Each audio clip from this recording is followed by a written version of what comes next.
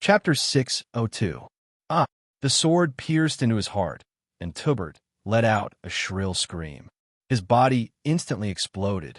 Many of the blood-colored light was burned by the flames of the dragon's fighting energy and could not transform into bats. But there was still a large amount of blood-colored light that transformed into bats and flew in all directions. But the next moment, List had already taken out the blood net.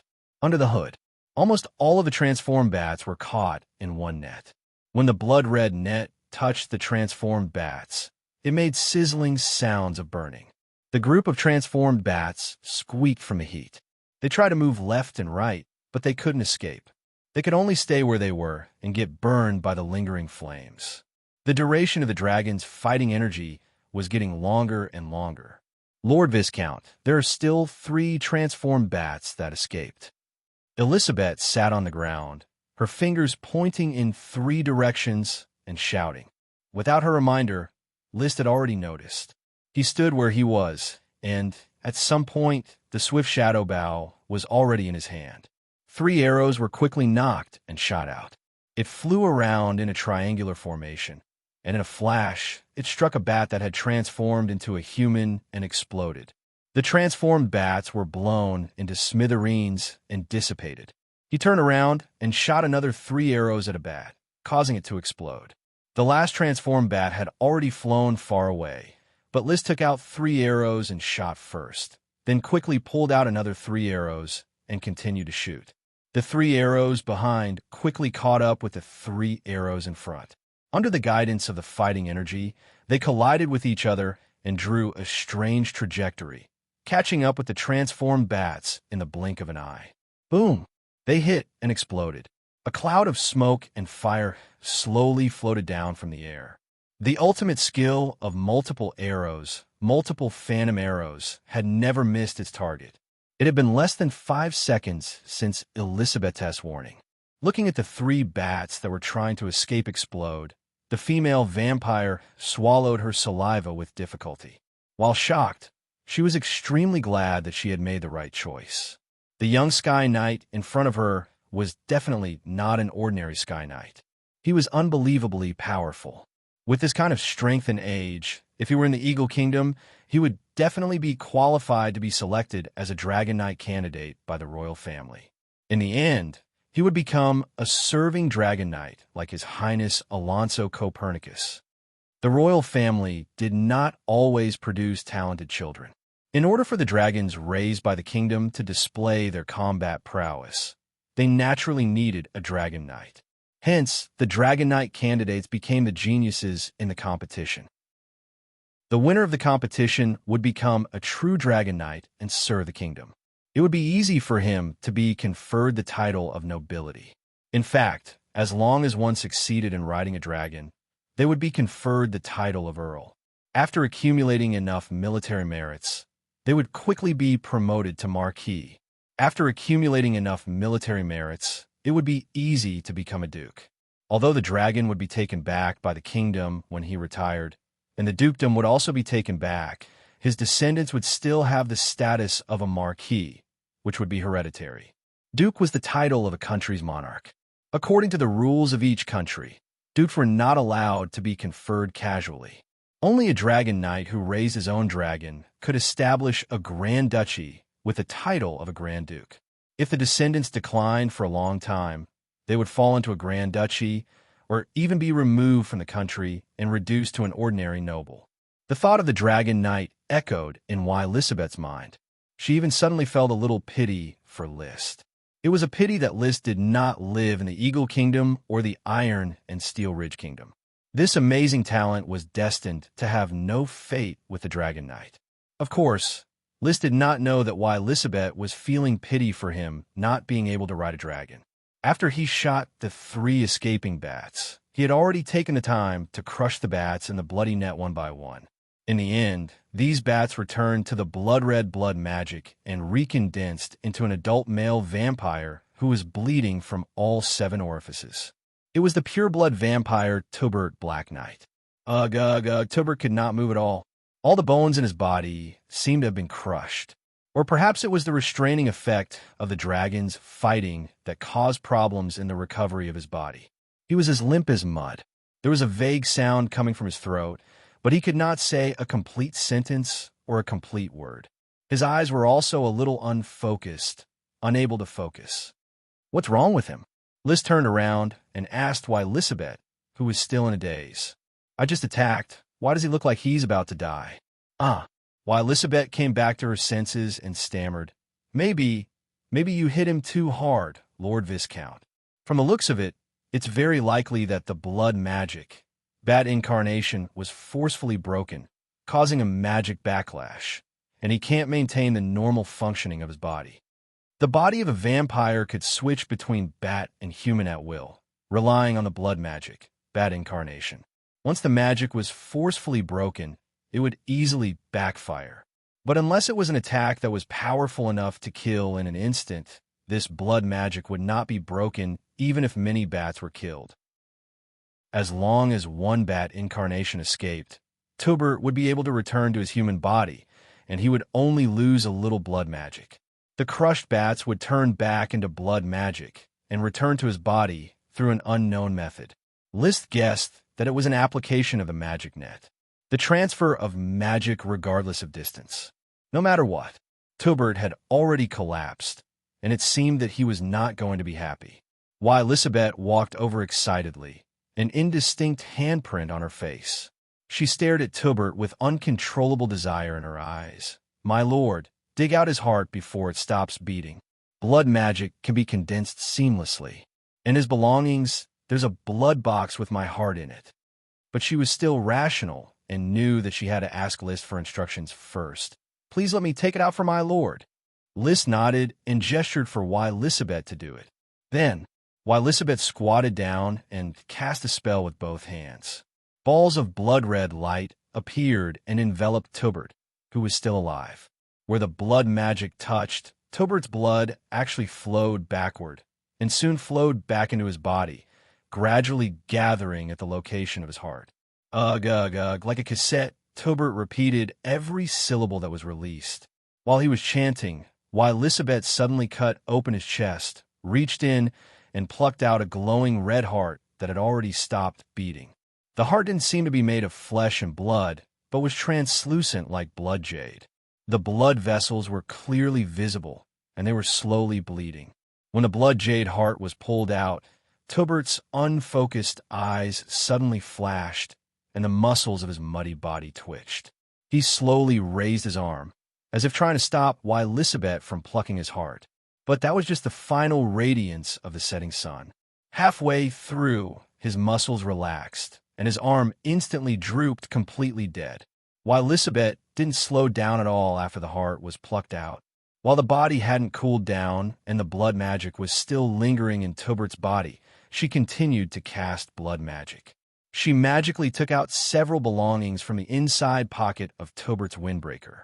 Finally, she slowly took out a long box. She couldn't wait to open the box.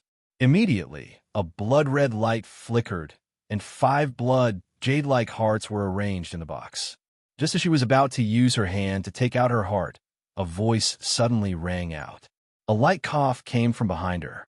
While Lisabeth was stunned, she turned around with an embarrassed smile on her face. My lord, this is my heart. Chapter 603. A vampire's heart was similar to a lich's phylactery. However, a lich's phylactery was a coordinate that led to the real world, while a vampire's heart was the core of life. Liszt put away the 5 hearts in the long box, including Tobert's heart. He did not trust vampires. However, he threw the ball of blood back to why Lisabeth. Tobert is already dead. I was going to ask him a few questions. Now that the pure blood is dead, how are we going to contact the other 4 mixed vampires? As long as you squeeze the heart, they will sense it and come to see you. With the heart, we are all your vampire servants. While Lisabeth quickly changed her attitude after Liszt took control of her heart. She became gentle and obedient. She obviously understood that Liszt had become her master. Take all of Tobert's belongings. Let's go back first. Otherwise, my father will probably go talk to the prince. Liszt whistled and summoned the chocobo Loki. while Elizabeth had already absorbed the ball of blood into her body. She smiled charmingly. My body is still weak. Sir, do you mind if I ride on your mount? I'll be straightforward. Why, Elizabeth, your tricks are useless against me. Do you understand? There are many noble ladies in the Grand Duchy who wish to share a night with me, but not many of them are worthy of my attention. So, being a vampire servant is the most reasonable choice. With that, List mounted the bird and galloped towards the port of Iron Shoe City. While Elizabeth stomped her feet, she was angry and frustrated, but there was nothing she could do. She could only transform into a bat and chase after the chocobo. After returning to the sunset, List first went to the Tulip to meet with the Count. Is it settled? It was easier than I thought. It was just a bat that couldn't see the light. Unfortunately, I was too heavy-handed and killed Tobert Black Knight. He also had 5 mixed blood subordinates. They're basically my vampire servants now. Maybe I can get some secrets out of them. List gave a simple account of what had happened. The arrival of the vampires was not an isolated incident. It had already affected the internal stability of the Grand Duchy. I didn't expect vampires to actually exist and hide among us. The Earl pondered for a moment and said, let's pretend that this never happened. You need to restrain the 5 vampires. Don't expose them at will. We don't need to worry about the Grand Duke. I understand. By the way, why didn't you bring Elizabeth here? Let me see what a vampire looks like. She can even turn into a bat. William was curious. I'll bring her to you after we set sail. A vampire turning into a bat is indeed quite magical. They didn't talk for long. After getting the Count's suggestion to downplay the matter, he returned to the sunset. Elizabeth Black Knight was in his room, playing with the belongings she had seized from Tobert. There were 5 items in total. A shiny silver dagger. Why, Elizabeth knew it very well. My lord, this dagger is called Silver Oath. It's one of the magic equipment passed down in the Black Knight family. It can increase the power of blood magic. For vampires, it's a top-notch equipment for night assassinations. A set of clothes, including a black cloak with a red background and a tuxedo similar to Frack Abier. This set of clothes was similar to Elizabeth's tight leather jacket and trousers. It was just an ordinary magic equipment that could change with the wearer and could only provide a small amount of defensive attributes. An item that looked like a book. Elizabeth also knew it. This book is called Reincarnation Ritual. It has only one function. Using blood magic, it can boil a person's blood and gradually transform them into the cold-blooded vampire. It's the same set of items as the blood-drawing needles you confiscated. I used this reincarnation ritual to transform from a mage to a vampire. She stroked the cover and fell into a brief moment of reminiscence. Then she came back to her senses and picked up the 4th item. I've never seen this mirror before, but I feel that it should be a protective item. It can probably resist sunlight and restrain light magic. Finally, she picked up the 5th item. This item was a red mask. I often use this mask. It's called Blood Mask. Every time I take back my heart for a short period of time and start training under Tobert's supervision, I will wear it. It can calm the hot and dry elements in a vampire's blood and keep the blood cool. The blood of vampires is cold. Sunlight or light magic would make it warm and boil, thereby consuming and interfering with blood magic and greatly reducing their strength. After knowing the function of each item, List took them away from Elizabeth one by one, ignoring her resentful gaze. I heard Tobert call you Mary. Is it your real name? When I became a vampire, Tobert gave me the name Elizabeth Black Knight. It's been 20 years. Mary Truth was my name when I was a mage. Later, it became my code name in the Black Knight family. Bloody Mary. Oh, List narrowed his eyes. The smoke mission happened to float in front of him. Mission complete. Reward: Bloody Mary Elizabeth Black Knight. Before List could sigh at the dominance of the nickname Bloody Mary, Elizabeth said quickly, vampires of mixed blood like us all have code name. Pure bloods don't like to call us by our names. Oh, I forgot to mention that the other 4 vampires that Tobert brought are called Scarlet Peggy, Bloody Hamill, Night Demon Wimbledon, and One-Eyed Wuxia. They were all very domineering. Among them, One-Eyed Wuxia made List raise his eyebrows. His coachman's name was One-Eyed Barton. Because of this interruption, the smoke had dissipated, and List hadn't had time to read the new mission yet. But he wasn't in a hurry. Instead, he asked, "Vampires live by sucking blood?" "My lord, vampires don't suck blood. Those pure bloods like to call themselves vampires. The authors of night novels always describe us as blood-sucking monsters. In fact, we're just mages who study blood magic. It's just that our bodies have some unique changes. So you also eat." "Of course we eat, my lord. We eat what normal people eat." Tobert was already dead, and his heart was in List's hands. While Elizabeth answered all his questions without hiding anything, behaving like a loyal subordinate. List also gradually understood the vampires, a group of spellcasters that were neither human nor ghost. Other than the fact that their inheritance was relatively secretive, that they liked to appear at night, that they turned into bats to do bad things, and that they had a bad reputation, there wasn't much special about them. They were distributed in every corner of the continent, but there were very few of them. Firstly, the fertility rate was very low, and it was very difficult to give birth to purebloods. Secondly, transforming a mixed blood required a lot of resources, and it was impossible for a talented person to become a foreign mixed blood. A vampire family with 50 members was already a large family. As they chatted, they talked about the cause of this incident. Bloody Mary explained, "Originally, Tobert didn't intend to transform you, my lord. Even the Black Knight family couldn't bear to waste the resources of transforming a mixed blood. Later, when he heard that you were the youngest Sky Knight of Sapphire, Tobert had the idea to transform you." List didn't say anything about it, but he already knew that this had to be the backlash of the power of fate from the failure of the last mission, which attracted Tobert's malice toward him. Chapter 604. Sorcerers, Druids, Vampires, and Wizards. List had already seen 4 special spellcasters. In Curtis Truth's notes, there was an illustration of the Eye of Truth. The 3 corners of the triangle represented matter, magic, and spirit, and the corresponding spellcaster professions were recorded. For matter, there were alchemists, vampires, and necromancers. For magic, there were sorcerers and druids. In the spiritual category, there were wizards, enchanters, prophets, succubi, and shamans.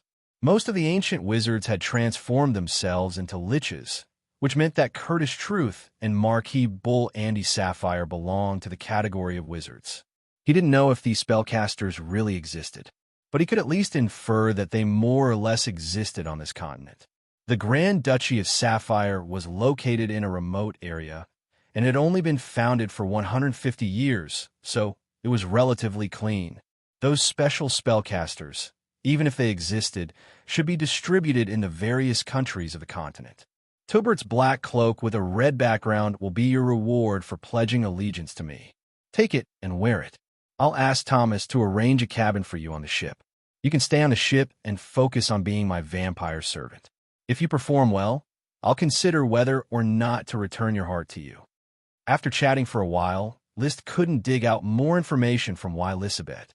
He began to arrange her new identity. "You're no longer a vampire of the Black Knight family. Don't use Elizabeth Black Knight anymore. Revert to your original name, Mary, Bloody Mary. Sounds good." Bloody Mary was a little reluctant and said ingratiatingly, "Sir, why don't you let me absorb Tobert's heart? When I become a pure-blood vampire, I can serve you better. When you make enough contributions, everything is negotiable. Without contributions, don't say anything." List calmly stated a fact. "According to my previous standards, I wouldn't have let you live if you dared to plot against me. You should be grateful that I'm not killing you now." This was a bluff. Back then, Paris had also lurked in the castle with the intention of harming him, but he did not kill Paris. Or rather, his thoughts were deeply influenced by the smoke mission. The power of fate represented by the smoke and his own spiritual power might have long been fused. It was hard to tell them apart. Paris and Bloody Mary were both rewards of the smoke mission, so he was naturally reluctant to kill them. Paris had her sister's temperance, and now Bloody Mary also had her heart temperance. A temperance method naturally maximized benefits and reaped more benefits. When Paris came to Flower Town, List was still very weak and played the emotional card. Bloody Mary had already missed the best opportunity. Now that she had arrived, List was already a half-dragon knight. There was no need for him to play the emotional card anymore. Holding the heart, no matter how Bloody Mary struggled, she couldn't escape from his hands. Putting the heart into the gem's space, she couldn't steal it. I'm going to take a shower now. The 4 vampires might come later. You'll have to receive them and let them understand their current situation. Understood, my lord, Bloody Mary, he said seriously. She could finally tell that this young Sky Knight was not an immature youth who would be seduced by beauty.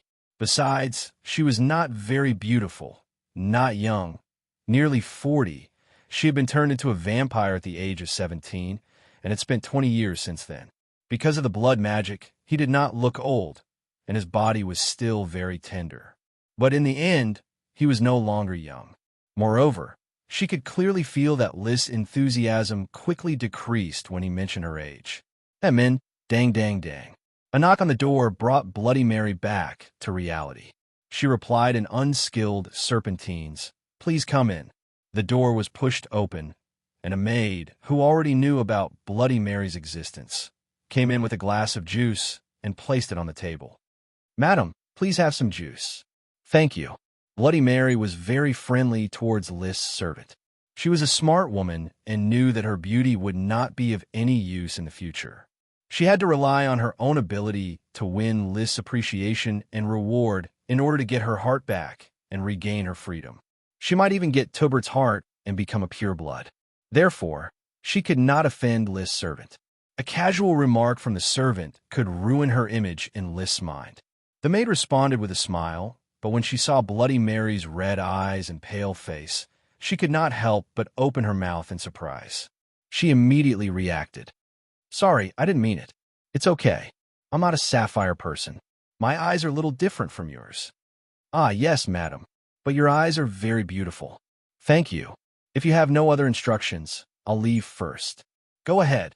After the maid left the room, Bloody Mary suddenly shouted at the window, "Peggy, come in quickly."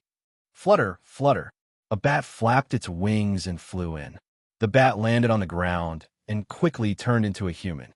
It was a tall, blonde woman with the same pale face and blood-red eyes. "Mary, Lord Tubert summoned me." "What's the matter?" "The atmosphere here is not friendly to us. There is no Lord Tubert anymore. Now, your master is the Viscount of Black Horse Island, Lord List Tulip." Scarlet Peggy looked ordinary, but her voice was even sharper. "Are you kidding me?" "I'm not kidding. Tubert was killed by Lord List with a sword. Even the bats he transformed into were crushed one by one. Now, our hearts are in the hands of Lord List. He summoned you here obviously to incorporate you." Scarlet Peggy still did not believe it. Bloody Mary directly picked up the cloak on the table. "See, Tubert's clothes have been rewarded to me by Lord List. So, Scarlet Peggy, accept your new identity and be loyal to Lord List. As long as you perform well, freedom is not an extravagant hope." Scarlet Peggy's eyes flashed. "Then what about Lord List?" "Lord List has something to do and will be back in a while. I'm waiting for you here, as well as Hamel, Wimbledon, and USO, to let you understand the fact that Tubert's matter is not a joke." "Mary, tell me about Lord List. I seem to have heard of this name. It seems to be the youngest Sky Knight of Sapphire." "You're right, but I need to clarify one thing. Lord List's strength is terrifying, so terrifying that he could kill Tubert in seconds. As for how terrifying he is, only when you see him kill Tubert in seconds can you truly understand the kind of insufferably arrogant violence." Chapter 605.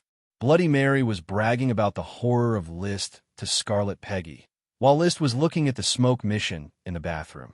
It only took him 5 minutes to take a shower, but he was thinking more. Thinking about the vampire incident, thinking about the Pioneering Order War. He was also thinking about the new mission. Not only bats, but also a lot of rats are dispatched in the Dark Night. They are mixed in with the orders of chivalry. Perhaps the intention of the battle at the Roaring Estuary will be revealed by them. Please defeat the great sorcerer's harbor baptism. Reward, a hand-drawn map of the ruins. This was the content of the new mission. The reward of the hand-drawn map of the ruins did not need to be considered for the time being. He was thinking about the information revealed in the mission content. Rats. So, the Grand Duchy of Sapphire's plan to attack the Roaring Estuary will be discovered? He could not help but frown. The plan was just confirmed in the daytime meeting. Even if the rats know the direction of the attack, it will be difficult to deliver it in time, unless they take a fast sailboat and can reach the Roaring Estuary one day earlier than the ordinary fleet. Every time the Grand Duchy of Sapphire fought a pioneering order war, they did not reveal the direction of the attack in advance. Instead, the Grand Duke personally gave the order on the eve of the attack. This could avoid the rats of the Eagle Kingdom and the possibility of obtaining the battle intention. After all, attacking at sea was different from attacking on land. No matter how fast the rats ran, they had to take a boat. If they took a boat, naturally the Grand Duke Palace fleet was the fastest, and they could attack before the rats revealed the secret. When the attack began, it would be meaningless for the rats to deliver the information. Therefore, it was basically useless to steal information. Even a rat with a flying mount could not fly continuously on the sea without stopping, unless the rats take a boat first and then send a carrier pigeon on the boat. No, the carrier pigeon has a fixed flight route. How can the rats ensure that the carrier pigeon comes and goes is the direction of the fleet's attack? They set off from the port of Oxfoot City on Ironhoof Island. It would take 6 to 7 days to reach the coastline of the Eagle Kingdom, more than 1,000 kilometers away. This distance determined that the suddenness of the fleet's attack could not be predicted. Unless the Dragon Knight rode a dragon and flew without rest, he might really be able to cross this sea without stopping. Other World of Warcraft couldn't fly for more than 1,000 kilometers without stopping. There's another possibility. We could take a boat and enter the range of World of Warcraft before sending the letter. This way, we might be able to send the information 1 or 2 days in advance. But come to think of it, even if we send the information 3 days in advance, what kind of defense can we put up? Every year, at a fixed time, the Grand Duchy of Sapphire would launch an attack. However, the Eagle Kingdom could not stop them. Without the coordination and command of the king, it was impossible for the lords of the various territories to unite and work together to organize a defense system. Together with all kinds of interests involved, the development order was like a feast for both the enemy and the ally in the hinterland along the coast. Most importantly, there are several coastal cities at the mouth of the Roaring Estuary. They are all places where we can launch an attack. The meeting in Cowhof City only determined the general direction of attack, not the specific target. The detailed attack plan will be discussed again during the voyage. Therefore, the chances of the Grand Duchy of Sapphire being ambushed were slim. If my guess is correct, this mission is more likely to be an accident caused by the misfortune brought about by the failure of the mission, causing the rats to accidentally send the news to the port city that I want to attack, and then face the baptism of the great mage in the port. There is no doubt that there will be powerful magic waiting. He stood up and wiped the water. Tomorrow morning, I will inform the Count, and then before the attack, send a team of vampires to find out the situation in the port city. I believe this mission is not difficult. When he walked out of the bathroom, he already had a complete idea. Even if there was a real archmage casting a spell with his dragon fighting spirit, it would be easy for him to defeat the archmage's magic. Back in the territory, he had even defeated Achi's super powerful water magic, water spiral fusion, and that was on the sea. After all, he was a half-dragon knight. It was almost dawn. The noisy port was very quiet. When List returned to the room, there were already 5 vampires sitting in the room. Seeing his arrival, Bloody Mary was the first to stand up, and the other 4 vampires reacted quickly and stood up, their eyes all focused on the door. List, who was 189 meters tall, was wearing a modified home suit, although it was slightly different from the usual aristocratic dress. However, it undoubtedly served to accentuate his tall, slender, and imposing aura of nobility. "You've all arrived?" He went to the table and sat down directly, not inviting the 5 vampires to sit, and slowly looked at the new vampires. Bloody Mary introduced these 4 vampires. Bloody Mary quickly said, "My lord, this is one-eyed Wuxia." There was nothing much to introduce. They were all mixed-race vampires, basically the same strength as Bloody Mary. At night, they were great mage level, and during the day, they fell to the level of mage. With the ability to transform into bats, it was easy for them to take on the role of scout, but their assassin ability was not outstanding, unless they were drunk like List. Otherwise, when the Sky Knight was sleeping, he would also be vigilant, and the high-level fighting energy would naturally run slowly, waking him up at the slightest movement. If the vampires failed to assassinate, they might be killed instead. After all, he was just a spellcaster.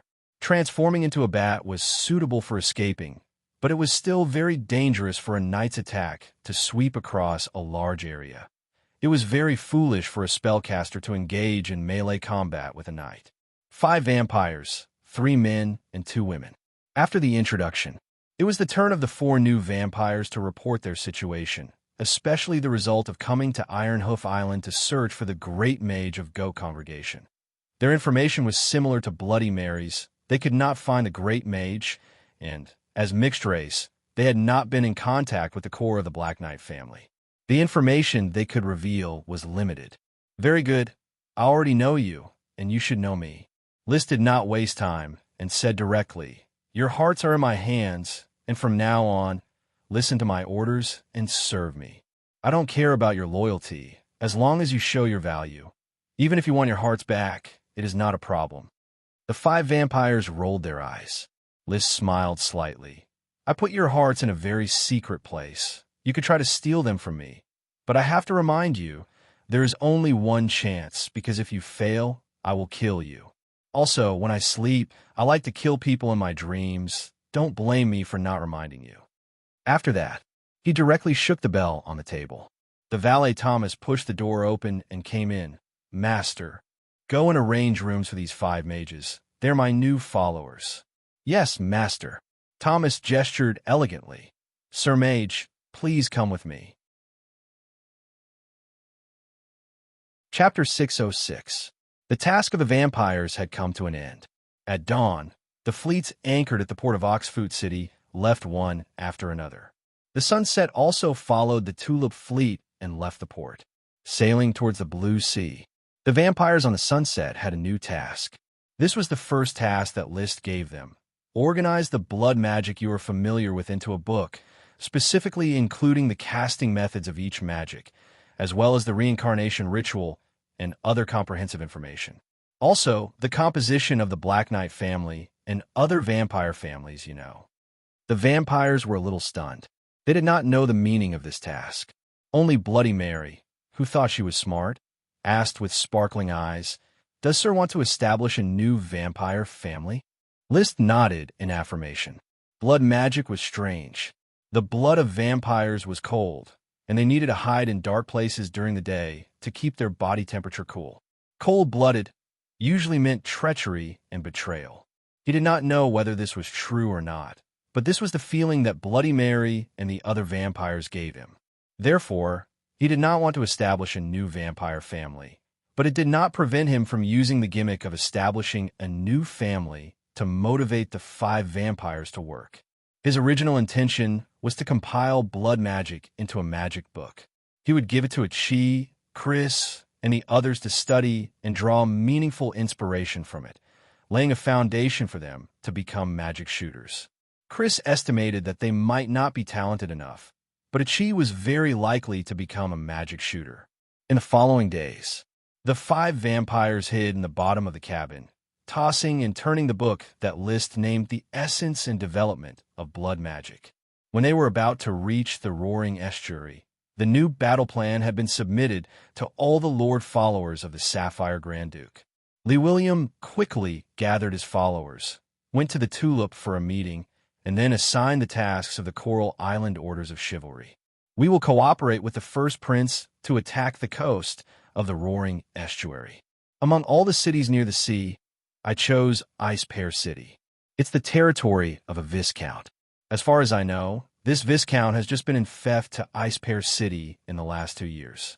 His castle is Snow Pear Castle, and he himself is known as the Clearwater Sword Sage. Since he was called the Clearwater Sword Saint, he was naturally a Sky Knight of the Sword Saint level. He was probably a Water Sword Saint. Blade Master is just a Viscount. Jonas Gravel asked curiously. Perhaps he offended a great noble and was demoted to a Viscount. It is indeed possible. List was not curious about this. As a Dragon Knight, he was also a Viscount. So he said directly, although the opponent is a Sword Saint, the Viscount's castle can't stop the Blizzard Beast from dismantling it.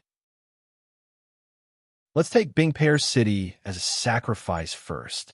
William Lee understood List's strength, so he easily seconded the suggestion. Using the Sword Saint as the opening for this battle is the best. The meeting ended shortly after.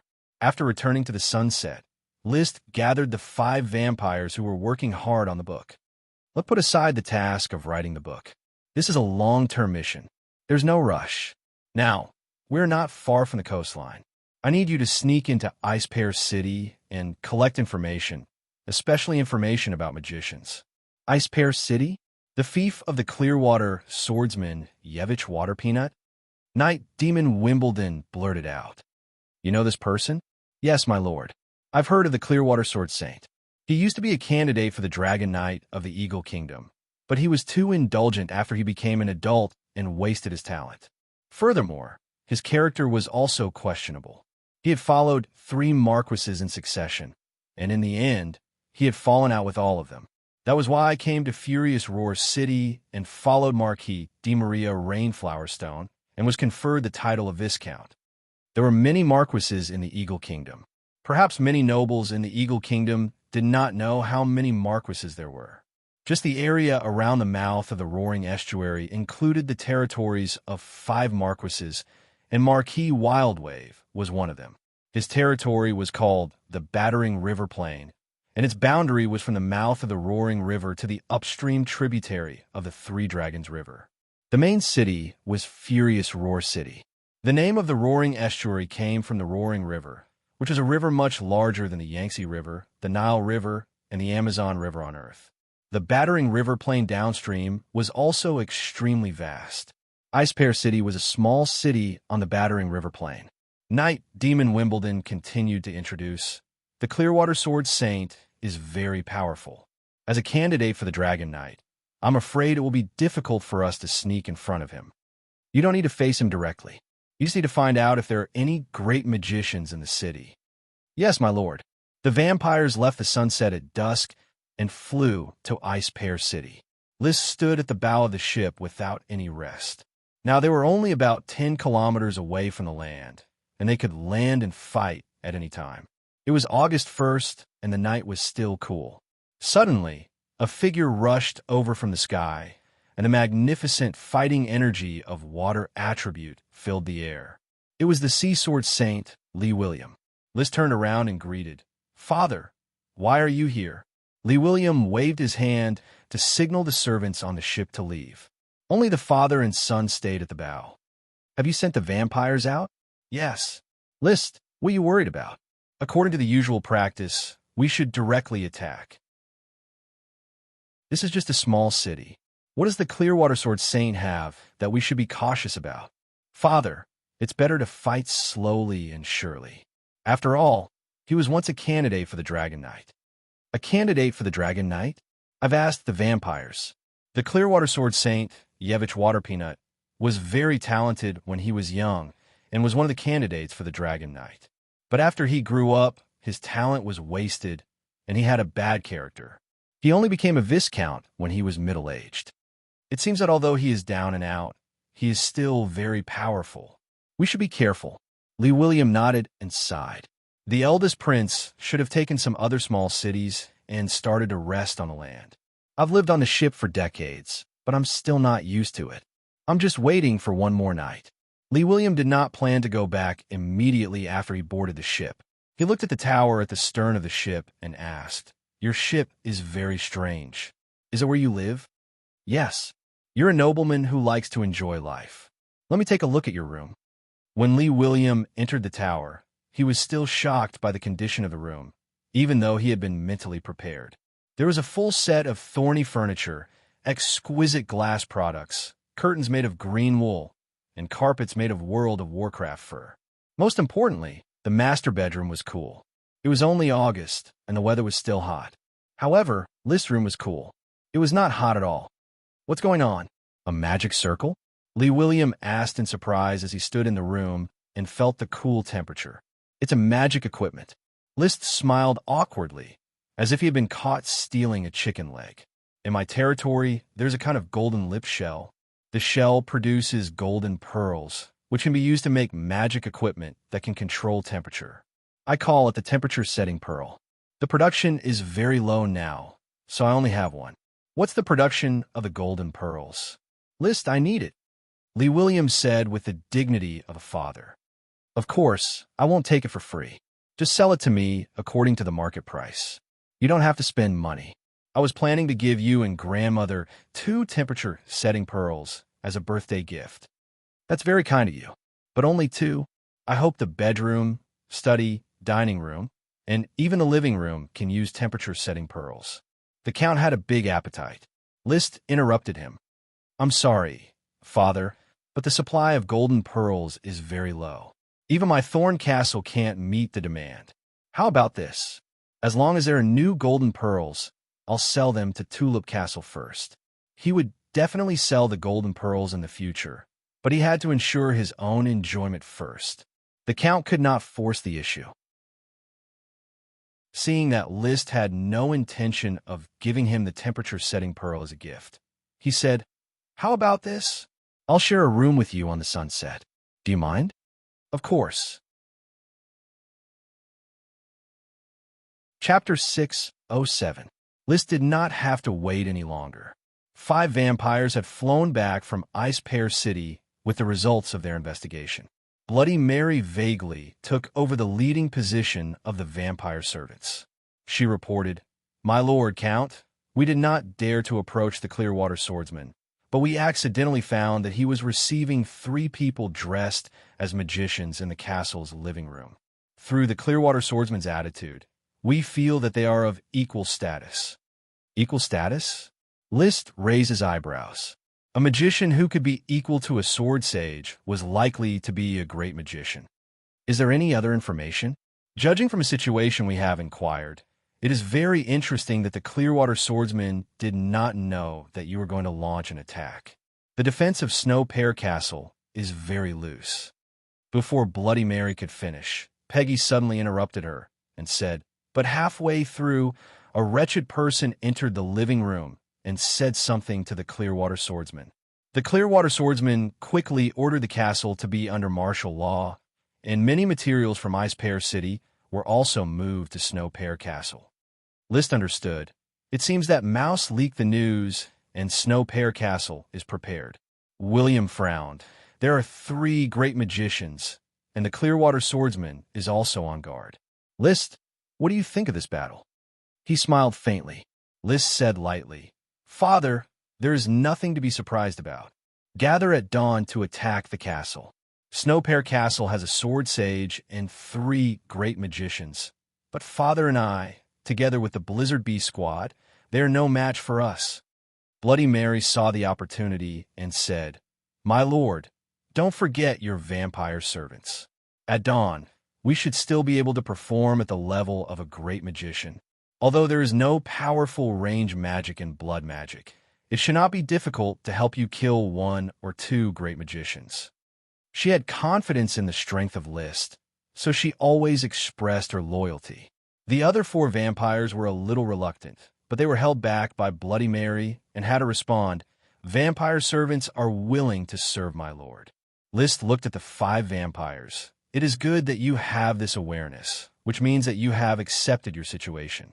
However, I don't want you to expose your identities. You can follow the orders of chivalry and watch the battle. Just take it as a backup. Before he finished speaking, he thought of something. Also, the name Vampire Servant doesn't sound good.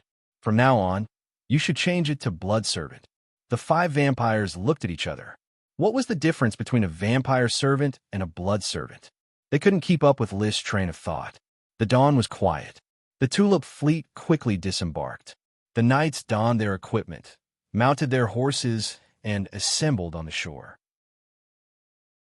Riding on Loki's back, List followed orders of chivalry towards Snow Pear Castle. He didn't hide his tracks. Just like that, they dashed towards Snow Pear Castle openly. List did not bother to use any tricks anymore. He was like a max-leveled main account, leading a lower-leveled account to level up. In the eyes of the lower-leveled account, there was no difference between a boss and a monster in his eyes. All the counts had to pay attention to positioning, kiting, and so on. When a max-leveled main account fought a boss, it was a brainless attack. The patrolling knight of Snow Pear Castle soon discovered the orders of chivalry and fled back to the castle, like the wind, to report to the sword sage of Clearwater. So when orders of chivalry approached Snow Pear Castle, they were greeted by a silver-armored knight standing on the balcony at the top of the castle.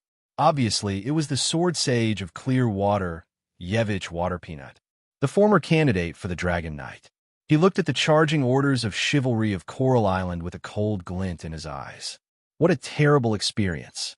Less than 2 years after coming to Ice Pear City, Sapphire's flies came to steal our food. But this time you picked the wrong opponent. Let me, Yevich, show you what pain is. He stamped his foot. A voice suddenly came from below the balcony. Don't worry, Viscount Yevich. We are ready to release magic together. If Sapphire's orders of chivalry dares to attack the castle, we will make them tremble in fear in the fireworks of magic. But after a round of magic, the free magic on the battlefield will be minced. Viscount Yevich will have to deal with the aftermath. The embodiment of sorcerers on the battlefield. It was similar to a magic scroll that could only be used once. It would be extinguished after one round of shooting. Orders of chivalry's fighting spirit interfered too much with the magic in the surrounding space, which happened to restrain the sorcerers who needed to sense and absorb the free magic to release magic. In this continent dominated by night, it was not a coincidence that the spellcasters had declined. Yevich knew this, but he also believed that the Grand Duchy of Sapphire's Orders of Chivalry did not know that Snow Pear Castle had 3 great sorcerers. As long as the other side attacked the castle, a round of magic from the great sorcerers would definitely have a decisive effect. But he soon found that the Coral Islands Orders of Chivalry stopped outside the castle. The leader was wearing silver armor and a red cloak, riding on the back of a long-legged bird, holding a cylinder in his hand and placing it on his eye. After a moment's pause, the knight in the lead put down the cylinder, and the Orders of Chivalry started again, charging towards Snow Pear Castle. Dust rose all over the sky. When the charge reached the magic range, Yevich stomped his feet. Without his reminder, the 3 great sorcerers hiding in the room below the balcony raised their hands and began to gather magic. A well-prepared magic baptism was about to be brewed and released. Yevich's mouth curved into a sarcastic smile. The water element fighting spirit was running in his body, surging and roaring, waiting for the moment to attack. The knight in the castle also held their weapons, waiting to beat the drowning enemy. On the opposite side, Coral City's Orders of Chivalry, List was in charge of the overall command of the battle. His magic eyes had not been interrupted. Through the telescope, he had already locked on the position of the 3 great sorcerers, as well as the flamboyant Clearwater swordsman. Under his command, the Orders of Chivalry began to charge. List kept watching the movements of the great sorcerers. When he saw them raising their hands to brew magic, List suddenly picked up the swift shadow bow, aimed at the window, and shot 3 arrows. The arrows were enchanted with dragon fighting spirit. The arrows whistled through the air. Yevich, who was on the balcony, suddenly rushed towards the 3 arrows. He had no time to wonder how List found the great sorcerers in the castle and accurately shot the arrows, ready to shoot the great sorcerers who released magic. Boom! The water element fighting spirit collided with the fire element fighting spirit. The 3 arrows suddenly exploded, and the dragon warrior energy released instantly turned into 3 balls of flames, smashing Yevich's water warrior energy and bombarding his body, causing him to scream and fly away, crashing into the wall of the castle.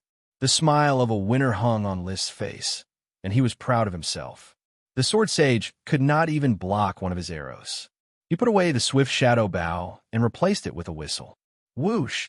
The sharp whistle reached the ears of the charging knight. In the next moment, the knights who were charging forward with great momentum turned their horses' heads together and moved to the left and right in an orderly manner at a speed faster than when they were charging. It was as if the snow pear castle was a solid stone in the water, splitting the knight torn from the middle, but the split was a little far. At this time, the three great sorcerers had joined forces and released powerful magic, condensing on the path of the charging knight. But what made the three archmages want to vomit blood was that the charging knights actually turned around and ran away halfway. This meant that they had made a mistake in their judgment. The joint magic that they had been preparing for a long time was completely useless. What was more terrible was that the Clearwater swordsman was shot by an arrow and hung on the wall. Chapter 608. This chapter is for the leader legendary battle song. 1 chapter for now, and 10 chapters later. This is battle songs all to count again. Rumble. Thunder roared and lightning flashed. The wind blew, and the rocks flew. This was a magic released by three great wizards, which could be regarded as a combination magic. The open space in front of the castle instantly fell into a doomsday-like scene. Unfortunately, such a powerful magic could only ravage the ground. Orders of chivalry of Coral City, who should have been ruthlessly ravaged, had already run away from the range of the magic, hiding in the distance, pointing and marveling at such a powerful magic. What a beautiful scene. If time could stop, I really want to preserve such a scene as a beautiful memory. Wizards are still very powerful. Fortunately, Sir List was prepared, otherwise we would have to go in and take a bath. No matter how powerful it is, it's useless if it can't hit. Behind Orders of Chivalry, in a logistics team belonging to the Retainer Knight, the 5 vampires were not surprised to see the disaster-like magic scene in the distance. In the night, they were also at the level of great wizards. What really surprised them was the scene of List shooting the Sword Saint of Clearwater with 1 arrow. No matter how Bloody Mary publicized the horror of List and how he killed the pure-blood vampire Tilbert Black Knight, these vampires were more afraid of having their hearts pinched by List, but they were not convinced of his strength. They even thought of assassinating him in the dark. However, at this moment, many thoughts were crushed in an instant. The one-eyed Wuxia muttered to himself, "That's the Sword Saint, a candidate for the Dragon Knight. How could he not block an arrow? Just how powerful was this lord? Could it be that Mary's words about him instantly killing Tilbert were true? How is it possible? He is only 18 years old and has just become a Sky Knight." Knight Demon Wimbledon was confused. Has Yevich's strength declined? It must be that Yevich's strength has declined. Yes, it must be that Yevich's strength has declined. But even if his strength has declined, he is still a Sky Knight. Why couldn't he even block an arrow?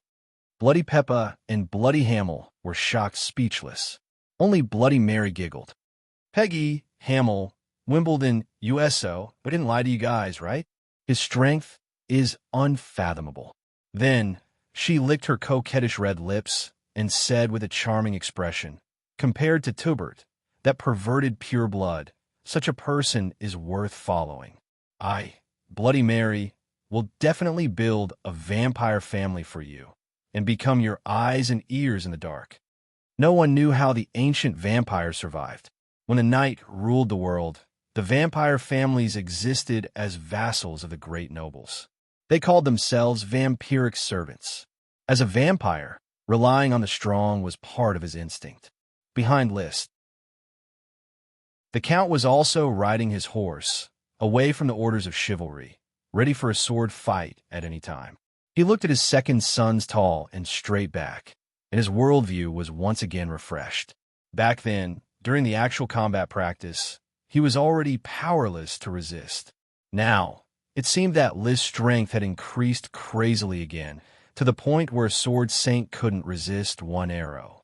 If a Sword Saint couldn't resist 1 arrow, how many arrows could a perfect Sky Knight? If a perfect Sky Knight couldn't resist, then what kind of existence was List at his current level? There was a stormy guess in his heart. and countless thoughts rolled in his mind. But in the end, it turned into a sigh, and he suppressed all the thoughts at the bottom of his heart.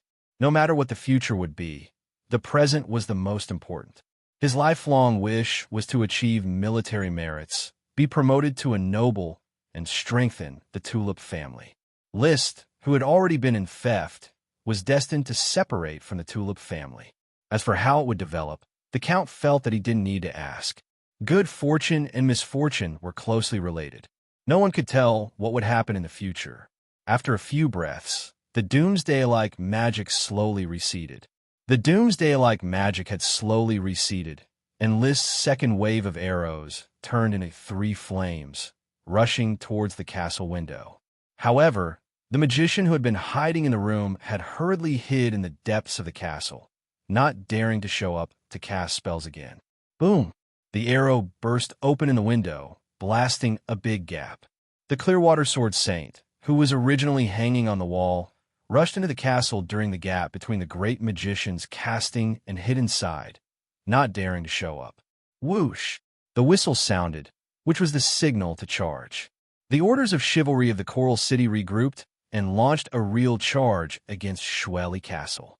Countless archers shot arrows wildly around the castle. Their dochi frantically tore the free magic in the air around the castle, creating an anti-magic space. There were only sporadic arrow counterattacks from the castle. Dosin, it's time for you to appear. With the call of List, the long-awaited Blizzard Beast pair made a grand appearance.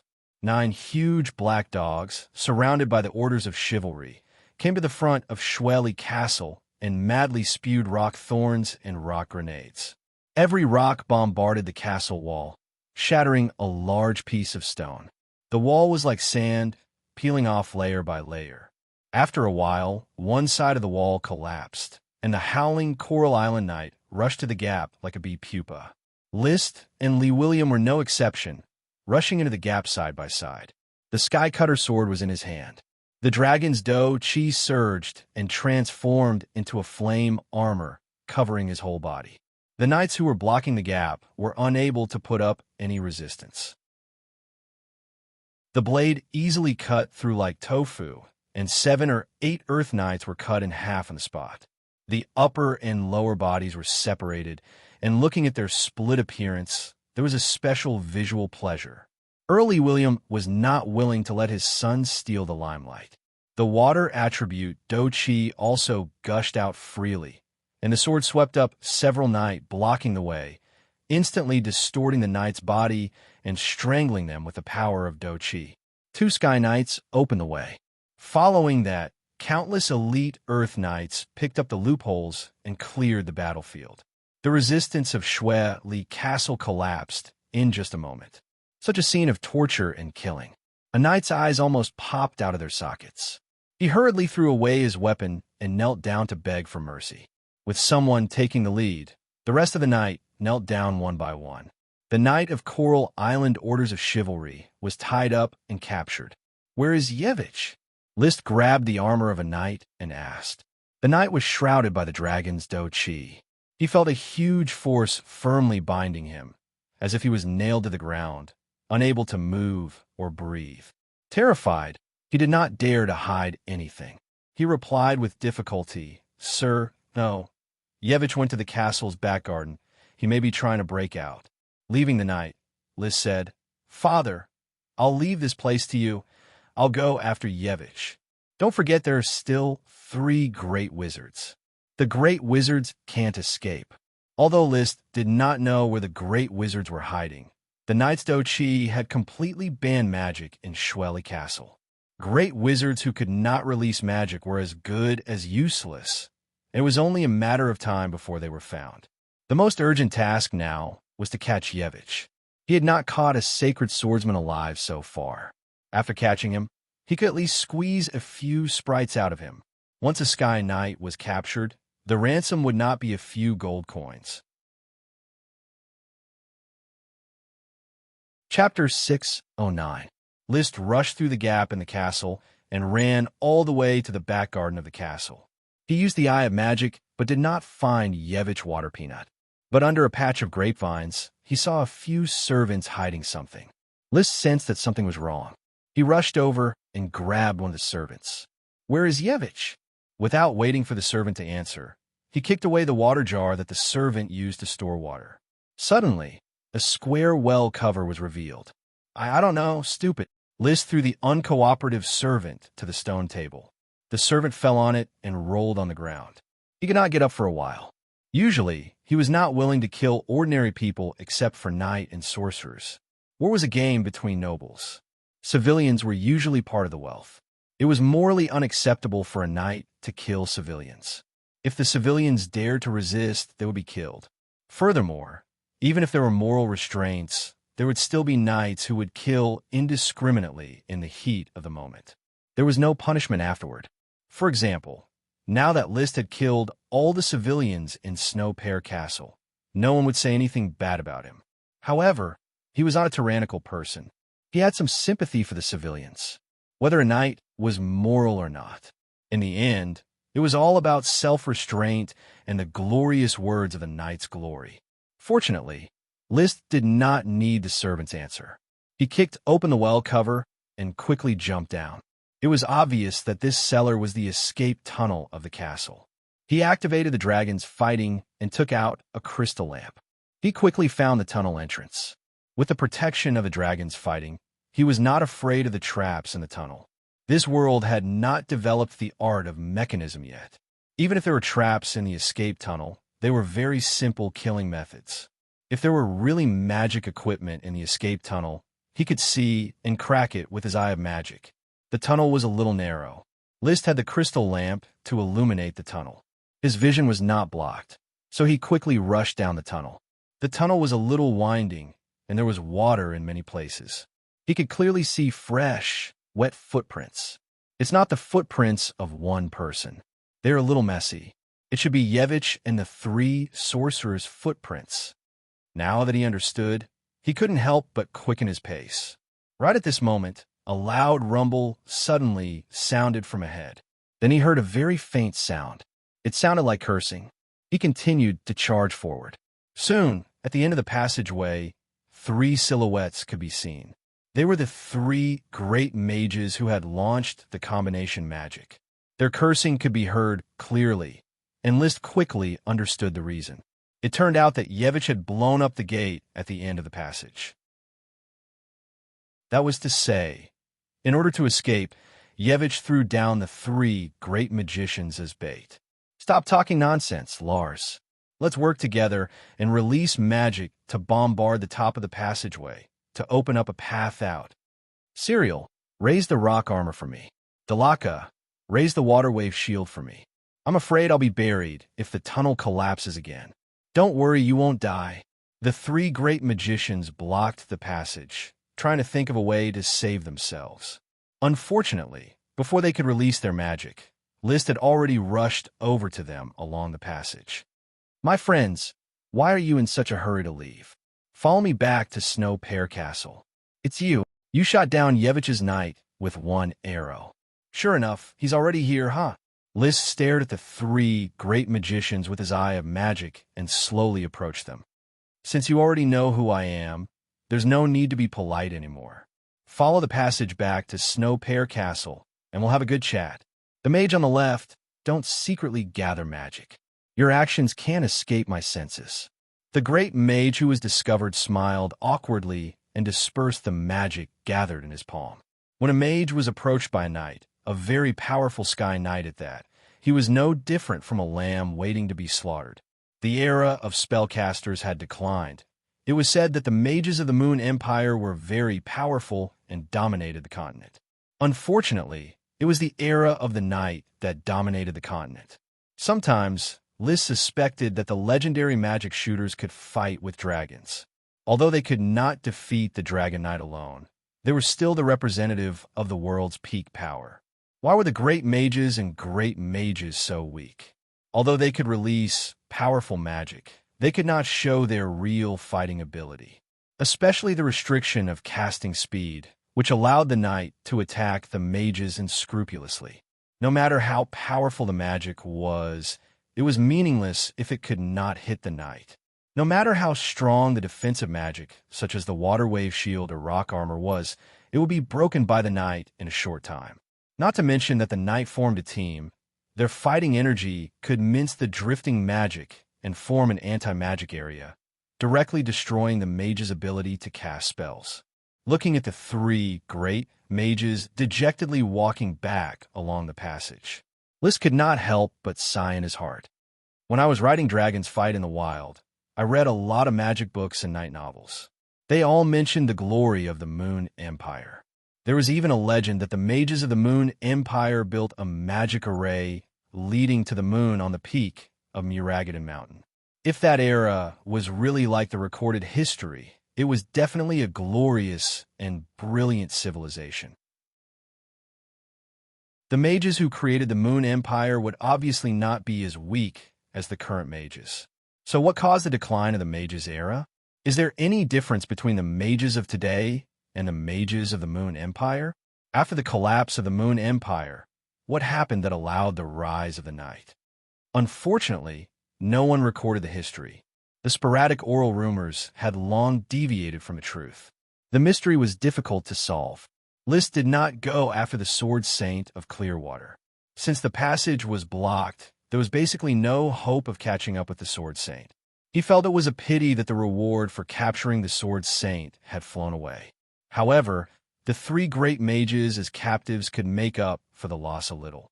He believed that they would pay enough ransom for their freedom.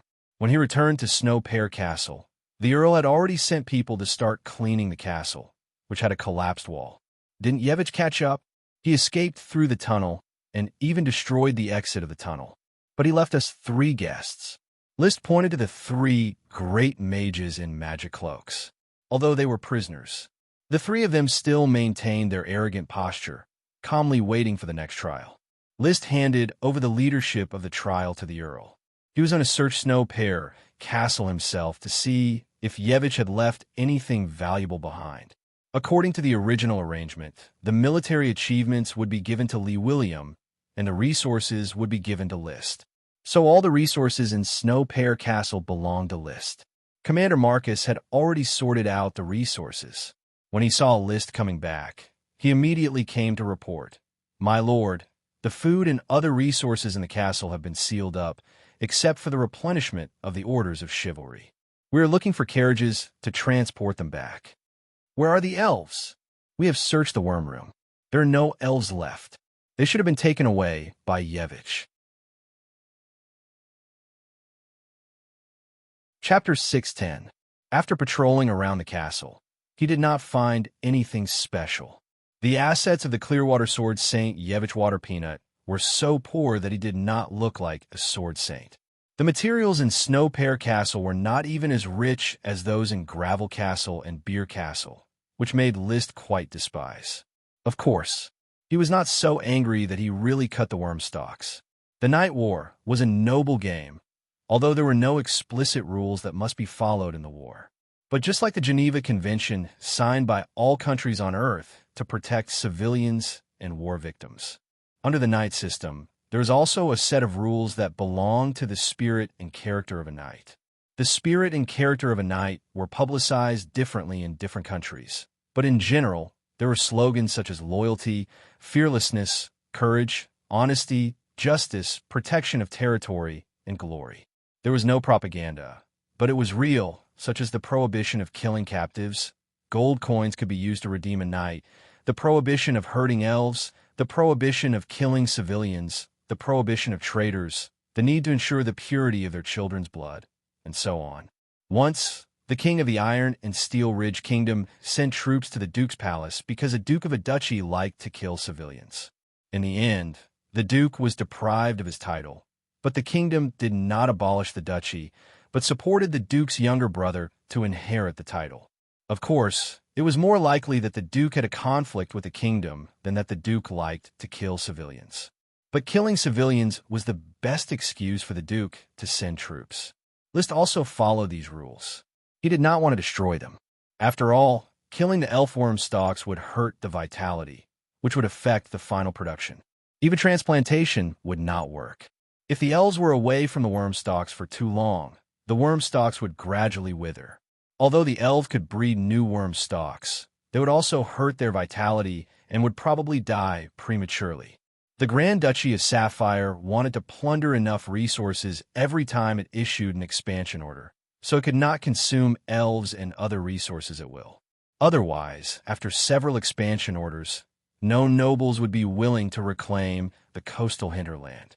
In fact, with the continuous invasion of the expansion orders, several coastal hinterlands of the Eagle Kingdom that were often plundered had given birth to many nobles who did not produce. These nobles secretly supported mercenary groups to engage in serf trade and various smuggling trades to escape moral condemnation. For example, the civilians of those towns were generally free from the ravages of war. Unfortunately, if the knights didn't come to destroy them, the mercenaries would still come to plunder. It was not hard to imagine that without the protection of Snow Pear Castle, Ice Pear City would soon be attacked by mercenary groups. But these were not problems that List was willing to worry about. He stood on the second floor of the castle, looking at the grapevines in the backyard, still regretting Yevich's escape. It seems that many castles have tunnels. I should also build a tunnel in Thorn Castle. Building a tunnel to the sea would make it convenient for me to see Ichi, and also convenient for me to escape from the sea. If he escaped into the sea, he would have loathed the rainbow whale to breathe. Even the dragon knight wouldn't be able to hit him, except for the water dragon knight. The water dragon was an elemental dragon after all. Perhaps the dragon knight could breathe underwater, while sighing with emotion. Another ball of distorted smoke floated in front of him. Mission completed. Reward: a hand-drawn map of the ruins. Yevich had escaped, and the 3 great wizards had become prisoners. Mission completion was a matter of course. Moreover, List believed that the map of the ruins was in the hands of the 3 great wizards. If he wanted it, he could get it at any time. The battle achievements belonged to the Count, the resources belonged to him, and the map of the ruins was obviously also his. He began to focus on the next mission. This was already the 126th mission. The escaped Yevich Water Peanut is unwilling. Perhaps he is waiting for you in the next city. If you want to plunder the resources to attack the river plain, a great battle is bound to happen. Please capture or kill Yevich. Reward: an Iron Knight. The content of the mission was nothing special. It generally developed along the way. What surprised him was the mission reward: an Iron Knight. So, the city that Yevich fled to should be Steel Dam City. And there's an Iron Knight in Steel Dam City? Steel Dam City was the next target of the Coral Island Orders of Chivalry. The Iron Knight was a type of knight. They cultivated a special Do-Chi secret manual and could forge all kinds of divine weapons. The Red Blood Sword, the Sky Cutter Greatsword, the Swift Shadow Bow, and other weapons were all forged by the Iron Knight. Wizards made magic equipment, such as gem pendants, amplification bracelets, wind beads, and so on. The Iron Knight forged all kinds of gem weapons, mithril armors, elven weapons, dragon bones, and other weapons. The magic equipment made by wizards stimulated the magic power of the materials themselves in the form of magic arrays, thereby forming special effects and power. The weapons forged by the Iron Knight were forged by combining the materials with the weapons, and then through special forging methods, they were suitable for the knight to pour chi into them, triggering the magic power resonance of the materials themselves and displaying formidable power. Magic equipment could be stimulated as long as there was magic power, and it was not limited to chi or magic. Gem weapons, elven weapons, and so on the other hand, required chi to stimulate them, otherwise they would not be able to display their power. Training an Iron Knight consumed a lot of resources. Generally, only the great nobles would choose the talented young knight of their territories and train them into an Iron Knight. Even many Iron Knights themselves were the children of great nobles. The grandson of the Bull Marquis had also become an Iron Knight at a young age. It was because of this that List deduced that he was very talented. I hope that this Iron Knight can bring me the method of training an Iron Knight. An Iron Knight alone is not much. The systematic training method he mastered is really valuable. Back in the castle, the Count had finished interrogating the 3 great magicians. Lars Truth, Solaire Truth, Dalaka Truth, these were the names of the three great magicians. Although they were all magicians of the Eagle Kingdom, they came from different places. Half a year ago, at a magician's gathering, they walked to the same stall. The other party was an ordinary magician, and he took out a map of the ruins that was about to decay and sell it. Lars explained expressionlessly, "That is a moon language map. After our appraisal, it is a map left behind by the Moon Empire, and it points to a lost civilization. All three of us took a fancy to this map, and none of us wanted to give it up. Finally, we decided to study it together." Solaire added, "The map is incomplete. The magician told us that he found it in the ruins of an ancient wizard tower, so we spent all our savings to excavate the ruins of the wizard tower. From the ruins of the wizard tower, they did not find the other part of the incomplete map. But according to the clues left behind in the ruins of the wizard tower, they successfully completed the incomplete map and drew a map that was not very accurate. The map pointed to the roaring estuary. According to our research, during the Moon Empire, most of the area of the roaring estuary was actually the sea. The lost civilization that the map pointed to was a strange race living in the sea. The Moon Empire had trade with this strange race, so we came here to find this strange race. A race in the sea. Chapter 6:11. Liz suppressed his thoughts and asked, "Have you found the lost civilization on the map?" Lars Truth expressed regret. "We can roughly be sure that the lost civilization should be somewhere offshore in the roaring estuary, but it is too difficult to find it." Dalaka Truth then sighed. "The Moon Empire was a great civilization thousands of years ago. Even it disappeared. The lost civilization should have been destroyed in the sea long ago. For many years, there has been no movement on the sea except for the people of Sapphire. It is very difficult for us to find it from the sea. It was difficult to do anything without money, so they had the idea of the coastal aristocrats preparing to let the aristocrats invest in their research and excavation work. The Sword Saint of Clearwater, Yevich Waterpeanut, promised to fund them. Who knew that we would encounter Sapphire's exploration order? If I had known, I wouldn't have rushed here. But you still came." "Yes, the desire for knowledge drove us to come here at the wrong time, and we suffered the wrong treatment." Serial Truth complained. He was brooding about being a prisoner. List did not care about the attitude of the three archmages. He put away the hand-drawn map of the ruins and the map research notes they carried with them. He said calmly, "I have received the map of the ruins. Now, let's talk about the ransom of the three of you." "I'm sorry, sir. The only wealth the three of us have is the map in your hand.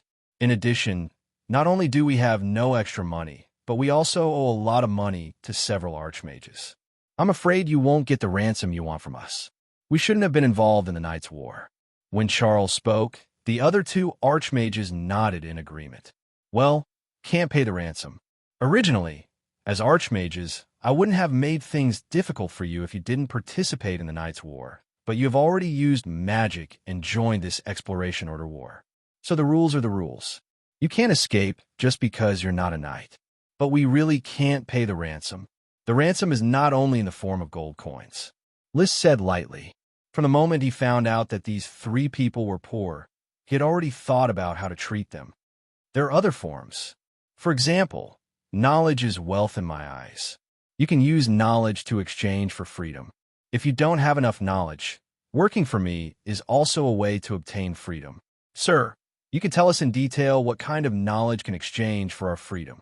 All the knowledge in your heads, such as the development of the mages in the Eagle Kingdom, the spellcasting plans that you have mastered, and the magic experiments that you have researched all year round. However, the value of knowledge is not high. Your best choice is to work for me. Sir, are you going to worship us? Not worshiping, but working for me for free.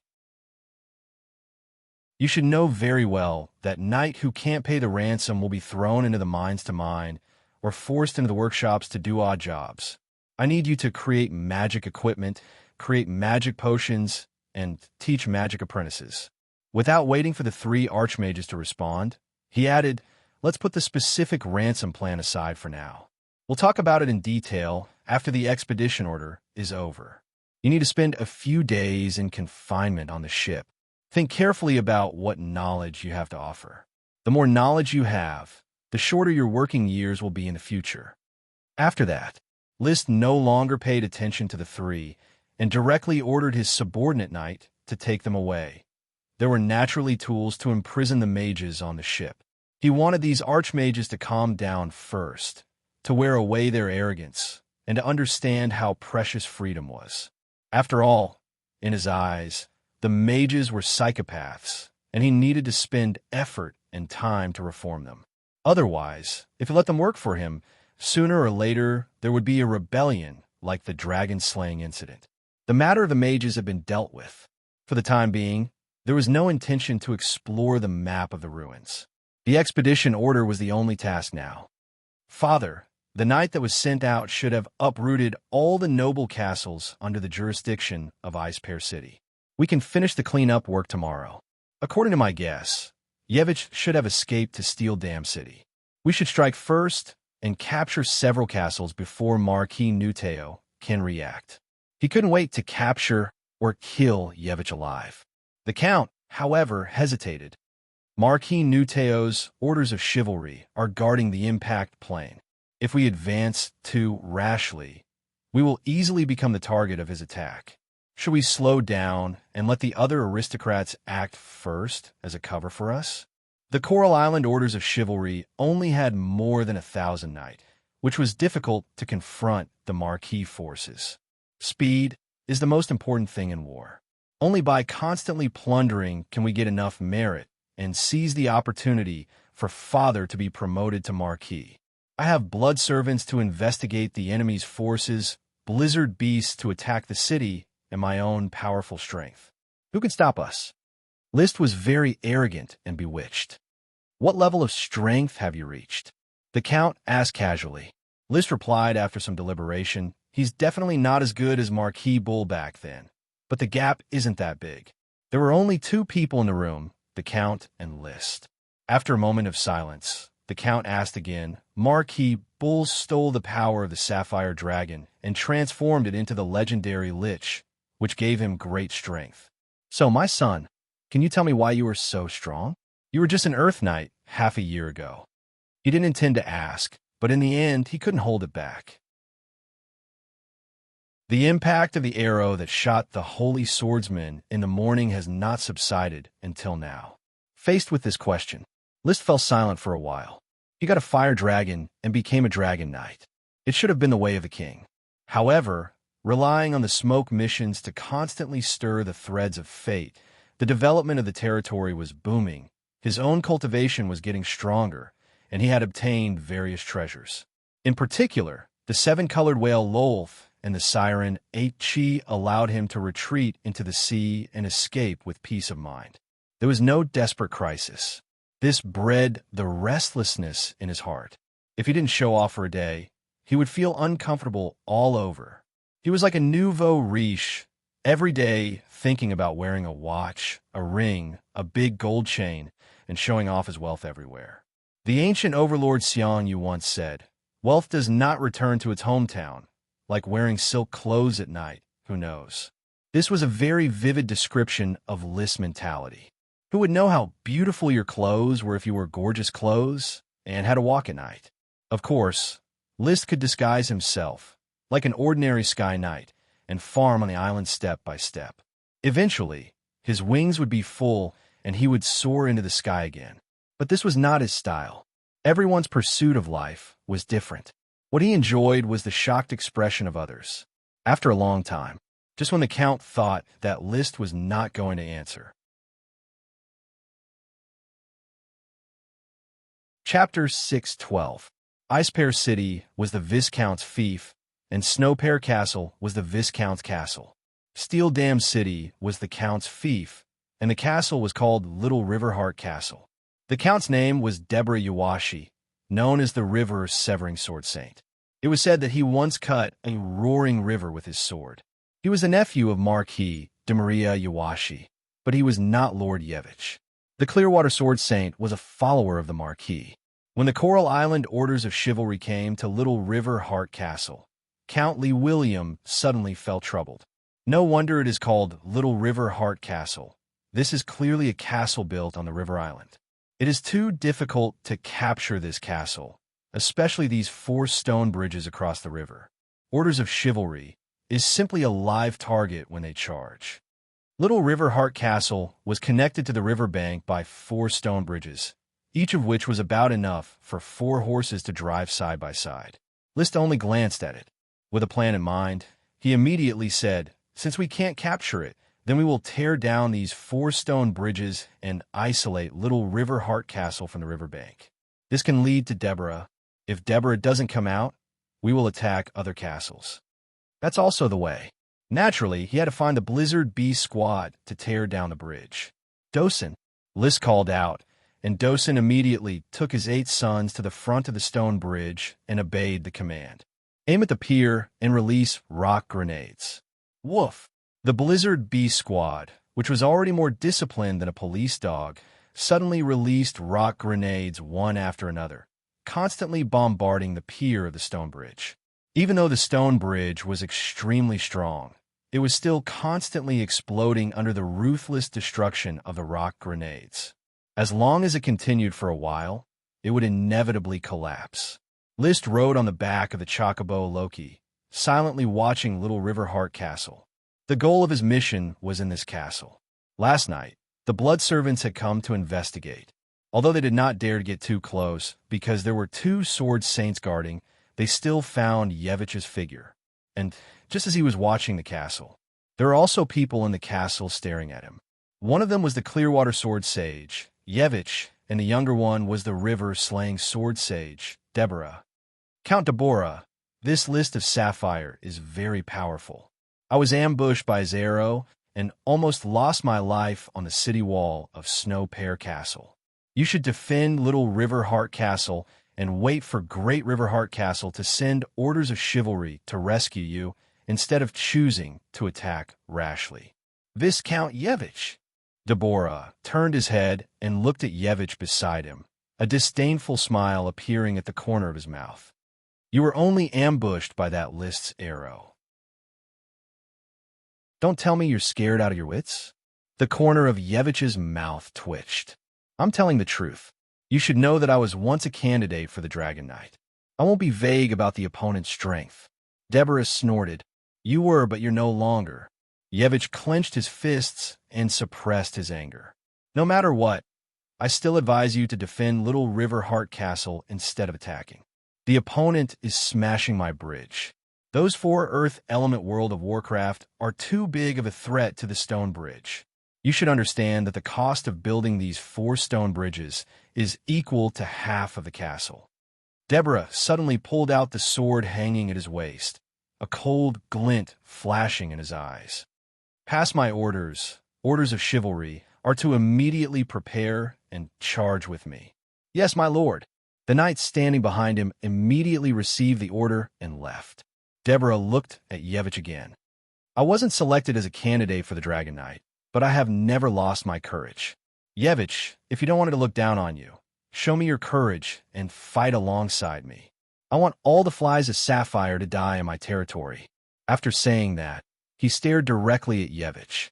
The meaning in his eyes was clear. If Yevich dared to retreat, then he would no longer have a place to stand in the river plain. Deborah was the nephew of Di Maria, Marquis of Raging Waves.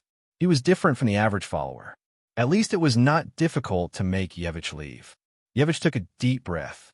Suppressing the fear of the arrow from the day before yesterday, he nodded and said, "Since you insist, I will prove my courage." "Very good." A moment later, while List was still directing the Blizzard Bee squad to bombard the stone bridge, the castle gate of Little River Heart Castle had opened. Orders of Chivalry instantly launched a charge, shouting slogans and gushing chi. They raised their knights' spears high and rushed to the 4 wide, solid stone bridges. Dosen, fall back. List made a prompt decision to withdraw the Blizzard Bee squad and stay away from the other end of the stone bridge. Behind him, Count Lee William had also directed the Orders of Chivalry of Coral Island to line up to meet the attack.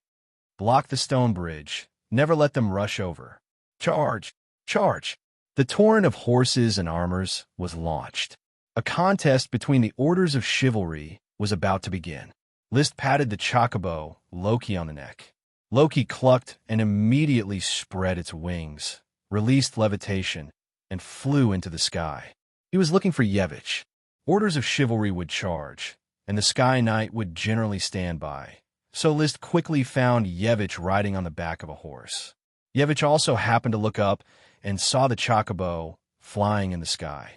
His body suddenly shook, and the image of the heart-rending arrow appeared in his mind. The golden-armored knight next to him followed Yevich's gaze and saw List as well. He didn't tremble, but just stared at List with a burning gaze, as if he was silently issuing a challenge. Interesting. List, riding on Loki's back, was not in a hurry. He was calculating the distance, a distance that would make it impossible for the two to escape back to the castle. He did not want to let Yevich escape again. Boom! At the other end of the stone bridge, the two orders of chivalry finally collided. The Blizzard Bee squad had already withdrawn, so this was a head-on clash between the orders of chivalry. Two groups of chi intertwined in an instant. The knight's spear penetrated the formation, and in an instant, dozens of knights were overturned by the spear. However, List did not pay attention to this battle. With the Count watching, the charge would never fail. He just silently calculated the distance. When Yevich and Deborah stepped on the middle of the stone bridge, they were already some distance away from Castle Heart. His eyebrows suddenly raised, and the high-level fire attribute dragon chi instantly ran in his body.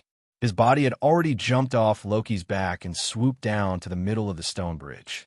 There was no fear, nor was he too hot-blooded. He just wrapped himself in an invincible posture, pulled out the Sky Cutter sword, and performed the sunset fall that he had already mastered long ago. He had mastered all 5 moves of the Red Sun Rising Fire, and they had become part of his body instincts. With a whistling sound, the dragon chi turned into flames and draped over his body. It was like a sunset falling to the horizon. On the stone bridge, Yevich, who was always paying attention to List, immediately exclaimed when the other jumped off the back of the big bird. "He is coming, Deborah! He is coming! You dare to fight 1 against 2? Courting death!" Deborah pulled out his knight sword with a backhand, and with his chi gushing out, he had already flown into the sky. Although he was called the River Cutter Sword Saint, he was a Thunder Sword Saint. His body flashed with thunder and lightning as he fearlessly faced the falling fire of List. On the other side, with trembling hands, Yevich clenched his teeth and similarly operated his water chi, following Deborah as he flew into the sky. He constantly hypnotized himself. Maybe he is just strong in archery. Me and Deborah are 2 Sky Knights. He absolutely can't take advantage of us. But the next moment, in his field of vision, List and Deborah had already collided. Without waiting for him to successfully hypnotize himself and adjust his mentality, Deborah, who had been full of confidence just a moment ago, screamed and was sent flying in the sky. He fell on the stone bridge at a speed 3 times faster than when he flew into the sky. With a loud bang, a large cloud of dust was kicked up. Seeing this, the courage that Yevich had just mustered receded like the tide. His eyes were wide open, and he forcibly reversed his chi, forcibly stopping his flight.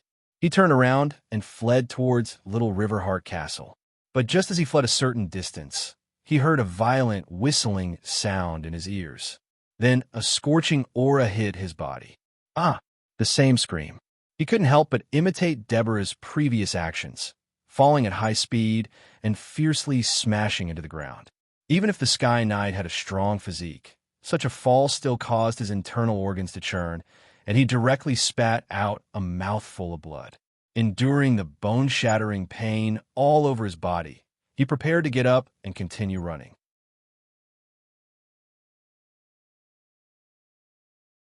Chapter 613. You can't escape. I knew this would be the result. Yevich Water Peanut, who had been trampled on the ground, was full of self-reproach. With my eyesight as a Dragon Knight candidate, how could I have been wrong? How could I have been wrong? Your strength is so terrifying. So terrifying, List lifted his foot and turned his head to the other side. River-slaying sword Saint Deborah Yawashi had already crawled up from the ground, ready to escape. His so-called courage had disappeared without a trace in the face of a single strike, replaced by confusion and the desire to escape. "Stay here and lie down," List casually instructed Yevich, then got up and flew straight at Deborah. How could he not accept the captive that had been delivered to his doorstep? Seeing List rush over, Deborah's scalp immediately tingled. Thunder Chi erupted without restraint, turning his speed into a bolt of lightning. Thunder Chi increased one's speed, but List only had Fire Chi. Although he had already upgraded it to Dragon Chi and his flying speed wasn't slower than his opponent's, the disparity in the starting point caused him to be left behind by Deborah. But he wasn't the slightest bit anxious, directly switching to the swift shadow bow. An arrow was knocked, and the bow was drawn into a full moon. Releasing his hand, 3 flames streaked across the sky, heading straight for Deborah. Deborah naturally noticed List shooting arrows. Originally, at the level of a Sky Knight, archery was already useless in a duel. How could a flying knight be unable to dodge the arrows? He was just about to ridicule his opponent's brain when he suddenly recalled what Yevich had said. He had almost been killed by his opponent's arrow. At that time, Deborah absolutely didn't believe Yevich's words. Even a perfect Sky Knight couldn't kill a Sword Saint. But now, he didn't dare not believe it. He hastily twisted his body, trying to avoid the trajectories of the 3 flame-like arrows. He was proficient in archery and knew that the arrows shot by a knight all had the effect of changing trajectories. But he had already overestimated the trajectories of the 3 flame-like arrows, dodging more than 10 meters away. However, when the 3 arrows collided with each other, they seemed to be tracking him and shot toward him again. The speed of a human was obviously not as fast as the speed of an arrow, so it was impossible to dodge. While Deborah was horrified, he roused his whole body's Do Chi to resist this arrow. When the arrow came into contact with his Do Chi, boom! With an explosion, List detonated the dragon's battle chi attached to the arrow without hesitation. Not only had the majority of the explosion's shockwave bombarded Deborah's body, it had also accelerated the 3 arrowheads. Pucci, Pucci, Pucci. All of them pierced through Deborah's golden armor and pierced into his body.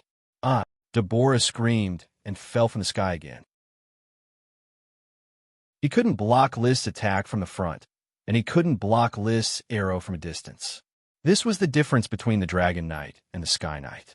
Falling to the ground, Deborah resisted the pain of the 3 arrowheads piercing into his body and struggled to get up. But then he was kicked back to the ground by List, who had descended from the sky. His body was ravaged once more, and he let out an even more painful ah. In the distance, Yevich, who was in a dilemma, was so frightened by this scream that he didn't dare to move. Just a moment ago, he discovered that List had gone to chase after Deborah and that he himself wasn't bound. For him, this was a heaven-sent opportunity to escape. But before he could make up his mind, Deborah had let out such a scream, directly evoking his fear of List. He was once a candidate for the Dragon Knight that everyone revered, but the years had long since ground away his edges and corners. List's powerful attack had evoked the fear of being dominated by the true Dragon Knight in the past. He had fallen in fear of the Dragon Knight. For a Dragon Knight candidate to actually fear the Dragon Knight, it was obvious that he had been eliminated by the kingdom's Dragon Knight program. He had never recovered from this setback. Why? It's understandable that I, Yevich, fear the Dragon Knight, but why am I so afraid of List? Why does he give me the same feeling of fear as His Highness Alex White Iron, the Dragon Knight? Looking at List straight back, a thought suddenly emerged that he couldn't suppress no matter what. Could it be that he is also a Dragon Knight? No, that's impossible. How could a fly from Sapphire become a Dragon Knight? Apart from the Sapphire Dragon that was almost killed by His Highness Alex White Iron, it is impossible for a second dragon to appear in Sapphire. It is just a barren island. Every year, the starving sapphire flies have to come to the rich continent to plunder supplies in order to survive. The impression that the people of the continent's kingdoms had of the Grand Duchy of Sapphire had always been barren, poor, barbaric, and rude. Otherwise, they would not come to the continent every year to plunder. Moreover, many nobles knew that the Sapphire family had once wanted to establish a country on the continent, but the Eagle Kingdom had launched a dragon-slaying war against them. They had only dispatched a white iron dragon, which had almost killed the Sapphire dragon. The Sapphire dragon had shed its blood on the continent, leaving behind the blue blood mountain full of sapphire mines. Only then did it flee overseas in a panic and establish a country on a barren island. So far, the blue blood mountain could still occasionally be mined for sapphire mines. Impossible. Yevich shook his head. He had convinced himself to believe that List was not a dragon knight, but that he had obtained some kind of power that surpassed that of Sky Knight. There was a huge gap between a Sky Knight and a Dragon Knight, but it was not that there were no excessively strong people between them. At least, Yevich knew of a Marquis, the lord he once followed, Marquis of the Boulder, Pile of the Great Berserker, who was such an excessively strong person. Even with his strength, when he had just become a sword saint, he was unexpectedly unable to take a punch from the other party. Moreover, he also knew that the direct bloodline of the Great Berserker family did not call themselves knight, but rather bearskin wearers. It was said that there were many families similar to the bearskin wearers. He had heard the names wolf wearers and pigskin wearers from the drunken Pilov, but he did not know which two families he was referring to. In addition, Yevich had also heard of the vampire families.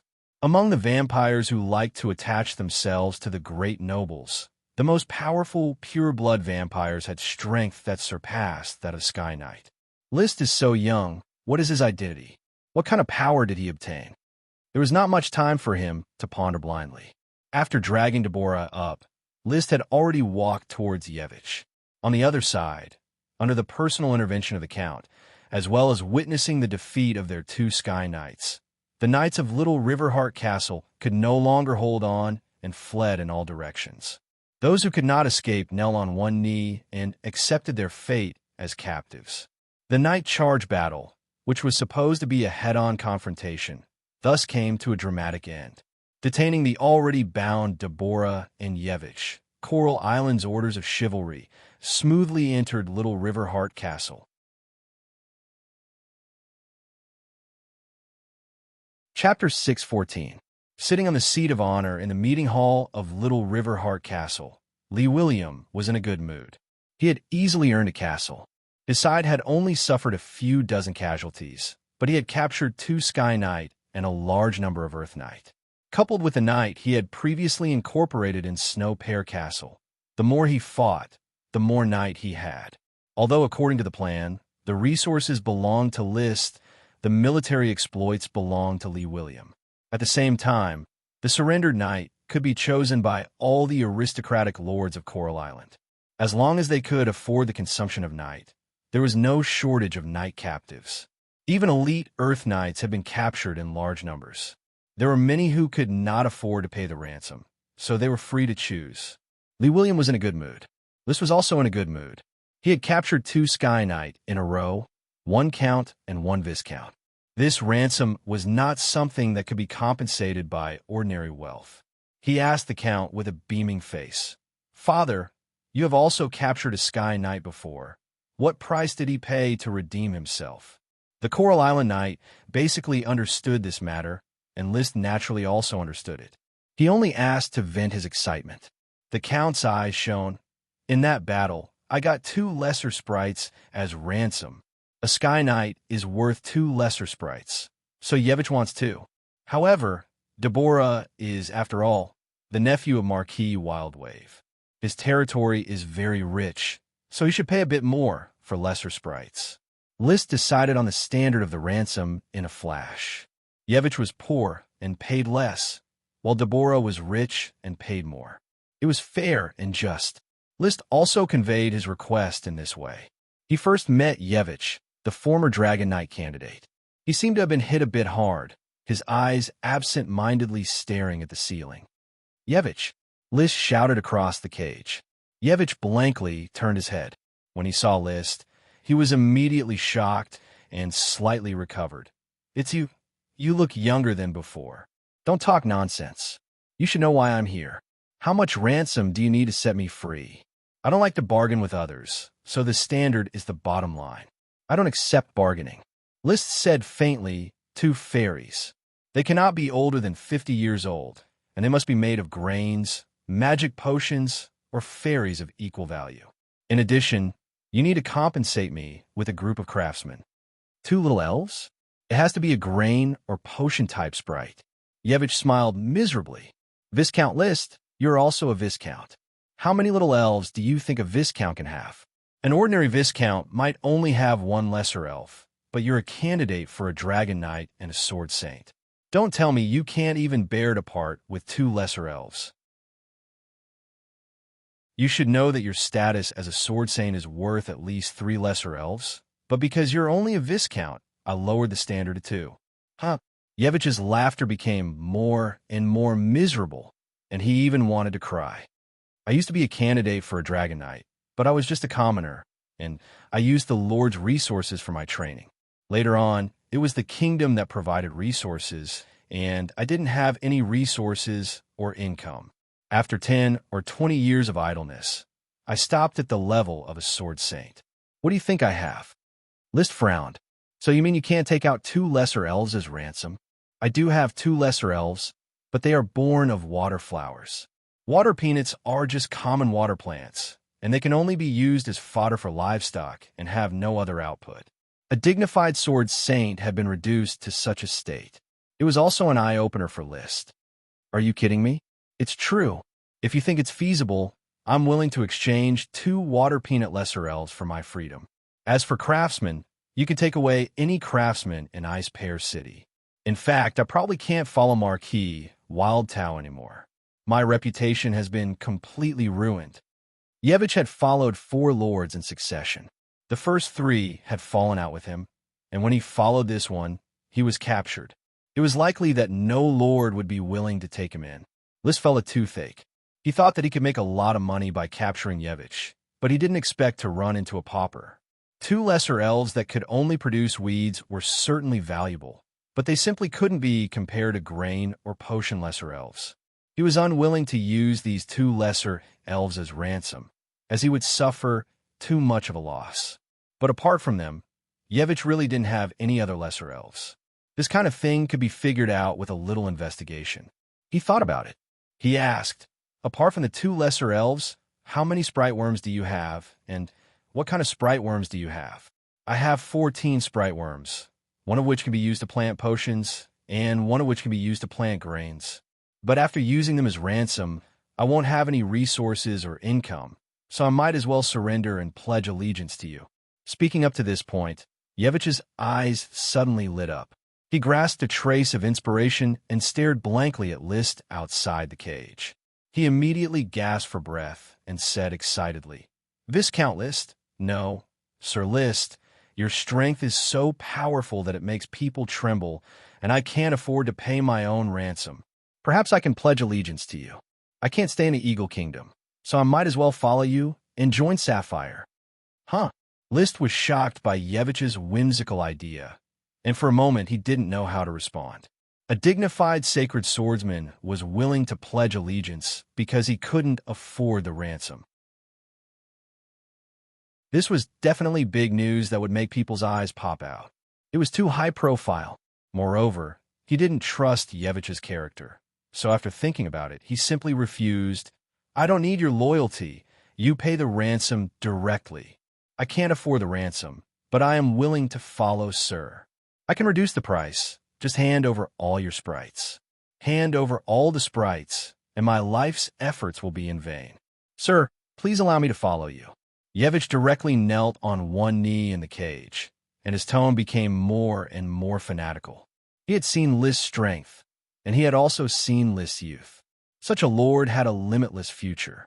His reputation in the Eagle Kingdom was completely ruined, so he simply started anew and directly pledged allegiance to List, starting from the Grand Duchy of Sapphire. He didn't know how to govern a territory, but he was very competent at plundering. Pay the ransom. I am willing to follow, sir. The 2 were in a deadlock. List was very reluctant to accept Yevich, who had such a bad character, but Yevich was determined to follow List. They went back and forth a few times. List's face sank, and he said through clenched teeth, "2 lesser sprites as ransom. I don't want a sprite worm. Yevich, this is my bottom line."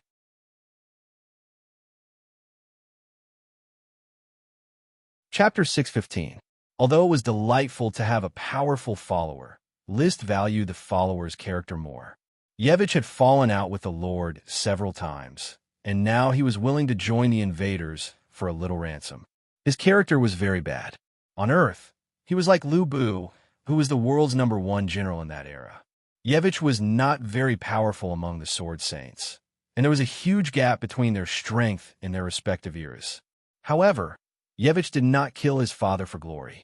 At most, he fell out with the Lord. It was not uncommon for lords and followers to fall out because of private conflicts. If it was only because of his character, it was not a big deal to accept his follower. No matter how despicable a person was, he had to obediently accept his assignment. Otherwise, List's Sky Cutter Greatsword would not be merciful. Whether it was a dragon or a snake, it had to coil up in his territory.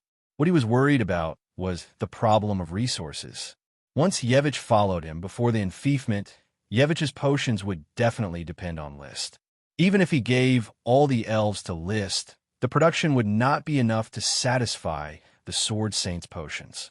As a candidate for the Dragon Knight, Yevich was only at the level of a Sword Saint after so many years. It could be seen that he had never really enjoyed the pleasure of using potions. Although I can already afford the potions for me and Little Fire Dragon Leo, the territory's resources will be stretched to support a Sword Saint. It's not appropriate. This was one of his concerns. The second reason was that he was too high profile. He had defeated a Sword Saint, which was already so high profile that he could be noticed by Sapphire Grand Duke at any time, which would arouse his suspicion. Taking another Sword Saint as his follower was because he was afraid that the Grand Duke would not know. So he took the initiative to remind him that there must be something wrong. But why do I feel a vague sense of excitement and want to provoke him? Is it because I guess that the Grand Duke is not a Dragon Knight, but only a Lord of the Dragon Domain, so I don't care? He looked at Yevich Waterpeanut, who was kneeling on the ground, but his thoughts drifted far away. This time, the Grand Duke did not take action.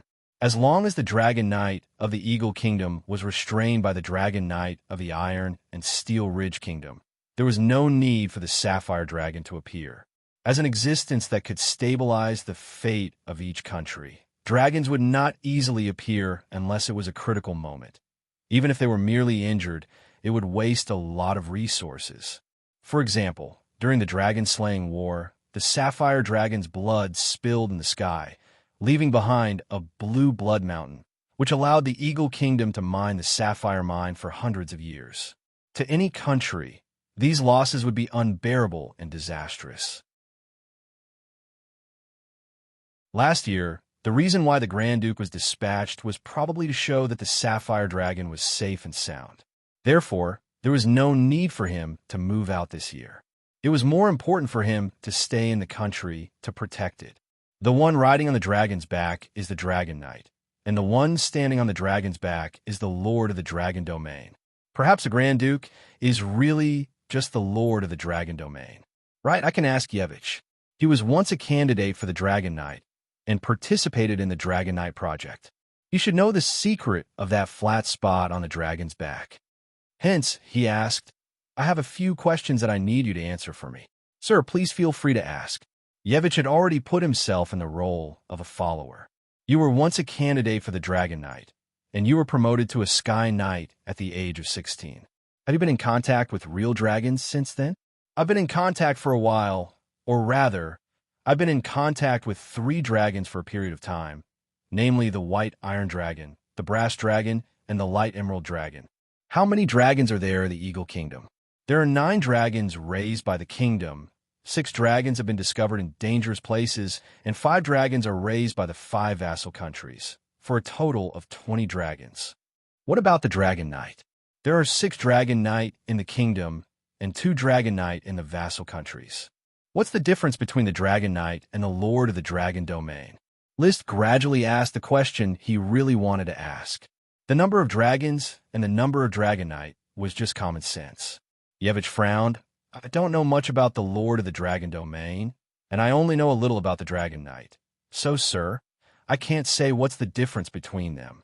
So, does the Dragon Knight have to make a contract with the dragon? It's not a contract, but a fusion. The deep fusion between the Dragon Knight and the dragon can exert unimaginable power. How do they fuse? To get the approval of the dragon. Yevich's tone was a little low. Dragons are smart and arrogant, powerful creatures. Their wisdom is no different from that of an adult. The kingdom spends a lot of resources to support these dragons, and the dragons return with minerals and help in battle. But only the approved knight can ride on their back. Is there a difference between standing on their back and riding on their back? Yes. Yevich gave an affirmative answer. There is a place on the back of the dragon called the Dragon Tooth Platform, which is directly connected to the dragon's teeth. The dragon's soul lives in the teeth, so when the knight rides on the Dragon Tooth Platform, he can have a deep communication with the dragon's soul and complete the fusion. Hearing this, List suddenly understood. The Sapphire Grand Duke indeed didn't succeed in riding the dragon. He was standing, not sitting on the Dragon Tooth Platform. It could be judged that the Grand Duke had reached an agreement with the Sapphire Dragon to become a lord of the Dragon Domain and similarly obtain the dragon's power. But obviously, it didn't count as getting the approval of the dragon, so he couldn't fuse with it. A lord of the Dragon Domain might have an extended lifespan, but its strength was certainly far inferior to the Dragon Knight. Liz understood this and only felt a lot more relaxed. Given time, it was only a matter of time before he surpassed the Sapphire Grand Duke. When he stood in front of the Grand Duke as a Dragon Knight, perhaps at that time, the Sapphire family would understand who the real master of the sea was. He took a deep breath, restrained his fluctuating emotions, and continued to ask, "Do you know how to get the approval of a dragon and then fuse with it?" "My apologies, sir. I'm just a sacred swordsman. My meager strength simply isn't enough for the dragon to take a fancy to me, let alone approve of me. After that, I abandoned myself for a period of time and was expelled from the Dragon Knight program, never to see a dragon again. However, I was once taught by the Dragon Knight, His Highness Alex White Iron, the Dragon Knight of the royal family. Yes, the royal family of the Eagle Kingdom had two surnames. One was Moonlight Silver, derived from Silver Dragon, and the other was White Iron, derived from a White Iron Dragon. The Moonlight Silver branch had been kings for generations, but it had rarely produced a Dragon Knight. However, the White Iron branch could produce a Dragon Knight every generation. Alex White Iron was this generation's Dragon Knight, a prince of the same rank as the Grand Duke. He was nearly 40 years old and had an illustrious reputation. Even in the distant Grand Duchy of Sapphire, List had heard of his deeds, because he also had a heroic title, Dragon Slayer, who had killed an evil dragon that was said to be an ice dragon. He narrowed his eyes.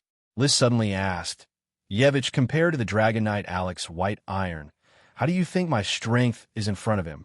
Just say it. I hope you can comprehensively measure the gap between me and the Dragon Knight."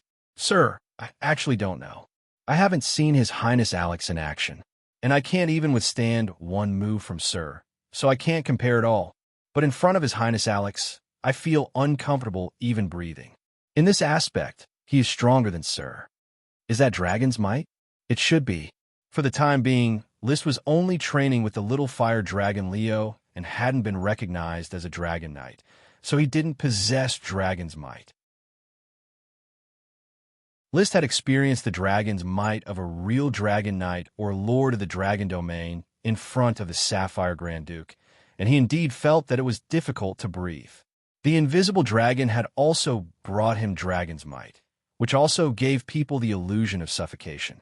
Even the newborn Leo had a weak dragon's might. Although dragon's might didn't have any direct attacking power, it could definitely interfere with the opponent's movements.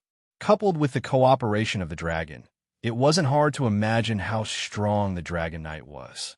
Sighing slightly, List couldn't help but lament, "It seems that the gap between me and the Dragon Knight is still very far." Yevich immediately said excitedly, The Dragon Knight is the pinnacle of the world's strength. It's rare to see one, and it's difficult to mobilize it at will. But Sir's strength is second only to the Dragon Knight, and you are a powerful figure who can influence a battle. I've only experienced your strength on the Marquis of the Boulder.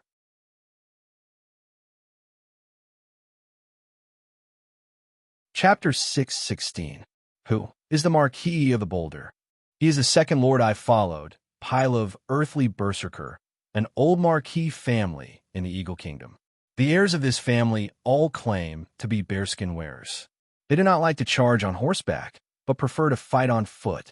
Sometimes fists are more powerful than swords. Bearskin wearers, what profession is this? List had encountered many cultivation systems that were different from those of knights and mages as he continued to expand his horizons. I don't know. In addition to bearskin wearers, there should be wolf wearers and pig wearers. When I first became a sword saint, I challenged the Marquis of the Boulder. After he ate a poisonous mushroom, his momentum soared, and he sent me flying with just one punch. Poisonous mushroom. A poisonous mushroom, very common. Small gray umbrella-shaped mushroom called dog urine moss. List knew that even on Coral Island and Black Horse Island, these small poisonous mushrooms would grow after rain.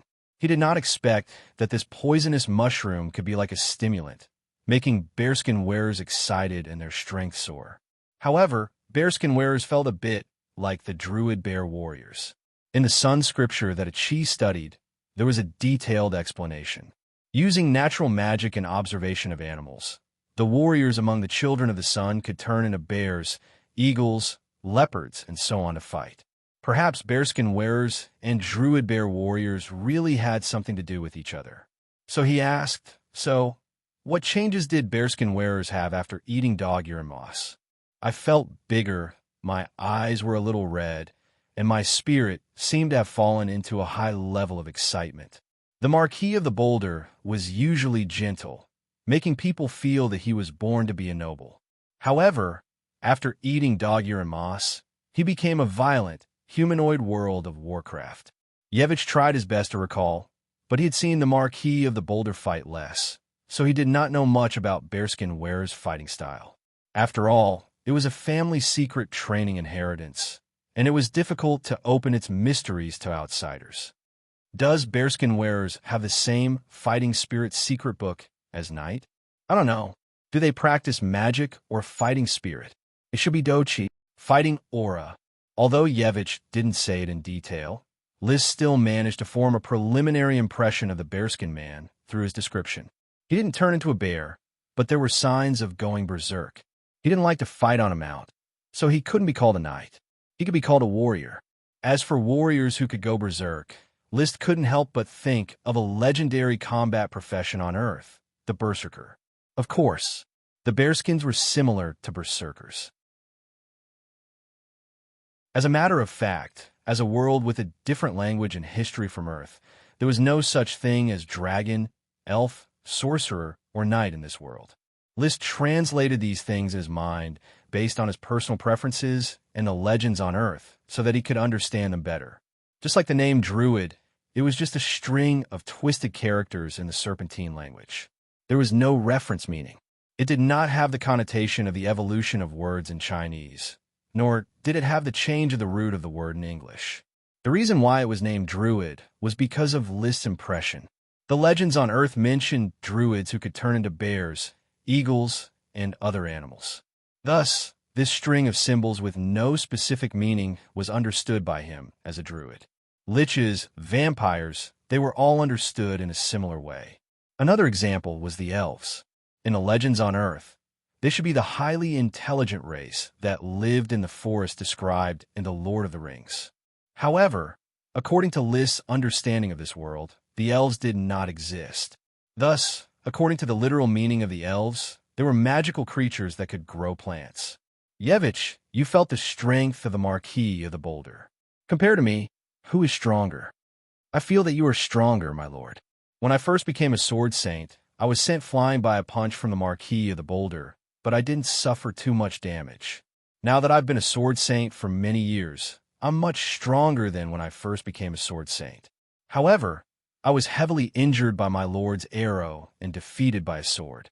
My defeat was even more straightforward.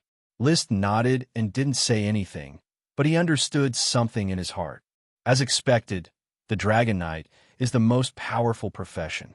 The Bearskins are at most a relatively strong inheritance, but they don't have the strength to compete with the Dragon Knight. In short, the Marquis of the Boulder represented a new profession system, the Bearskins. This meant that in this world, spellcasters were not the only professions that practiced Qi, and the Knight was not the only profession that practiced Qi. For example, those who wore bear skin, those who wore wolf skin, and those who wore boar skin, all of them had the possibility of cultivating an extremely powerful system. There were even more hidden professions on the main road. In the ordinary practice stage, the Knight might not necessarily have the upper hand. After all, even a perfect Sky Knight might not be able to resist the powerful Bearskins. However, with the bug-like practice of dragon riding and the power of dragons, the Knight would naturally rule the world. With the rise of the Dragon Knight, not only did the other Qi professions gradually decline, but the rulers of the Moon Empire, the spellcasters, also gradually declined. The times were advancing, and civilization was developing. Everything that could not adapt to survival would be eliminated, like the ancient spellcasters and warriors. Even if they survived, they could only tremble in fear under the domination of the Dragon Knight. List was very glad. He was also the ruler of this era, not the one being dominated. Soon, he restrained his excitement and pride. The Bearskins' information broadened his horizons, but the most important thing right now was Yevich's ransom. He still didn't want to accept Yevich. Yevich, including the Marquis of the Wild Wave, you have followed 4 lords. How did you fall out with the first 3? Yevich took a deep breath and sighed. When I became a candidate for the Dragon Knight, my first lord promised to marry his daughter to me, but I was soon eliminated by the Dragon Knight plan. The lord quickly reneged and married his daughter to the son of a great noble. In a fit of anger, Yevich refused to follow. The second lord was the Marquis of the Boulder. He was strong and gentle, but he valued loyalty more. He thought that Yevich was not loyal enough, so he was very harsh on Yevich in terms of military achievements and material distribution. Yevich simply handed over the fief and left. The third lord valued Yevich very much, but when he found a wild elf in the territory that had just been assigned to Yevich, he forcibly took the elf away. Yevich was poor and scared. Seeing the elf that belonged to him was taken away, he directly turned hostile. So he wandered for a while and followed the current Marquis of the Wild Wave. After several military exploits, he was conferred the title of Viscount, and his relationship with Yevich was quite normal. However, he was defeated and captured, and he even lost Deborah, the nephew of Marquis Wild Tao. This disgraceful experience would completely erode Yevich's reputation, which was already almost gone. So he decided to leave the Eagle Kingdom and follow List. I don't owe anything to the Eagle Kingdom. Except for the Marquis of the Wild Wave, I don't think I owe anything to any other lord. Now that I was defeated and captured, I was loyal to the Marquis of the Wild Wave. Now, I choose to follow in the footsteps of my lord, to fight for him, and to start over. In this way, Yevich's character was at least much better than Lubu's.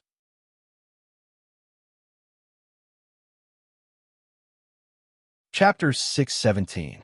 Of course, given that you answer my questions very seriously and revealed a lot of valuable information to me, I won't ask for too much. We can sit down and talk about everything. List was quite satisfied with Yevich's attitude.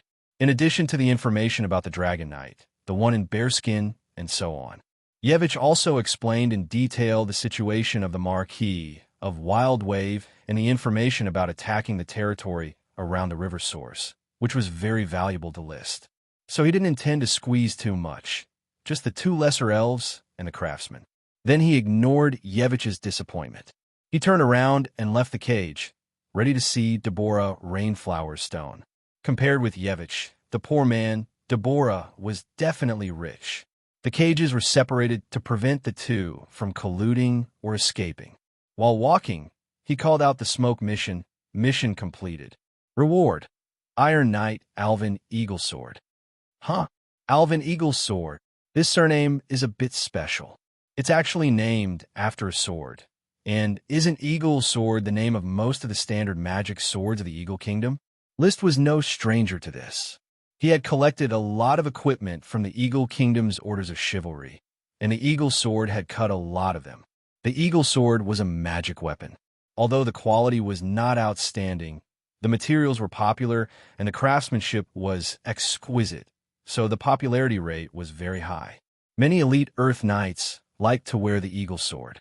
Compared with the standard magic swords made by the Grand Duchy of Sapphire, the Eagle Sword was slightly shorter, but the blade was wider and required more strength to hold.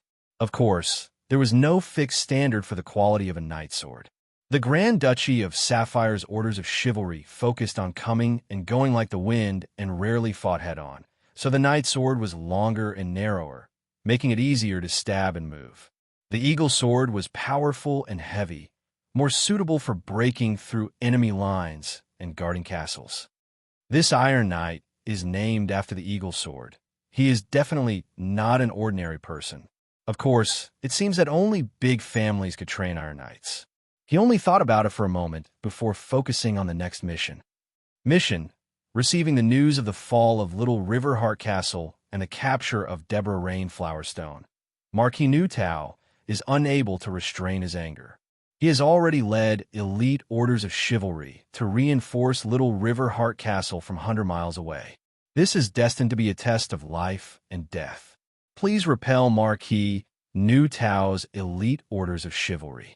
Reward: an unknown number of wisps, an unknown number of fairies. List was pleasantly surprised at first, but then he frowned. This seems to be the ransom for Deborah's Rainflower Stone. At first, he felt that there was a newborn sprite waiting to be discovered by him. But after thinking about it carefully, he realized that the most likely opportunity to obtain a sprite was clearly Deborah's ransom. According to the nature of smoke missions, rewards would never appear out of thin air. Instead, they would be guided by the situation and guide the way. Right now, the most suitable direction was undoubtedly Deborah's ransom. Marquis Newtow would not hold back from taking action just because the hostage was in List's hands. After all, this was his nephew, not his son. He would definitely choose to defeat the Coral Island Orders of Chivalry first, and then consider the issue of Deborah's ransom. List had already invaded his territory, so there was no reason for him to retreat.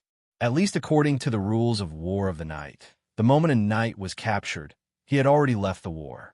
He only had to wait for the ransom to be paid. If he could defeat the Coral Island Orders of Chivalry, he might not even need to pay the ransom. If he caught List, then List would have to worry about how to prepare his own ransom. Marquis Newtow is a veteran Sky Knight at the peak of the Sky Knight realm. When he was young, he was known as the Raging Wavesword Sage. His elite Orders of Chivalry are known as the Roaring Orders of Chivalry, named after the Roaring River. They should be very powerful. List pondered with rapt attention. The Coral Island Orders of Chivalry obviously could not contend against the Roaring Orders of Chivalry. They were not on the same level. The elite Orders of Chivalry directly under the Marquis were filled with elite Earth Knights. If I command the Blizzard Beast Squad to participate in the charge, I don't know if I can help the Coral Island Orders of Chivalry and contend against the Roaring Orders of Chivalry. If not, then I will have to do it myself.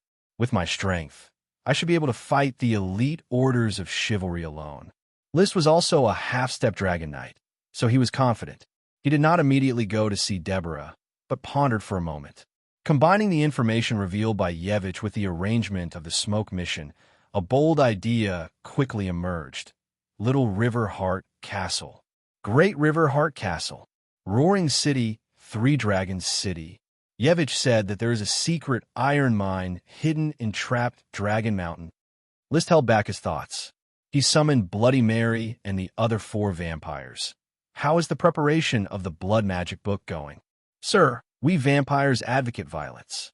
Writing books, which is something only mages can do, has not been done for many years, so it will take some time. No hurry. Now, I will give you a new mission. According to the information I received, there is a trapped dragon mountain west of Three Dragon City, and there is a secret iron mine in Trapped Dragon Mountain. You will investigate Trapped Dragon Mountain for me, find this secret iron mine, and ascertain the strength of its guards. Yes, sir. The 5 vampires adapted well to the identity of blood servants. Ever since they saw List display his invincible might, they no longer had any malicious thoughts. When the blood servants left, List hurriedly went to find a count to discuss how to resist the attack of the Roaring Orders of Chivalry, led by Marquis Nuteo. At the same time, he communicated his bold idea to the count. Father, according to my speculation about Marquis Nuteo, he has already led the Roaring Orders of Chivalry to meet our Coral Island Orders of Chivalry. I also guess so. So when the materials are packed and transported away, we will leave Little River Heart Castle and sweep other cities and castles. Changing places after firing a shot was the essence of the pioneering order. Lee William was very proficient in this due to his many years of experience. They could not fight head-on if they were outnumbered. However, List shook his head and said, I don't want to leave Little River Heart Castle. We should rely on the walls of Little River Heart Castle and strike preemptively. Strike preemptively? Yes, we have binoculars and can observe the movements of the Roaring Orders of Chivalry in advance. Why not ambush 2 Orders of Chivalry from the flank? Father will lead the charge in the middle, and I will command the Blizzard Beast Squad to assist. When the Orders of Chivalry collide with each other, I will suppress them. The Count was a little hesitant. You are too bold. We should not fight Marquis Nuteo head-on. If we plunder a little supplies like the Pioneering Order every year, of course, we don't need to meet Marquis Nuteo. But if we want to expand our military exploits, the fastest way is to plunder mines. He took out the map seized from Little River Heart Castle and pointed to the Roaring River. He carefully sketched out a blueprint for war.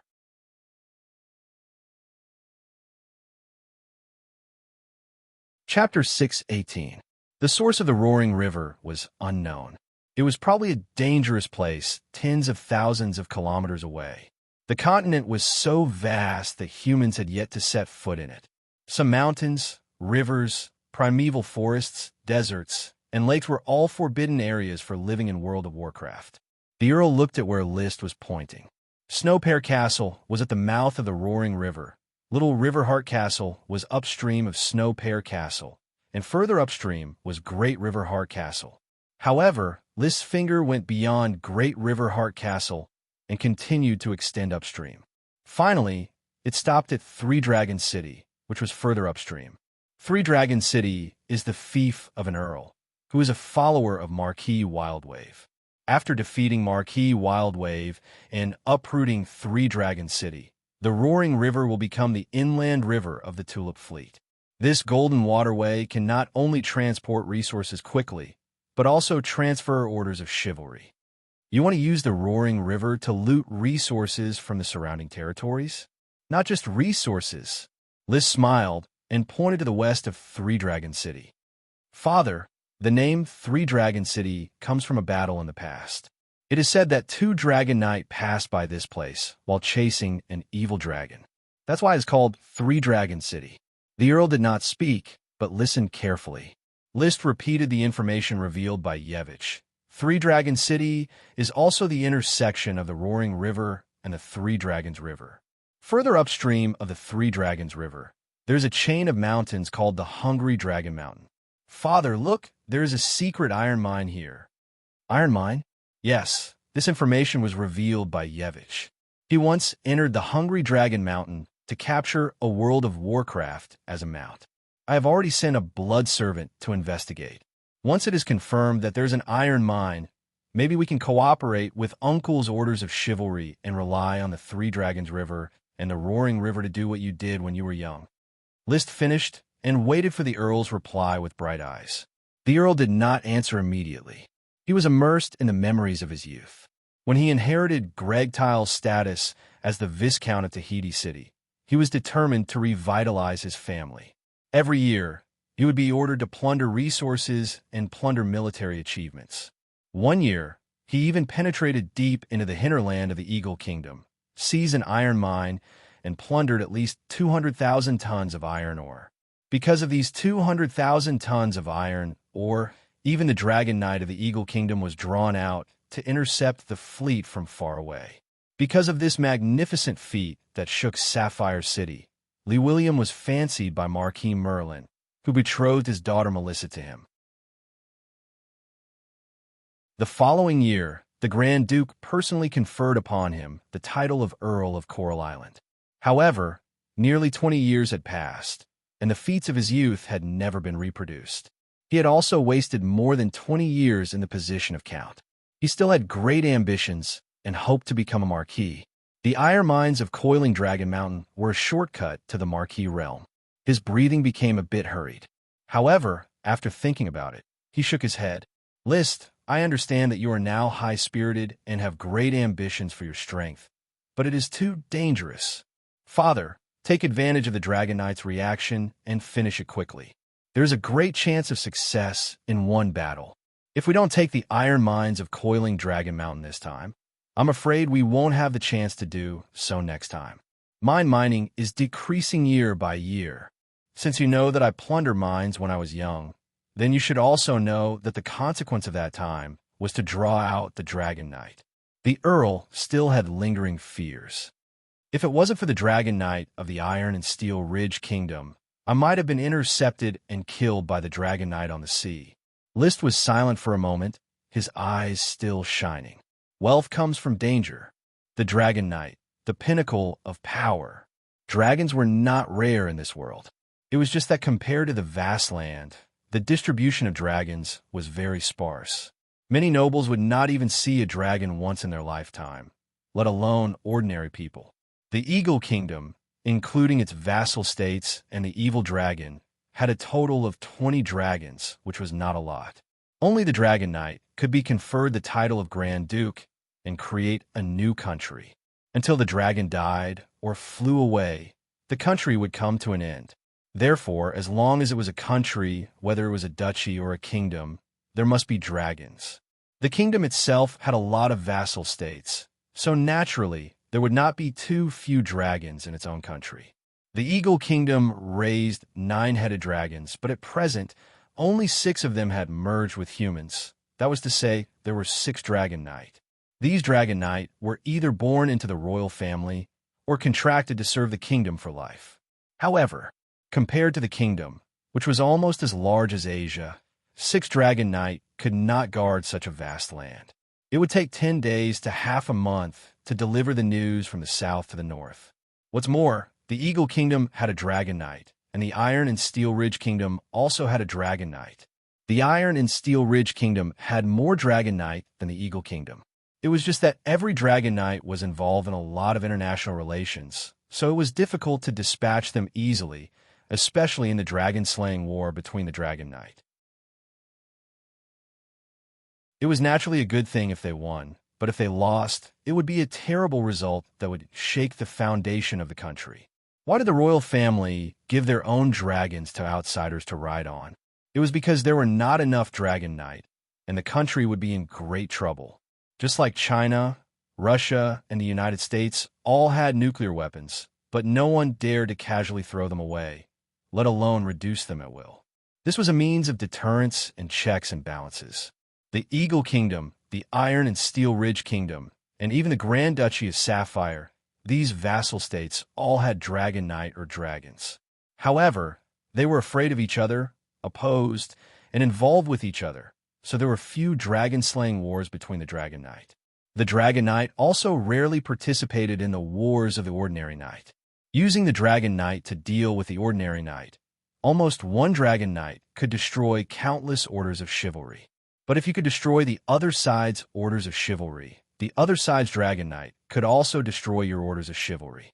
No one could take advantage of the fight, so it was better to focus on deterrence and participate in the war as a supplement.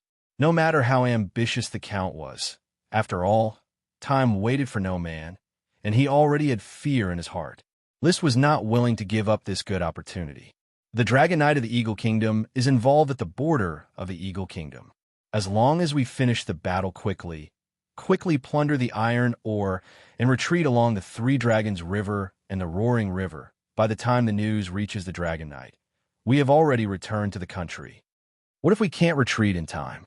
List, I desire the title of Marquis, but I don't want to pay a painful price for it. Your future is bright, and the glory of a knight will always look after you. There's no need to be so radical. Radical? Very radical. List himself understood that such a move was not so much bold as radical and rash. He was not like this before. He would rather stay in the flower town than participate in the war. He was willing to farm in a small place for half his life, armed to the teeth, and then pursue his dream. He did not expect that he would get a dragon in advance. Coupled with the power of the smoke dragon and the gift of the invisible dragon, his strength would advance by leaps and bounds, and he would soon stand at the top of the world. His mentality had unknowingly undergone a tremendous change. He became eager for war and eager for plunder. He did not change the world, but the world quietly changed him. Of course, he preferred to call his change growth. When he was just a commoner, what he calculated was naturally trivial. But now that he had 1 foot on the top of the mountain and saw the boundless land, how could he be willing to continue to stay on the island and scheme against 1 or 2 sprite worms? After a moment of deliberation, List said slowly, "Father, you are right. I really do not need to be so radical. However, it is difficult for me to give up such a huge temptation. Perhaps we can compromise." The Count raised his eyebrows. Compromise how? If he could safely plunder the iron, or he would also be reluctant to give it up. Let's make it quick. But this time, we will rope in the Taro family and the Golden Wheat family and have them help us seal off the territory around the Roaring River. Then, we will share a portion of the plunder with them. After that, we will assemble the fleets of the 3 families and quickly evacuate to attack the river source. But there is still no guarantee of safety. After capturing trapped Dragon Mountain, Father and I will immediately blend into the other orders of chivalry and lie low. Regardless of whether the fleets evacuate successfully or not, we will not participate in the follow-up. Additionally, we can notify the Grand Duke in advance and have him come to our aid. With the Grand Duke's protection, I believe that even if the Dragon Knight came in person, it would be of no use. The Count's eyes lit up. According to this method, they would indeed share a lot of merit points, but the risk would also be reduced to a minimum.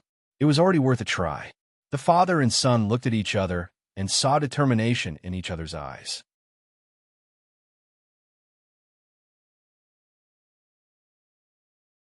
Chapter 619.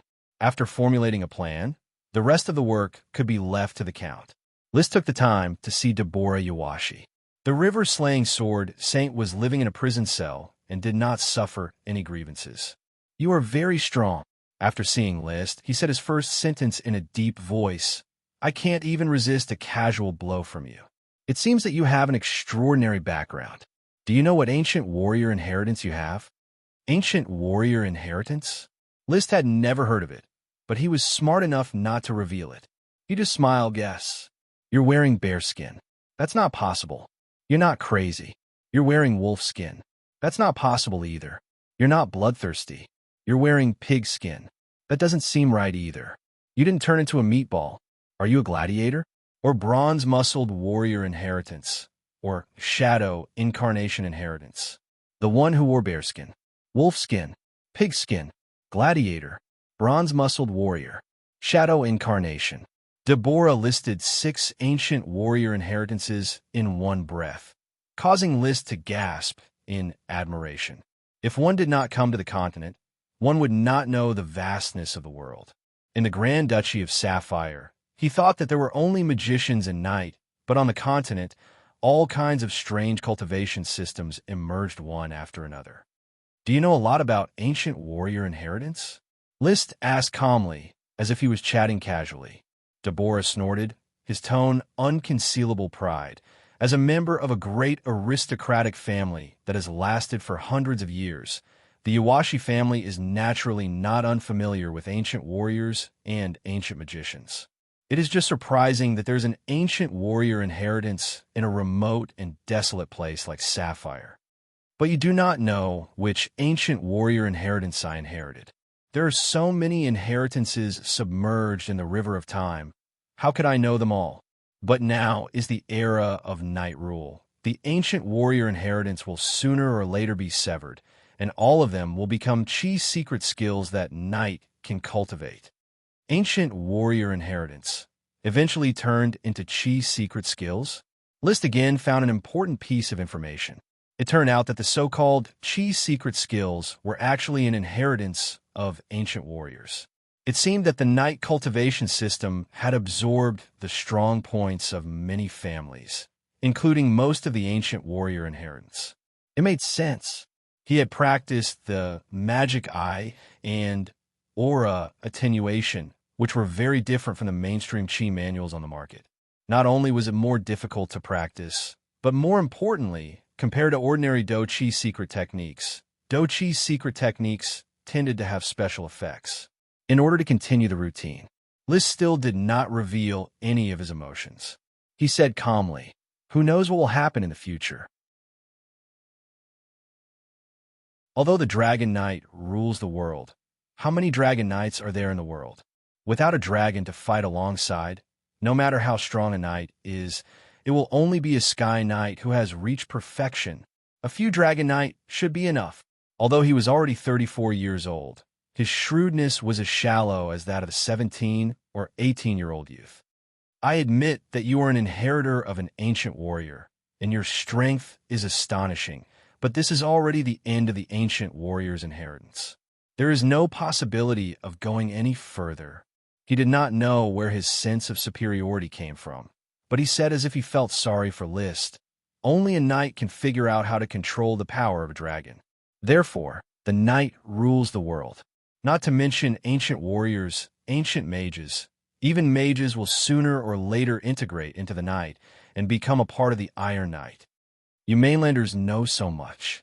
I have never heard so much about the inheritance of ancient warriors and ancient mages in my country. Sapphire has only been established for a little more than 100 years, isolated on the sea. Every year, besides learning World of Warcraft and going out to plunder, what kind of civilization can there be? Indeed, living overseas has made me ignorant and ill-informed. List nodded seriously and then said, "But you have been captured by me. You are a sacred swordsman and a great noble, so I set a high ransom price for you. You need to take out 4 magic potions and grain sprites as the ransom." Puffed. Deborah, who was feeling superior, almost choked on air. "What? My ransom requires 4 sprites, and they must be grain and potion sprites." "Yes. Impossible, absolutely impossible." Deborah's face was as calm as water. "My uncle Marquis Wild Tao will defeat you, and when the time comes, I won't need to pay a single ransom. I will defeat Marquis Wild Tao and even capture him." "Naive, you have seen my strength. Do you think Marquis Wild Tao can escape my attack? Even if he brings a few Sky Knight followers, I can still defeat him." List's face was arrogant, and his tone was proud.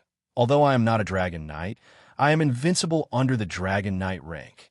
"Naive, truly naive." Deborah laughed out of anger. "The Yuhua Stone family is not an ordinary noble. You have the inheritance of an ancient warrior, and your family also has the inheritance of Chi's secret techniques. The roaring orders of chivalry will let you understand what it means to be unstoppable. The inheritance of an ancient warrior cannot stop the charge of a knight. This is not naive. This is self-confidence. As an inheritance of an ancient warrior, I can destroy the roaring orders of chivalry with just a little bit of effort. You think too highly of the inheritance of an ancient warrior. If you were really so powerful, you wouldn't be on the brink of decline like you are now.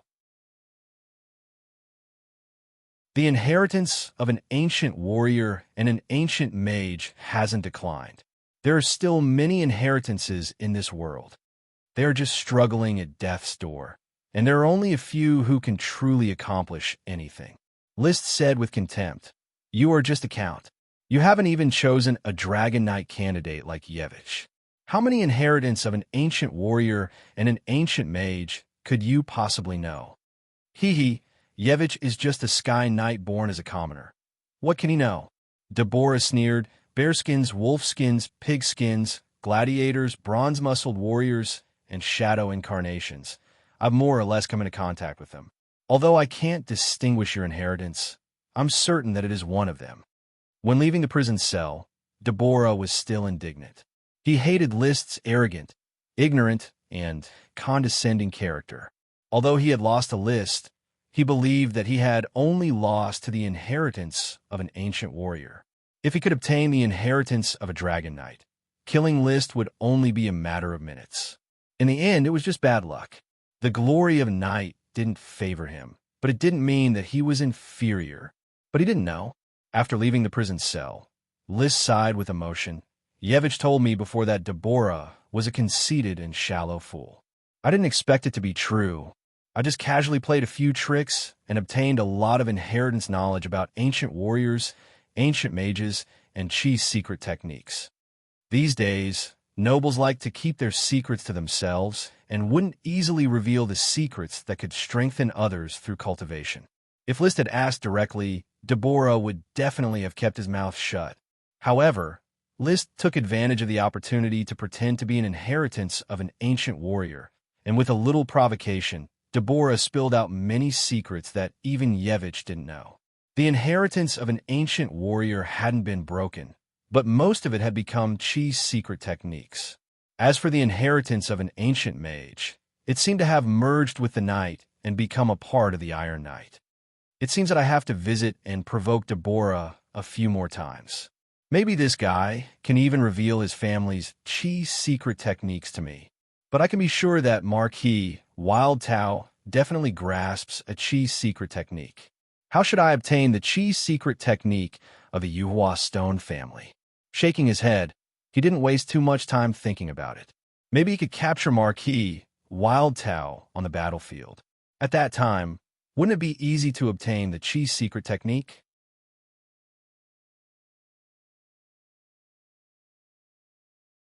Chapter 620. Alvin Eagle's word did not need to be found. In fact, he was in Little Riverheart Castle. He was imprisoned in the dungeon of the castle.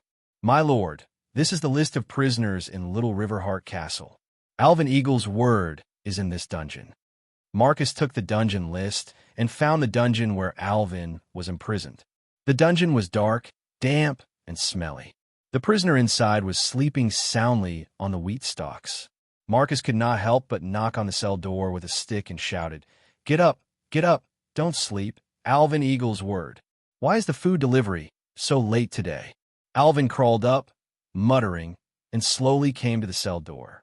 He was covered in rags, his hair was unkempt, his beard was unshaven, and he wore heavy metal locks on his hands and feet. It was obvious that he had been imprisoned in the dungeon for a long time. Looking at Marcus standing at the door, he could not help but stare blankly for a moment. Today, the person who will deliver the meal has changed, and it is also a night. Are you going to let me eat my last meal? Unable to stand still due to the stench of the dungeon, List had retreated to the entrance and heard the conversation inside. He said directly, Marcus, let him out, have someone clean him up, and then bring him to the living room to see me. Yes, my lord. About a quarter of an hour later, List, who was sipping tea in the living room, saw Alvin Eaglesword, who had bathed, cut his hair, shaved, and changed into new clothes. He was a tall and thin middle-aged man, but judging from his skeleton, he should have been a strong man before he was imprisoned in the dungeon. But now his cheekbones were high, his eye sockets were deep, and the skin on his face and hand was pale, as if he had never seen the light. He may not have been abused, but he definitely had not eaten his fill. You are Alvin Eaglesword, an Iron Knight? List looked at him with great interest. Has Commander Marcus told you about the current situation? Alvin seemed to be a little unaccustomed to the environment, and it took him a while to react. You are a sapphire person, and you captured Little Riverheart Castle? That hypocritical and greedy Deborah, Rainflower Stone, was also captured by you? List frowned. I'm the one asking you now. You just need to answer my question. I am Iron Knight Alvin Eagleword. Tell me about your background and why you were captured in the Little Riverheart Castle. Taking a deep breath, Arvin replied, "My ancestors used to be a marquis of the kingdom. They forged standard magic weapons, such as the eagle sword for the kingdom, and took the eagle sword as their surname. However, the family has declined. In my generation, not only have I lost my title, but many forging skills are also difficult to reproduce. In order to hone his skills, in order to revive the glory of his ancestors, Arvin went to several great nobles and studied weapon forging technology with their resources. However, his talent was limited, and he was unwilling to hand over the inheritance of his family. Therefore, the great nobles who invested in him considered him a swindler and expelled him. Later, he wandered around the area of the roaring river. Deborah said that he would recommend me to Marquis Wildtow, but because the packaging of my family treasure was broken, revealing my true face, he gave birth to his greedy side, snatched my family treasure, and imprisoned me to hand over the family's forging skills. I refused to yield, so I lived in the dungeon." List was not too interested in his story. Instead, he asked with great interest, "What family treasure?" Arvin hesitated. List waited quietly. A moment later, Arvin seemed to have made up his mind. "I heard from Captain Marcus that Sir's strength is unfathomable, and you defeated Deborah in one move. I was able to see the light from the dungeon again because of Sir. As long as Sir helps me retrieve my family treasure, I will follow Sir and contribute all the Iron Knight skills of the Eagle's Word family to Sir. I'll let you out, naturally, because I need you to follow me and serve me. But what is your family heirloom?" "It is a great elf weapon, the Ice Soul Dragon Slaying Sword.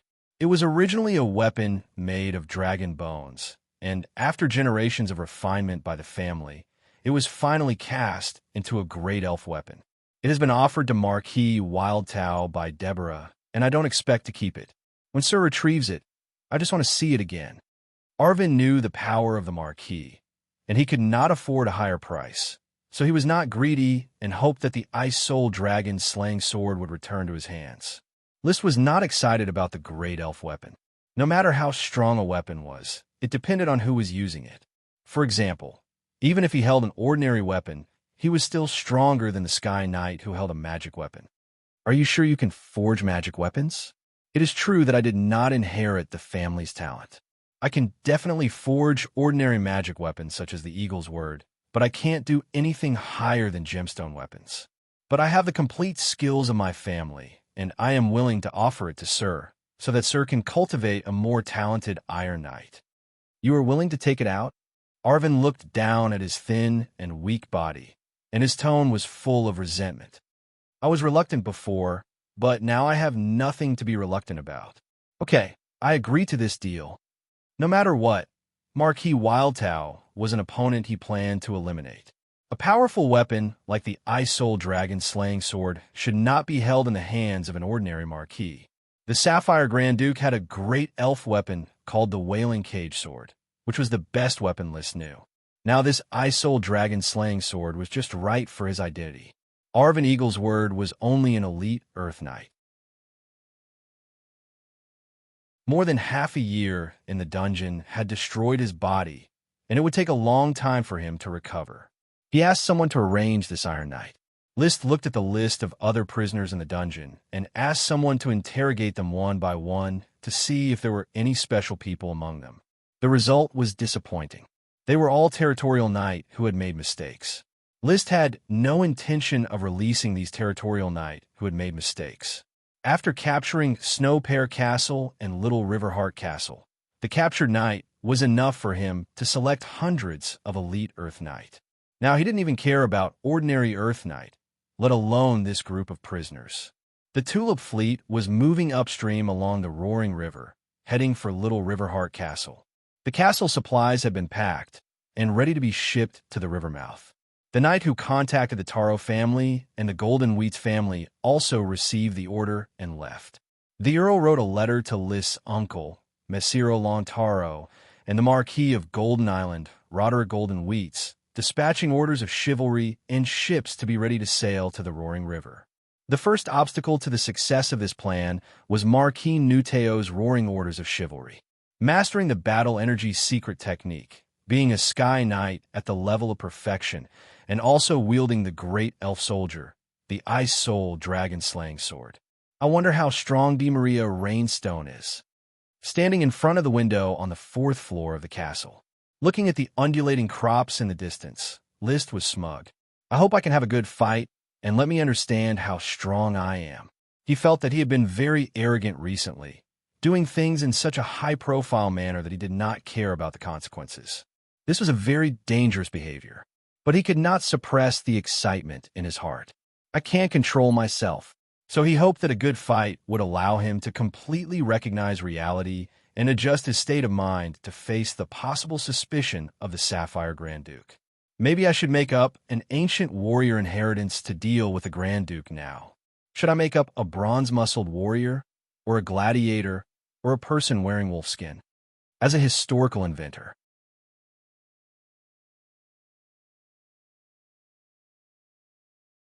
Chapter 621. Bearskin, wolfskin, pigskin, gladiator, bronze-muscled warrior, and shadow incarnation. These were the 6 ancient warrior inheritances that List knew. However, he felt that he did not fit the ancient warrior inheritance. After all, he had very little information about the ancient warrior inheritance, and it was easy to make omissions. So, the original ancient warrior inheritance is the best explanation. He thought carefully for a moment and decided on his new identity. I will claim to have received the inheritance of the Ghost Swordsman. The Ghost Swordsman is an ancient cultivation system that can see the soul. The inheritance originated from the shipwreck salvaging on Black Horse Island. This is the blessing of the knight's glory. Ghostblade. This was the most suitable disguise for him before his identity as a dragon knight was confirmed. No matter whether others believe it or not, I believe it anyway. It's just a cover. If the Sapphire Grand Duke doesn't believe it and insists on forcibly investigating my true identity, then I can only give up the territory and flee overseas. Bring a Chi, bring the elves, bring Leo, and entrust all the territory to the Earl. The day he becomes a dragon knight is the moment when the flame of revenge engulfs the Grand Duchy of Sapphire. I hope that the power of fate of the smoke dragon will always envelop me, pull the threads of fate for me, turn misfortune into blessing, and be blessed by the glory of the night everywhere. List withdrew his gaze from the distant field. List did not want to have a conflict with the Sapphire Grand Duke. It was a very difficult choice to give up the Black Horse Island territory that he had worked hard to cultivate. The territory had inventions such as liquor, glass, tofu, and white paper. There were also a large number of rubber trees, corn grass, and other crops. In addition, the smoke grass could attract the invisible dragon to visit again at any time. Whether it was the smoke dragon or the invisible dragon, they were both sacred dragons, and he was reluctant to give up either one. If the Sapphire Grand Duke dared to snatch it, then it would depend on who was more capable and would be the winner laughing in the end. Of course, it's far from the point of worrying. Let's worry about when the Marquis Nuteo will appear. A day had passed. The scouting knight did not manage to find any traces of the roaring orders of chivalry. William Lee often soared into the sky and used his binoculars to observe the area, but he could not find the location of the roaring orders of chivalry either. However, the Coral Islands Orders of Chivalry had already set up an ambush in the forest on the shore of Little Riverheart Castle.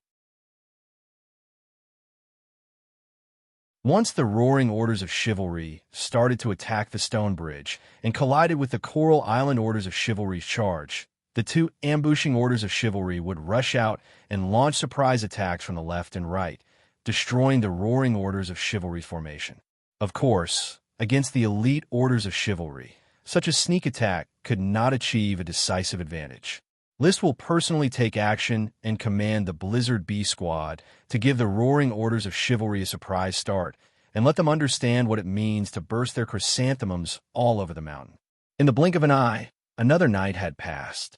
When the sun shone on the earth, William Lee, who soared into the sky with his binoculars, finally found the traces of the Roaring Orders of Chivalry.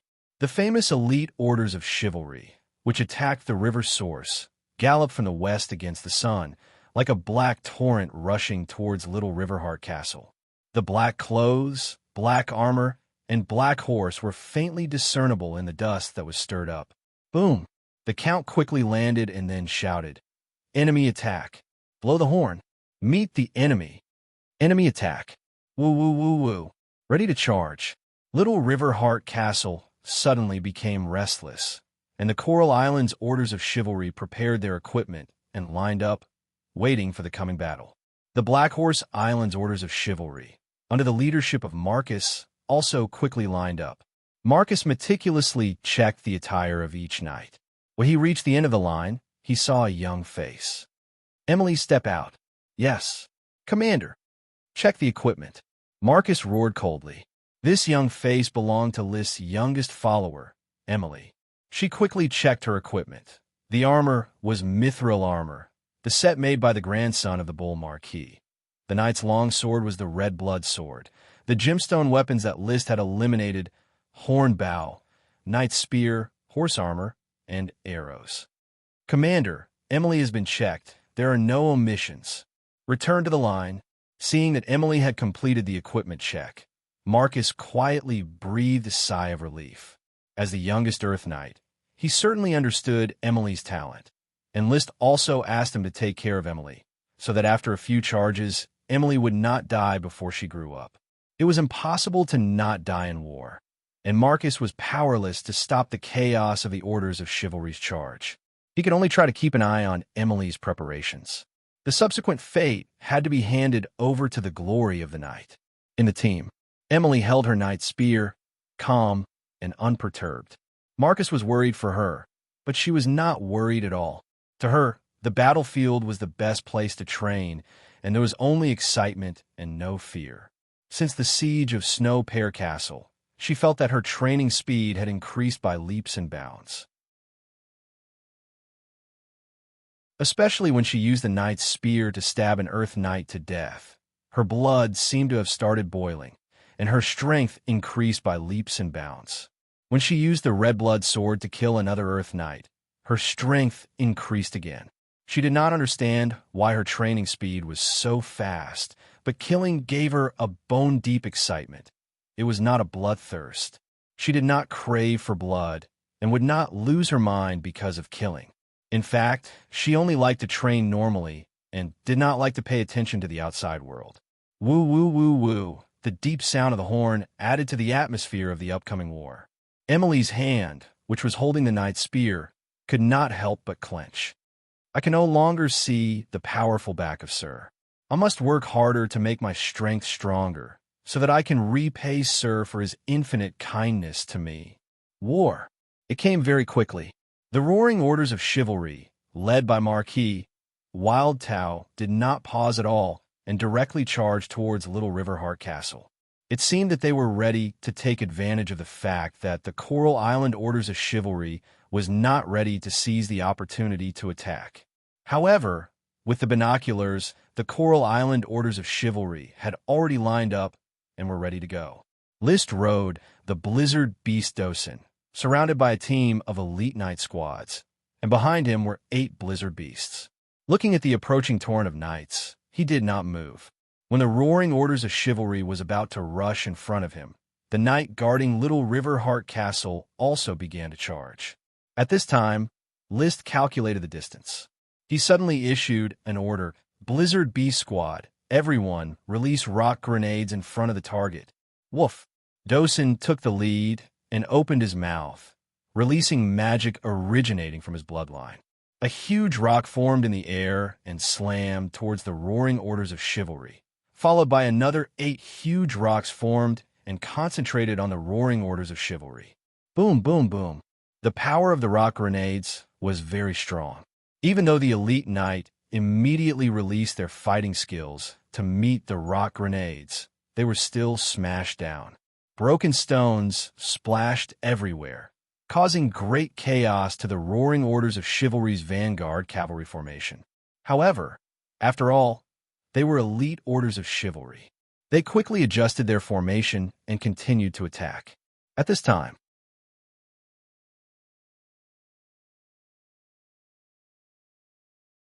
Chapter 6:22.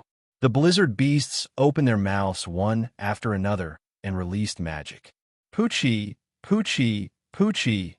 Countless rock thorns emerged from the ground, and the horses that could not dodge were directly pierced by the rock thorns. Even the night was pierced by the rock thorns. There are also horses that directly hit the rock thorns. After falling down, a large number of horses stumbled, and screams came one after another. Just one encounter. The powerful world of Warcraft Blizzard Beasts gave the Roaring Orders of Chivalry a heavy blow, and the formation was completely disrupted.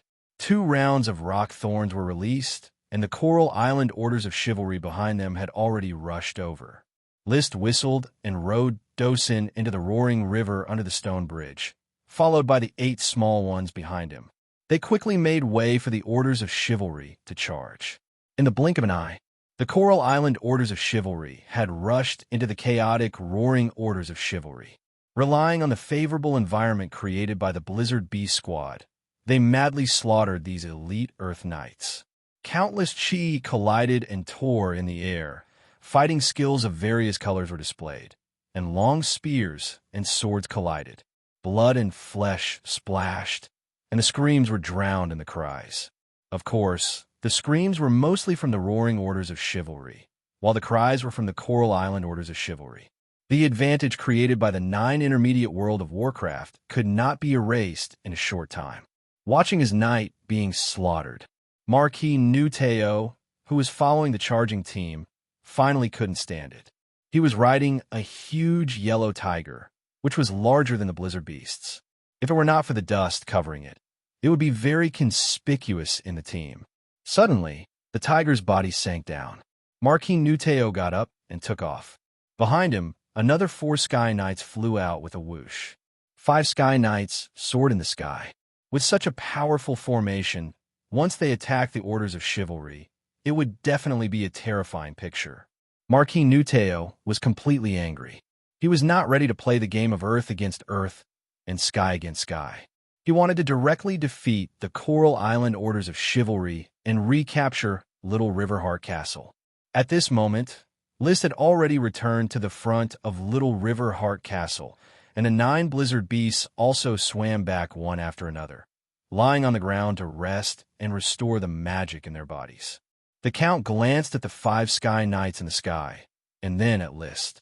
List nodded with a smile that was full of fighting spirit. He said softly in a voice that only he could hear, "It's time for me, the Slayer List Tulip, to show up." He unsheathed the Sky Cutter greatsword and activated his dragon's Do Chi. Stomp! Stomp! 2 deep footprints were left on the turf. He soared into the air and directly went to meet the 5 Sky Knights. His eyes wandered around before finally locking onto the golden-armored Sky Knight with the densest chi within his body. Without a doubt, this knight who liked to wear golden armor like Deborah was Marquis Wildwave. When he was young, he was known as the Raging Wave Sword Saint, the Sky Knight with the perfect level of the water attribute, and the master of the river source, Di Maria Rainflower Stone. List saw him, and he also saw List. Ignoring Llewellyn behind List, Di Maria rushed directly to List. His fighting spirit was high, but his expression was not the slightest bit careless. He had asked the fleeing knight of Little Riverheart Castle and learned that on the battlefield the day before yesterday, List had defeated Yevich and Deborah with 1 sword strike each. Since Yevich and Deborah could guess that List belonged to the ancient warrior inheritance, he could naturally guess the same. There were strong and weak ancient warrior inheritances. The strong ones were the Marquis of Boulder, who wore bearskin, and were known as the strongest under the Dragon Knight. As for the weak ones, they were certainly the same as the knight training, with beginners and losers. In his heart, he had already seen List as a strong person like the Marquis of Boulder, so he paid 120% of his attention. In his hand was a long sword that was as translucent as a light blue crystal. One could vaguely see that it was originally a piece of bone that had been carefully carved based on the original shape of the bone. There were no gems embedded, but the hilt, crossguard, and blade all seemed to be plated with a faint silver luster. Surging water attribute fighting aura covered the long sword. The flying Marquis of Boulder saw that he was about to collide with List. He suddenly waved the long sword, throwing out a light blue light that instantly turned into a surging waterfall, shrouding List. His nephew, Deborah, was of the thunder attribute. He was of the water attribute. Boom! The waterfall formed from high-level water attribute fighting aura engulfed List in the blink of an eye, like a huge wave crashing into a surfer. But just as the waterfall engulfed List, it exploded in the next moment. Countless water vapors rose, spreading into a large cloud in the air. Then, within the water vapors, a smear of red blossomed. It crashed straight into DeMaria's chest, but it was List, shrouded in flames. Dragon fighting defeating high-level fighting aura was nothing at all. Even if the opponent's high-level water attribute fighting aura was so thick that it was almost tangible, it still could not contend against dragon fighting aura.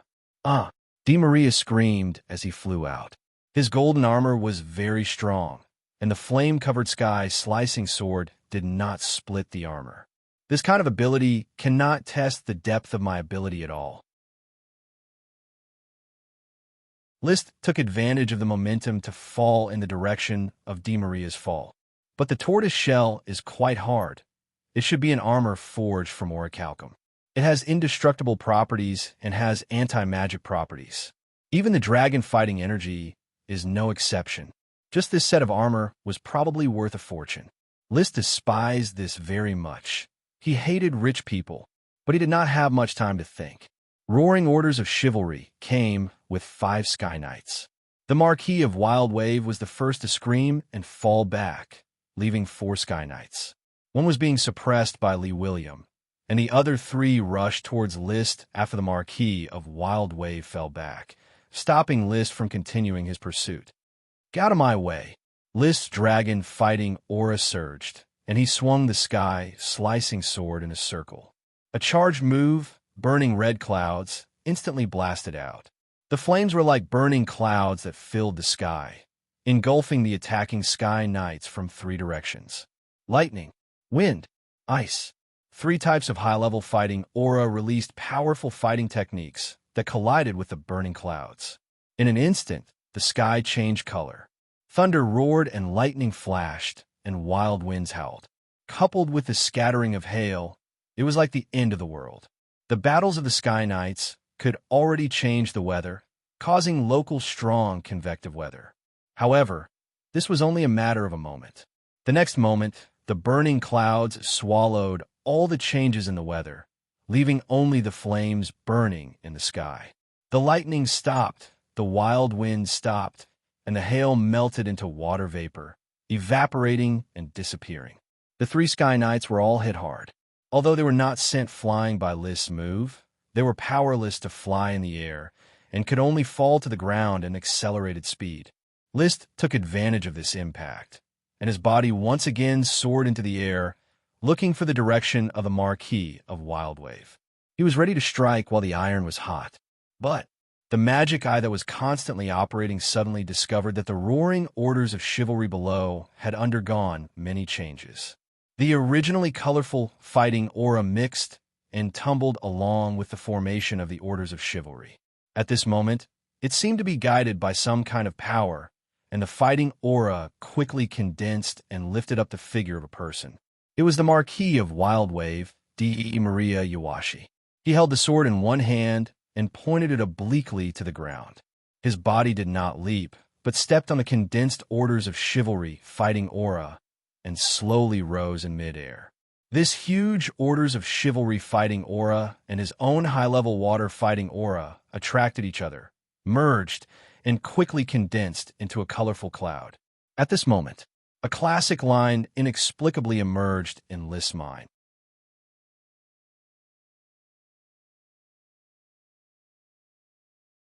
Chapter 6:23. Bah! List threw away the lines that appeared in his mind in disgust, and even had a feeling of jealousy. He should have been the one to create this eye-catching scene of stepping on colorful, auspicious clouds and wearing golden armor. But he was played by Marquis Nuteo, neither fish nor fowl. A monkey's crown. He frowned slightly, but his figure did not stop at all. No matter how eye-catching Di Maria Rain Flowerstone's posture was for List, it was just a matter of a sword slash. Blazing sun stabbed, covered in flames, he suddenly waved the sky, slashing sword, and attacked fiercely with a charged move. Marquis Nuteo's eyelids twitched slightly, and a cold light bloomed in his eyes. He suddenly raised the Ice Soul Dragon, slaying sword in his hand, and slashed down diagonally with both hands. In an instant, the Orders of Chivalry's fighting energy that had gathered around him seemed to have a vent, violently erupting like a rolling tide, and the world lost its color. Boom! This surging mixed fighting energy quickly collided with List's dragon fighting energy. The invincible dragon fighting energy could still easily collapse the mixed fighting energy, but the mixed fighting energy seemed to be endless. However, the mixed Do-Chi seemed to be endless. One batch of Do-Chi collapsed, and another batch surged forth, forcibly repelling the dragon Do-Chi. Then, like a wave, it hit List, who could not stop his body.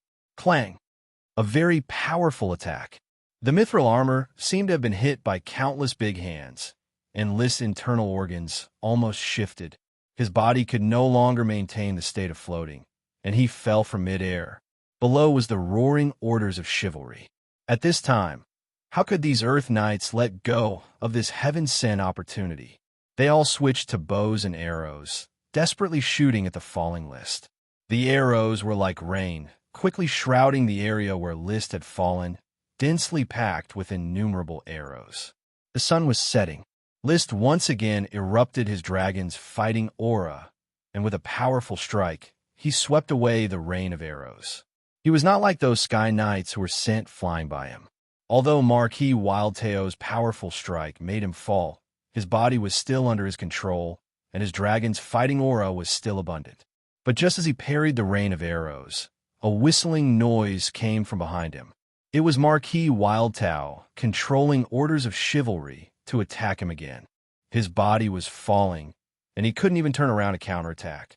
He could only fill the air with dragon fighting energy to resist Marquis Nuteo's second attack. Mixed fighting energy could still rely on quantity to make up for the difference and defeat the powerful dragon fighting energy. Xiao!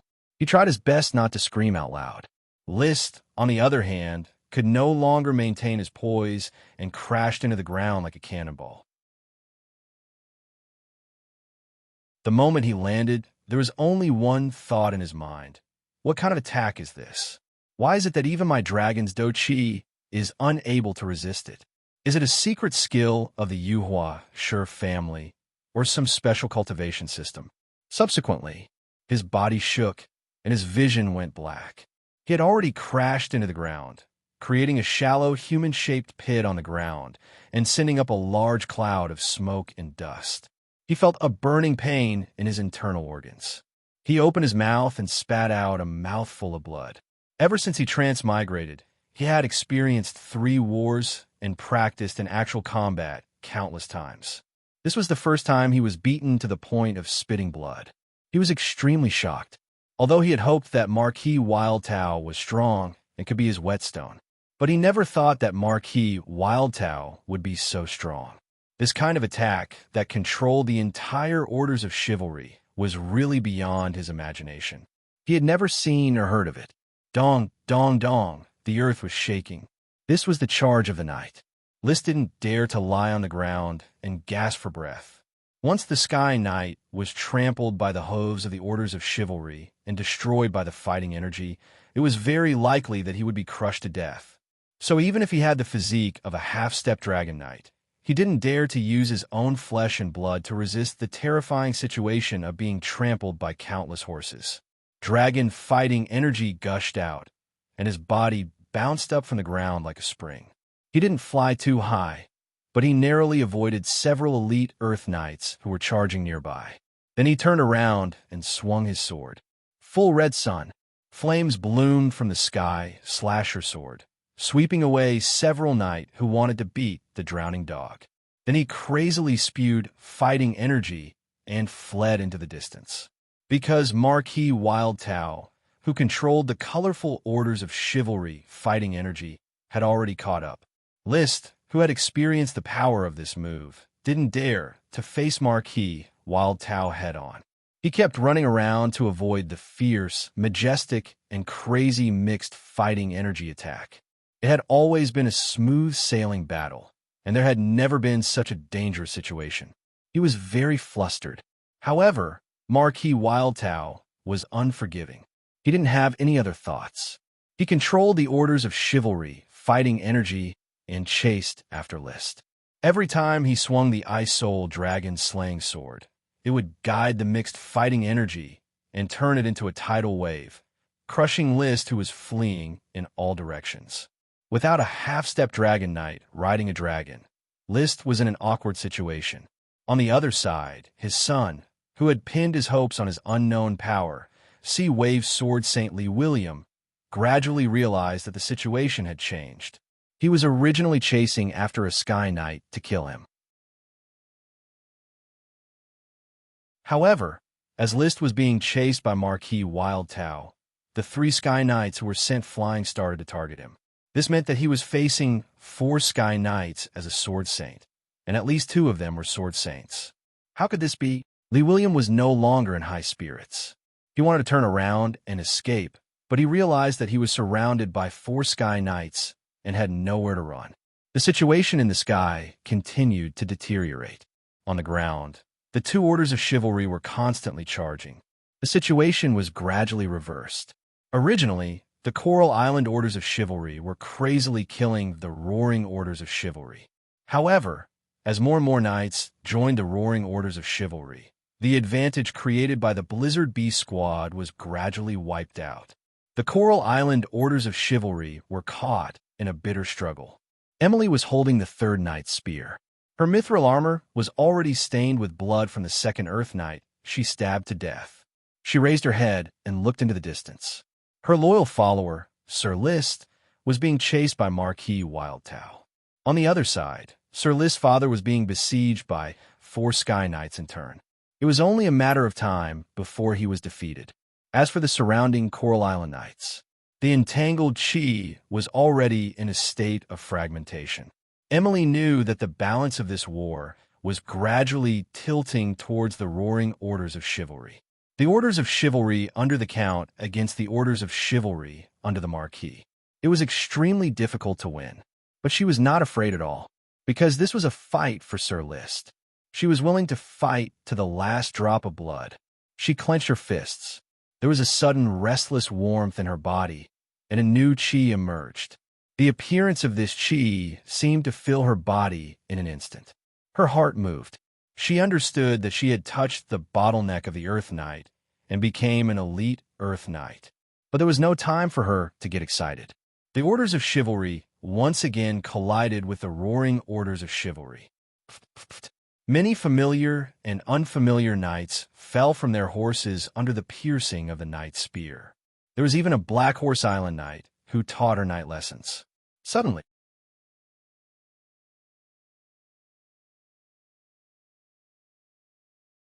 Chapter 624. Facing the knight's spear that almost killed her, Emily's gaze did not waver. Emily's eyes did not waver at all. She quickly raised her knight's lance, infused it with lightning combat chi, and thrust forward. In the blink of an eye, the 2 horses brushed past each other. Crack! The spear shaft broke. The spearhead pierced through the other party's chest. She had killed another Earth Knight, but it was to no avail. Coral Island's knight continued to lose members. There were originally more than 1,000 cavalrymen, but after a few charges, a third of them had already perished. Behind the Roaring orders of chivalry, new knights continued to emerge.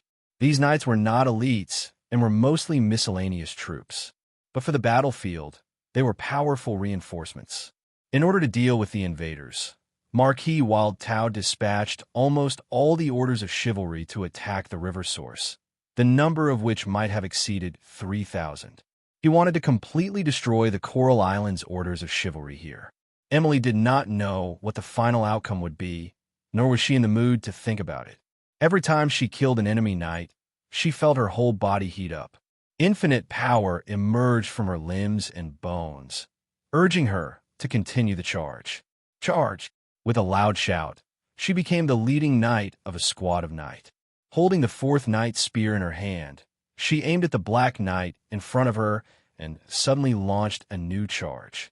Thunder-attributed chi filled the air, unexpectedly condensing, entangling, and interweaving the chi in the surroundings that was about to fall apart. The knights behind him all felt as if their chi was resonating with something, and there was a huge increase in their strength. Following this feeling, the knights frantically shouted, "Charge! Charge! Charge! Flee! Flee again!" List found that he could not contend against Marquis Wild Tao, who was controlling the orders of chivalry's chi. However, Marquis Wild Tao's speed was not too fast, and it was difficult for him to catch up. List understood this. His brain spun frantically. The restlessness and arrogance he had before the battle had been completely shattered. He began to carefully deal with every crisis. From the corner of his eyes, he noticed that even though William was in a precarious situation, he was, after all, a veteran sword saint. Not only that, but he was also a water element warrior who specialized in endurance and toughness. He would not be defeated so easily. Di Maria's move to control orders of chivalry is too strong. If I don't break this move, I will definitely lose this battle. The only thing we can do now is to first slaughter the orders of chivalry and cut off the Marquis of Fury Tao's orders of chivalry. Usually, to capture a thief, one must first capture the leader, but the leader was too strong, so they could only cut off the wings first. Circulating his dragon's battle chi, he barely managed to put some distance between them. List quickly switched to the swift shadow bow and coolly turned his head to look at the moon. 3 arrows flew in a triangular formation towards the position of roaring orders of chivalry, who was not protected by Marquis Nuteo. Boom, boom, boom. Every arrow exploded, setting off a sea of flames that engulfed a few black armored knights riding on a black horse. Stop! Marquis Nuteo spoke for the first time. Using some unknown method, his voice reverberated above the orders of chivalry like thunder. Hearing this, List's eyes grew brighter and brighter. The enemy's intimidation usually meant that he did the right thing. He once again fled into the distance, turned his head to look at the moon again, and killed a group of knights with 3 arrows.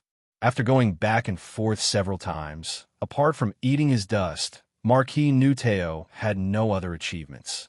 On the contrary, the more List shot, the happier he became. Moreover, he learned how to shoot and coordinated with the Coral Islands' orders of chivalry. He observed the momentum of the Coral Islands' orders of chivalry's charge and cleared out the roaring orders of chivalry's resistance. With the power of the Dragon Knight, dealing with a group of Earth Knights was simply like using an anti-aircraft gun to hit a mosquito. Although it seemed like bullying the weak, the effect was remarkable.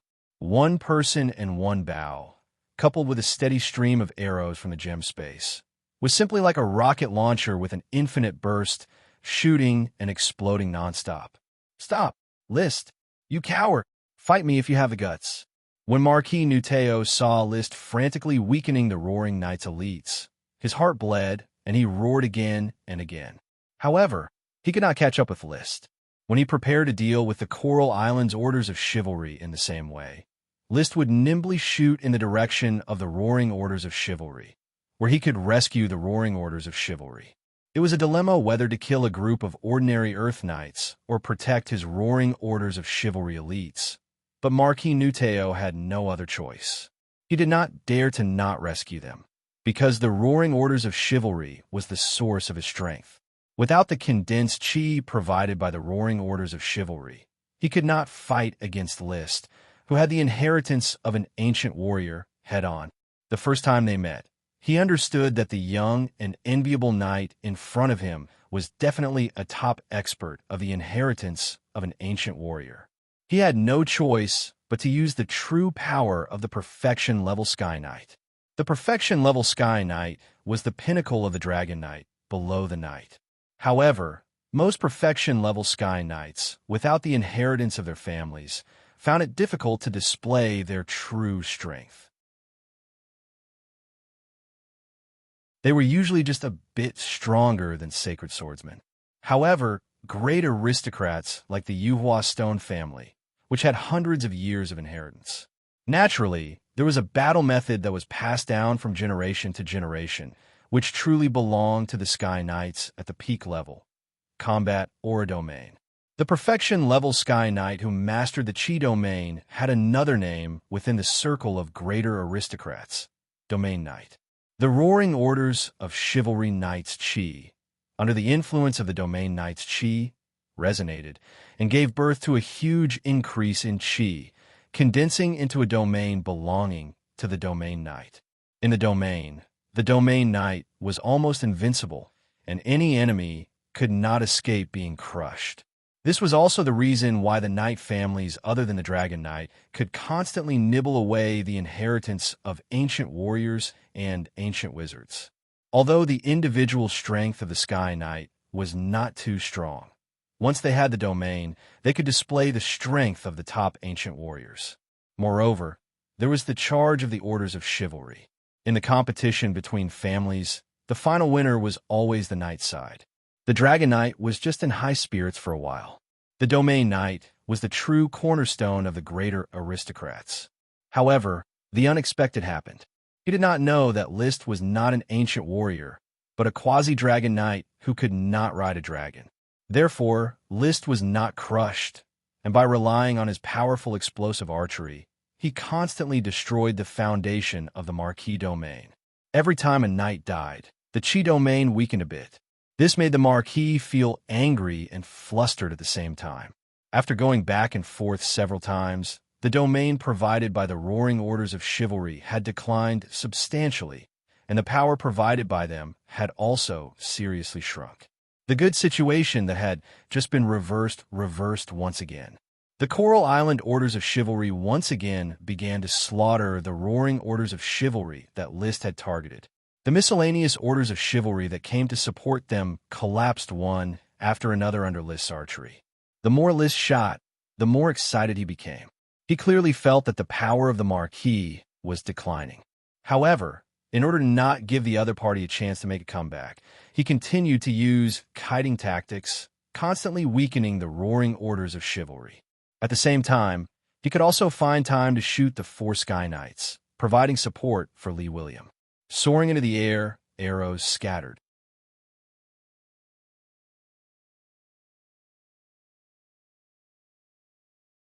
Chapter 625.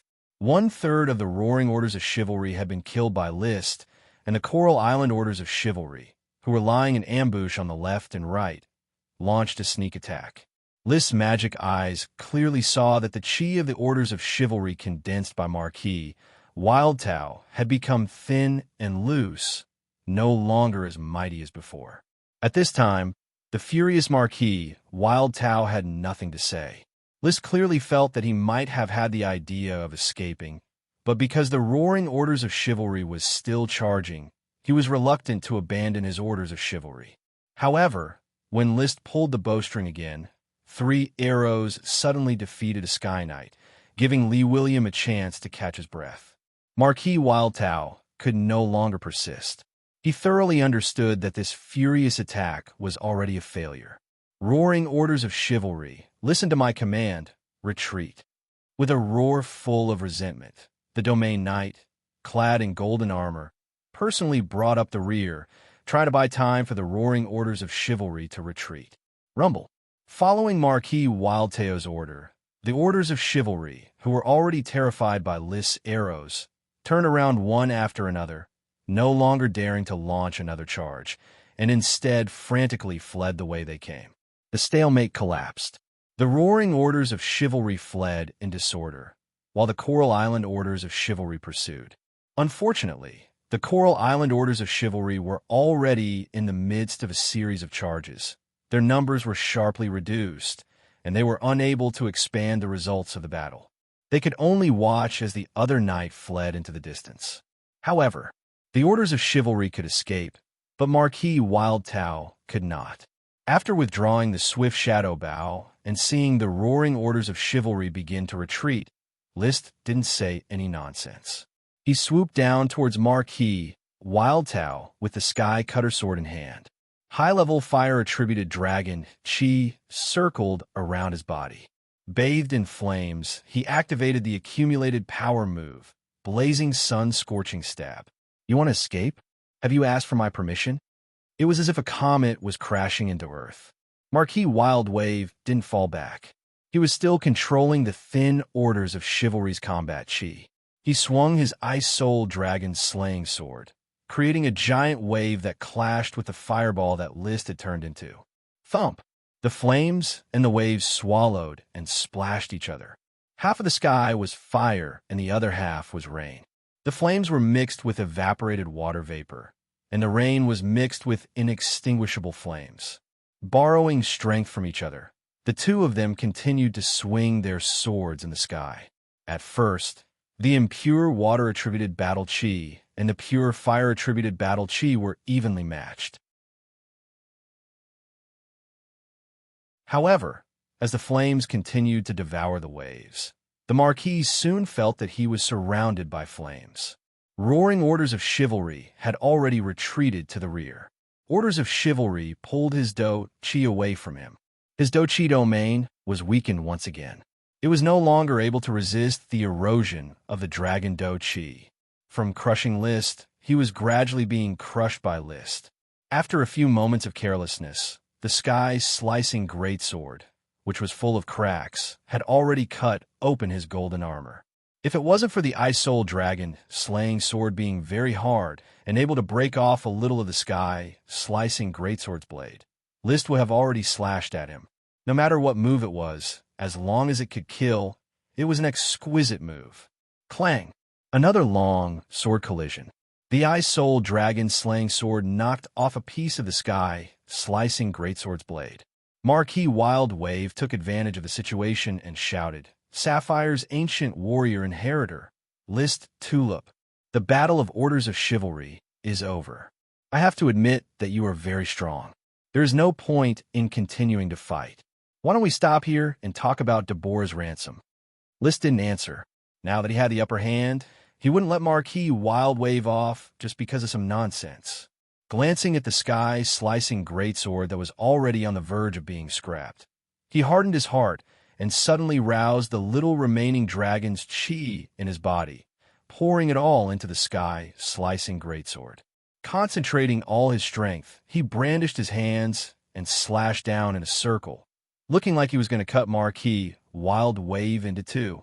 Seeing this, Marquis Wild Wave's eyes were red. "What enmity do I have with you?" He cursed in his heart, but he had no choice but to raise the Ice Soul Dragon slaying sword above his head in a panic to resist List's suicidal attack. However, he miscalculated once again. List's move was just a feint. His real target was the Ice Soul Dragon slaying sword's hilt. Clang! The sky-slicing greatsword broke into two pieces on the spot and was completely destroyed. However, the surging dragon's chi exploded, successfully injuring the Marquis Wild Wave's hand that was holding the Ice Soul Dragon slaying sword. He dropped the Ice Soul Dragon slaying sword on the spot. He seemed to understand that he had been tricked. Marquis Wild Wave ignored the injury on his hand and pounced on the falling Ice Soul Dragon slaying sword. List was panting. That move just now had consumed too much dragon's chi. However, his plan was not complete yet. He gritted his teeth and took out the swift shadow bow again. He drew the bow and added an arrow to it. 3 arrows flew out. Then, another 3 arrows flew out. The ultimate meaning of multiple arrows, multiple phantom arrows, was cast to attack the Marquis Wild Wave's path. This archery technique was very exquisite. As long as it was successfully cast, it would almost never miss. It was the same this time. 6 arrows drew unpredictable trajectories and hit the Marquis Wild Wave hard. The golden armor was indeed strong. The arrows could not completely penetrate it. However, the exploding dragon's chi directly blasted the Marquis Wild Wave hundreds of meters away. In the next second, List fell rapidly and caught up with the Ice Soul Dragon's slaying sword that was falling freely. When he held the sword hilt, he suddenly felt a cold aura, causing the restless fire chi in his body to stagnate. Could the Ice Soul Dragon slaying sword be made from the bones of an ice dragon? It doesn't seem to match my fire chi very well. However, the weight and size are not bad. Especially this asymmetrical design, it fits my taste very well. He held the Ice Soul Dragon slaying sword as he landed. After a quick look, he liked the eye-catching design of the sword. It was crystal clear, radiated cold light, and had a strange design. It was very eye-catching. This kind of weapon that attracted people's attention clearly matched List's style of clothing. He tried to inject fire chi. He felt that this big elf soldier's fire chi bonus was very weak. However, whether it was the speed of infusion or the smoothness of the circulation, it was much better than the damaged Sky Cutter Greatsword. Perhaps it was a little incompatible with fire chi, but it would have no problem filling the position of the Sky Cutter Greatsword. The weapon itself did not have any attribute that could restrain it. It could only be said that the materials had restrictions on the circulation speed of different attributes of chi, just like how different objects have different electrical resistance. As a big elf soldier made from dragon bones, the Ice Soul Dragon slaying sword's electrical resistance was much lower than the Sky Cutter Greatsword. Even its resistance to fire chi was lower than the Sky Cutter Greatsword. Coupled with the sturdiness of the materials and the special attribute that the big elf blood gave, this sword quickly became the ideal sword in List's mind. He looked up and saw that Marquis Wild Tao, who had been shot away, did not rush over to grab the Ice Soul Dragon slaying sword. He just looked at List from afar, then took the 4 Sky Knights who had retreated and flew away. The remaining knight, escorting the roaring orders of chivalry, completely left the battlefield of Little Riverheart Castle. He did not even seem to want to talk about the ransom of his nephew, Deborah. List stood where he was. He did not chase after Marquis Wild Tao. He had not familiarized himself with the Ice Soul Dragon slaying sword, and his dragon chi was almost exhausted. Even if he caught up, it would be difficult to kill Marquis Wild Tao. Moreover, if he really killed Marquis Wild Tao, it would be a big sensation. Although there were many marquises in the Eagle Kingdom, as a great lord, the shock of his death or capture was likely to attract the attention of the Dragon Knight. Before the iron mine of Trap Dragon Mountain was snatched, it was not good to be high profile.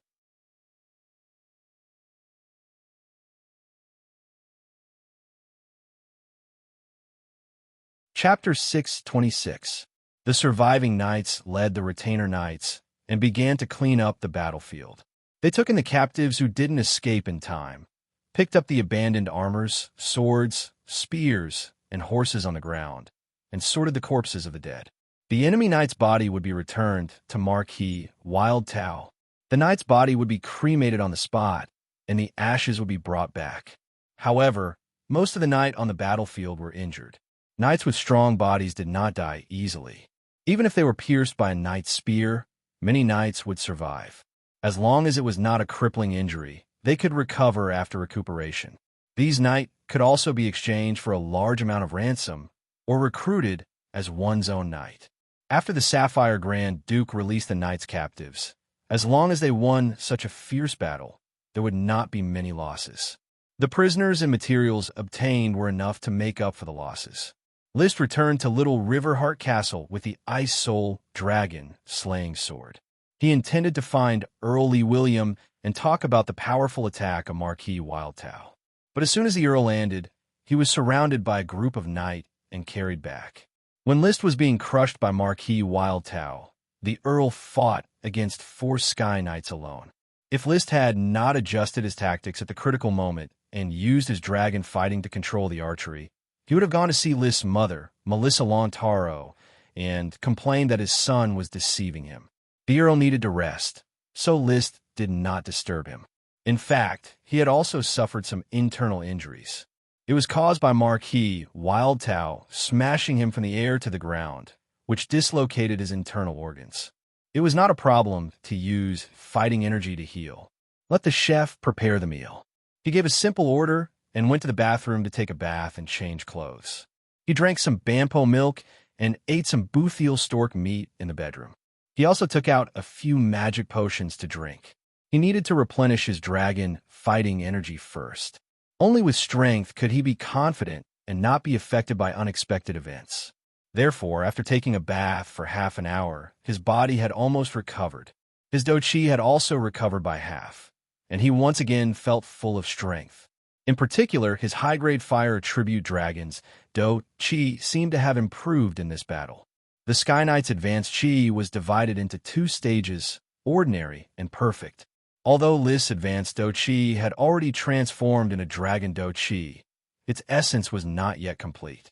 This was a brand new training experience. He was probably the only one who could train with a dragon before his combat aura was perfected. In the dining room, a table of delicacies had already been prepared. The chef was brought by List from the Flower Town. Although he was not as good as Mrs. Abby, but he was very knowledgeable in cooking and stir-frying. List had just sat down and put on his napkin. He already knew that List had snatched the Ice Soul Dragon's slaying sword from the hands of Marquis Wildtao. "My lord, I know why you're here." List tossed the Ice Soul Dragon slaying sword to him. "Take a good look. Also, tell me about this great elf soldier's attributes." "Thank you, my lord." Arvin took the Ice Soul Dragon's slaying sword with trembling hands and gasped with excitement. "I thought that I would never see the family treasure again. With Marquis Wildtao's status and power, he would never return the Ice Soul Dragon slaying sword. The Eagle Sword family has held this sword for hundreds of years." List listened to his explanation while eating. Although Arvin's aptitude was a bit wasted and the Eagle Sword family had long since declined, but the information about the Ice Soul Dragon slaying sword had been passed down from generation to generation. At the beginning of the Eagle Kingdom's founding, an ice dragon was slain. A piece of the dragon's forelimb bone was sealed by the royal family's wizards and later rewarded to my family. At that time, the family's Iron Knight ancestor, after several fumbles, forged a dragon bone weapon. Later, they obtained a great elf whose lifespan was about to end. They soaked it in the great elf's blood and recast it, completing the Ice Soul Dragon's slaying sword as a symbol of the family's inheritance. Its basic attribute is to amplify the ice attribute fighting energy, which can achieve a fourfold effect. The more powerful the knight, the more power it can display. At the same time, it can amplify the water, thunder, and wind attribute fighting energy by 2 to 3 times. Even the fire attribute fighting energy can achieve a 1-fold amplification. At the same time, it can also increase the degree of solidification of fighting energy and slow down the speed at which fighting energy dissipates. But its real strength is the special ability given by the great elf's blood. This is a secret that even Marquis Wildtao doesn't know. I've always said to Deborah that I don't know, but in fact I do. The blood of the elves had a special bonus to weapons. List was very clear about this. As a small elf weapon, the Swift Shadow Bow's special effect was to increase the speed of arrows. So he asked with shining eyes, "What is the special ability of the Ice Soul Dragon slaying sword?" "Ice Sealing Domain." "Ice Sealing Domain. What does that mean?" Arvin replied, "My lord, I watched the whole battle between you and Marquis Wildtao from the castle. If my family's inheritance is not wrong, Marquis Wildtao is a powerful domain knight." "Domain knight? What does that mean? Ancient warrior inheritance?" On the contrary, the domain knight severed quite a lot of ancient warrior inheritance. I'm just an elite earth knight and don't know much about the Sky Knight. In the knowledge passed down by my family, it is recorded that the perfect Sky Knight can resonate with the fighting energy of the Orders of Chivalry and form a powerful fighting energy domain. Tell me in detail. I heard my father mention it before. At that time, I just treated it as a story and listened to it casually. I'm not very clear. My father told me that the fighting energy domain of a domain knight is not indestructible. The Ice Soul Dragon slaying sword can freeze the resonance of the fighting energy domain and cut off the source of the domain knight's power. This was a new training system. Or rather, it was a missing link between the Sky Knight and the Dragon Knight. List asked Arvin in detail, but Arvin knew only vaguely. He only knew that the perfect Sky Knight had a fighting energy domain. As for the cultivation method of the fighting energy domain, he knew nothing. Even the ability of the Ice Soul Dragon Slaying Sword to freeze the fighting energy domain, Arvin did not know how to activate it. My lord, you need to figure this out. All I can provide is that the Ice Soul Dragon Slaying Sword seems to be able to transform the fighting energy of the user. I remember my father said that if he could use the Ice Soul Dragon Slaying Sword, then he could make a fortune by selling ice. Unfortunately, to drive it, he needs high-level fighting energy. After that, Arvin handed the Ice Soul Dragon Slaying Sword back to List with both hands and knelt on one knee to perform the knight's loyalty etiquette. Thank you, my lord, for rescuing me from the cage and taking back the Ice Soul Dragon Slaying Sword that has been passed down for generations. Arvin Eagle's sword will follow you loyally and swear by the glory of the night to charge for my lord.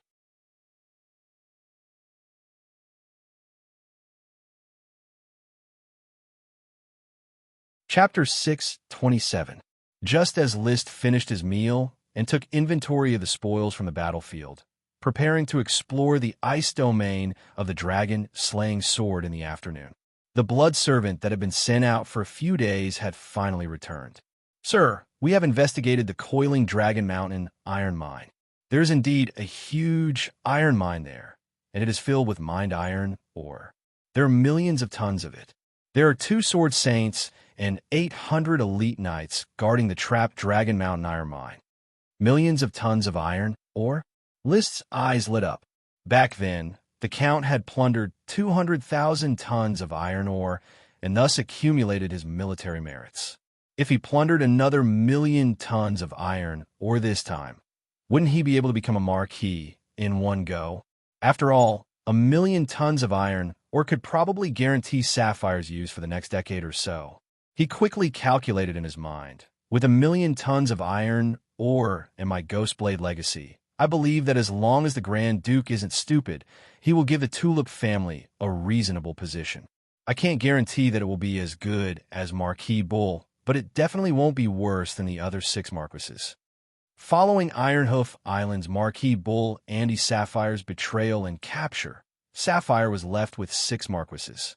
4 fiefdom marquises: Red Crab Island's Marquis Merlin Lontaro, Deep Throat Island's Marquis Wallace Pineapple, Golden Island's Marquis Roderick Golden Wheat, Leather Island's Marquis Ramirez White Glutinous Rice, 2 Blue Blood Alliance's Marquis Maple City's Marquis Glendenton Maple Leaf, Quicksand City's Marquis Nesta Great Flower Orchid.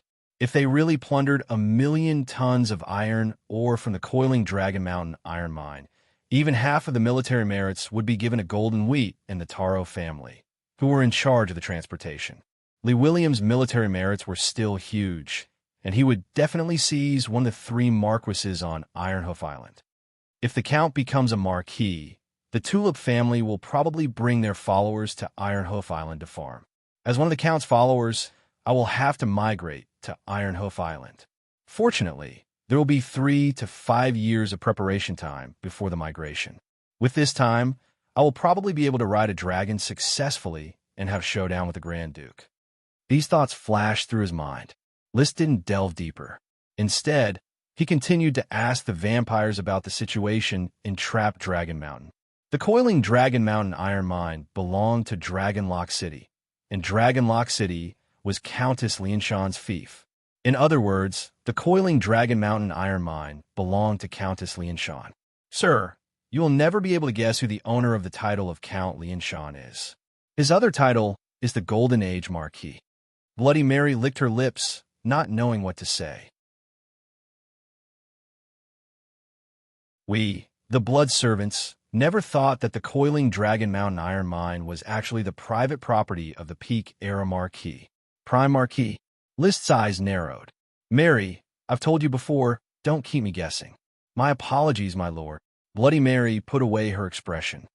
The true identity of the Marquis of Peak Prosperity and Countess Xianxia is the King's Dragon Knight, the master of the Black Knight family, Alonso Copernicus. In fact, we also discovered a pure-blood vampire in the trapped Dragon Mountain iron mine. He raised his eyebrows. Liszt felt that he and Alonso Copernicus were fated. The mastermind behind the betrayal of the Bull Marquis was most likely Alonso Copernicus. The financial backer behind the Goat Gathering was Alonso Copernicus, and the master of the Black Knight family was also Alonso Copernicus. Now, even the iron mine that he planned to rob still belonged to Alonso Copernicus. I haven't even succeeded in riding a dragon, and I already have to completely offend a powerful Dragon Knight. Or is it that when I announce my identity as a Dragon Knight, the person who will most likely initiate the dragon-slaying war will be this Eagle Kingdom Dragon Knight? This thought emerged in Liszt's mind, and he could not help but ponder. Whether it was the few wars or the smoke missions, they all vaguely pointed the spearhead at Alonso Copernicus. Perhaps this person would really be his future opponent in the dragon-slaying war. Not every Dragon Knight would encounter the dragon-slaying war, but if a Dragon Knight wanted to build a country, divide his own power, and change the power structure of the world, it would definitely cause other Dragon Knight to take action. Either one or a few would come to test him. If Andrew Sapphire had not survived the dragon-slaying war more than 150 years ago, there probably would not have been the birth of the Grand Duchy of Sapphire. This was a huge wake-up call for Liszt. His gaze landed on the 5 blood servants. Liszt was already immersed in his own thoughts. Alonso Copernicus is the biggest threat in the dragon-slaying war, and the missions I completed before were more or less related to him. Maybe this is a series of missions in preparation for me to win the dragon-slaying war.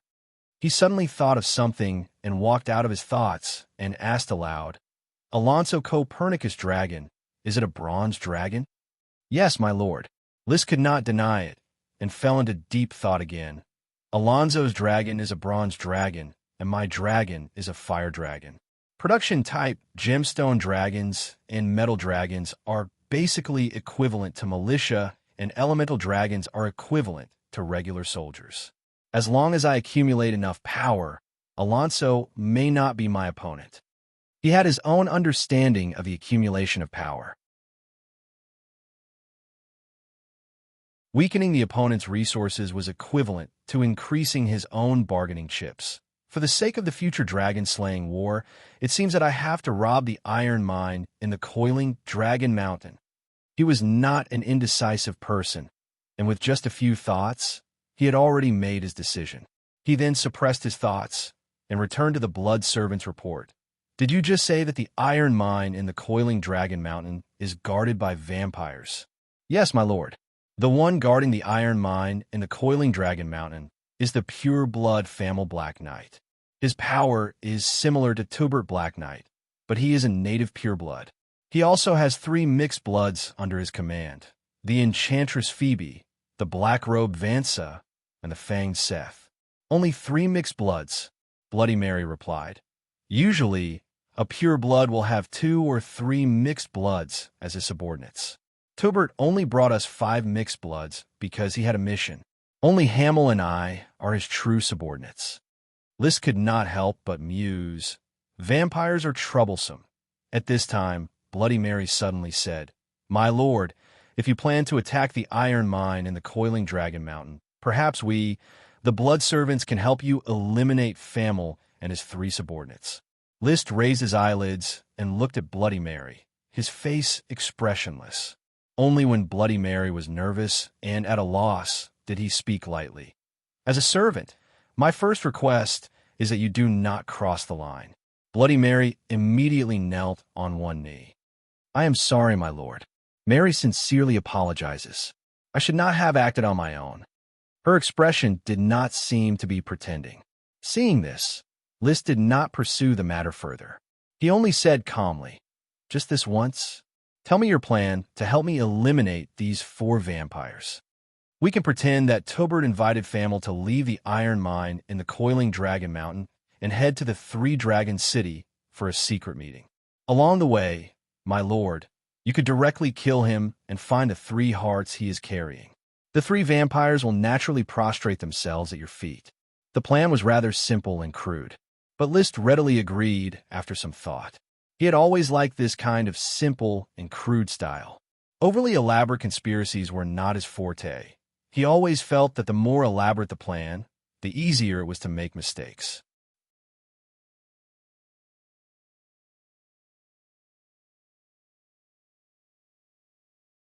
Chapter 628. If the plan is successful, marry. I will reward you with Tilbert's heart. As for you guys, continue to make contributions, and Famer's heart may belong to one of you. Just relying on a big stick could make the blood servants revere him, but they would not necessarily work hard. But with Carrot's participation, it was believed that these vampires would do their best to obtain the delicious pure-blood vampire's heart. But looking at the expressions and eyes of Bloody Mary and the 4 blood servants, he knew that the method was effective. He sent away the blood servants.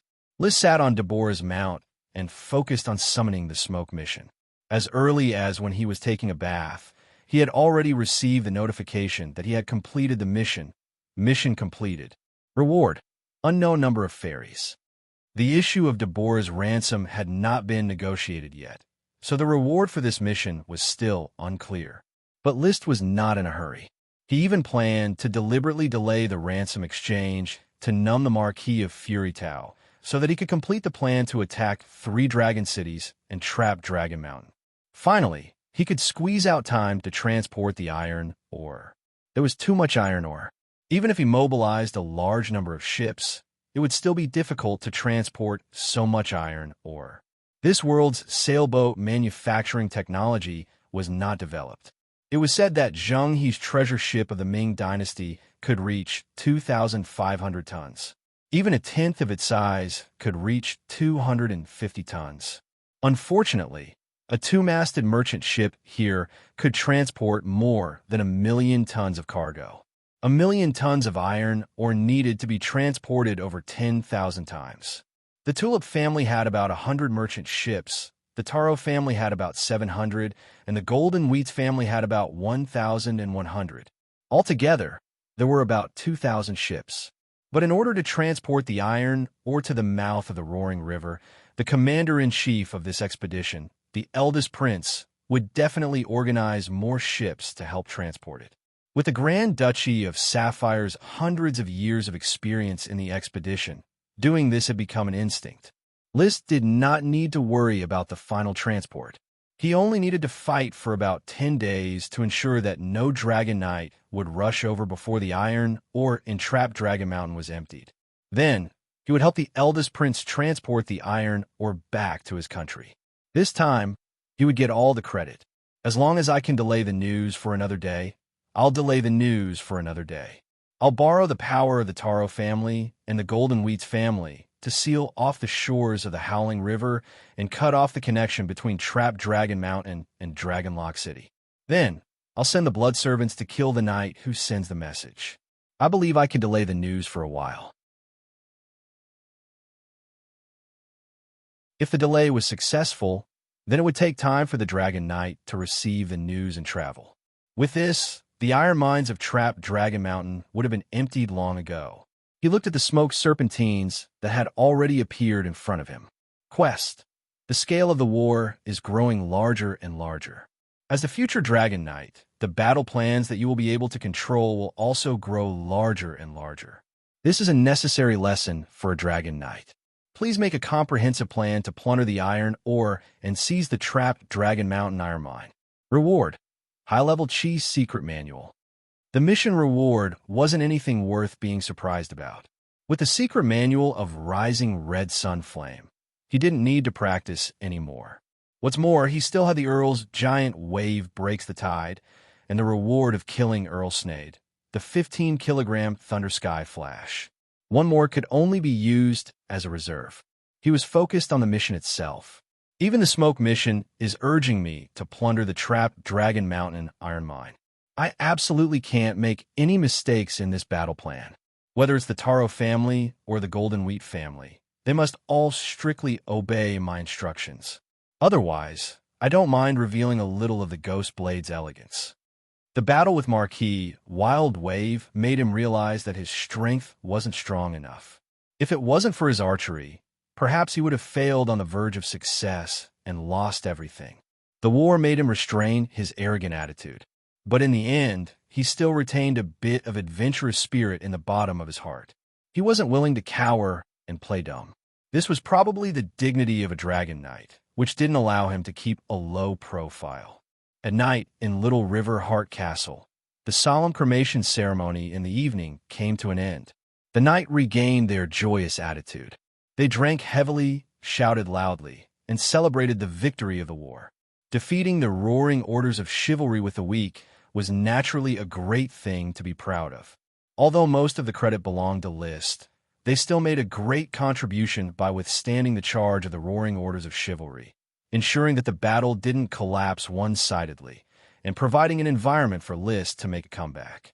This toast is to wish His Excellency List to ride the dragon as soon as possible and reach the peak of the night. To wish His Excellency List to ride the dragon as soon as possible. His Excellency to ride the dragon as soon as possible. The knights roared and spilled beer everywhere. Riding a dragon was a wish that was always on the lips of knights. They witnessed how List killed the powerful Marquis Wildwave. In their minds, if the Grand Duchy of Sapphire had a new dragon, the next person to ride the dragon would be List. Of course. Deep in their hearts, no one thought that List could ride the dragon. Dragons were too rare, and it was too difficult to ride a dragon. Many people didn't even have a clear concept of dragons. Those nobles with dragons always liked to keep it secret to ensure that the nobility and authority of the dragon would not be shaken. In other words, the nobles had a strict confidentiality mentality for any secret that could shake their status. Elf training was confidential. Knight training was confidential. Iron Knight training was confidential. Cultural knowledge was confidential, and dragons were the most confidential content. At this moment, List, who was being congratulated by the knight, was chatting with the count, who was resting in bed in the bedroom. The battlefield has been counted. More than 500 people were killed, but more than 800 were captured. I myself only replenished the Black Horse Island orders of chivalry, and then most of the night was used to make up for your losses. Viscount Jonas and Viscount Trick are satisfied with the results of this distribution. You already have the authority that they dare not offend. Naturally, they have no objection to your distribution, and I also trust your distribution. The Count's injury looked serious, but it was mostly skin trauma. After resting for a while, his complexion returned to normal, and he would be completely healed in a few days. I'm already preparing for the Kurong Mountain iron mine robbery plan. Once the Taro family and the Golden Wheat family are in place, the plan will be executed. If you could defeat Marquis Nuteo, the probability of success of the plan will be greatly increased. I have no objection to this. The feasibility of the plan is indeed very high, and it is all under my control. However, I need Father to coordinate with the Taro family and the Golden Wheat family so that they don't drag me down. Don't worry. By the way, Father, you saw my sword battle with Marquis Nuteo. Is there anything you can teach me? List was ready to ask the Count about the Domain Knight. However, the Count's face was gloomy. I have nothing to teach you. I can't understand your sword battle with Marquis Nuteo. Father, haven't you met a Domain Knight like Marquis Nuteo in many years of war? The Count was puzzled. A Domain Knight? Once a perfect Sky Knight resonates with the orders of chivalry, he can condense a combat or a domain and strengthen his own power. Such a perfect Sky Knight is called a Domain Knight. There are many perfect Sky Knights in the country, including Grandfather. Don't tell me you don't have a combat or a domain. Maybe you can wait for Roderick to come and ask him. The Count leaned on the pillow and looked at the ceiling with a confused look. I have experienced more than 20 orders of chivalry, but every time I fight, I deliberately avoid the Marquis's forces. If it wasn't for you, I wouldn't have agreed to fight Marquis Nuteo head-on. His meaning was clear. Lee William had always adhered to the policy of bullying the weak and raiding resources. So he might have fought a perfect Sky Knight before, but he had never fought a perfect Sky Knight in a big battle like the Orders of Chivalry. That was why he had never experienced the power of a Domain Knight. He didn't even know that there was a Domain Knight above the perfect level. He let out a long sigh. Suddenly, he turned his head and looked at his young, but mature second son. When Roderick and Messiro arrive, they will ask you why you are so strong. Maybe you should tell me how the glory of a knight favors you. List was silent for a moment. You're tuning in to the Eternal Immortal Ballad YouTube channel. Don't forget to subscribe and join us on this journey to catch the most captivating stories.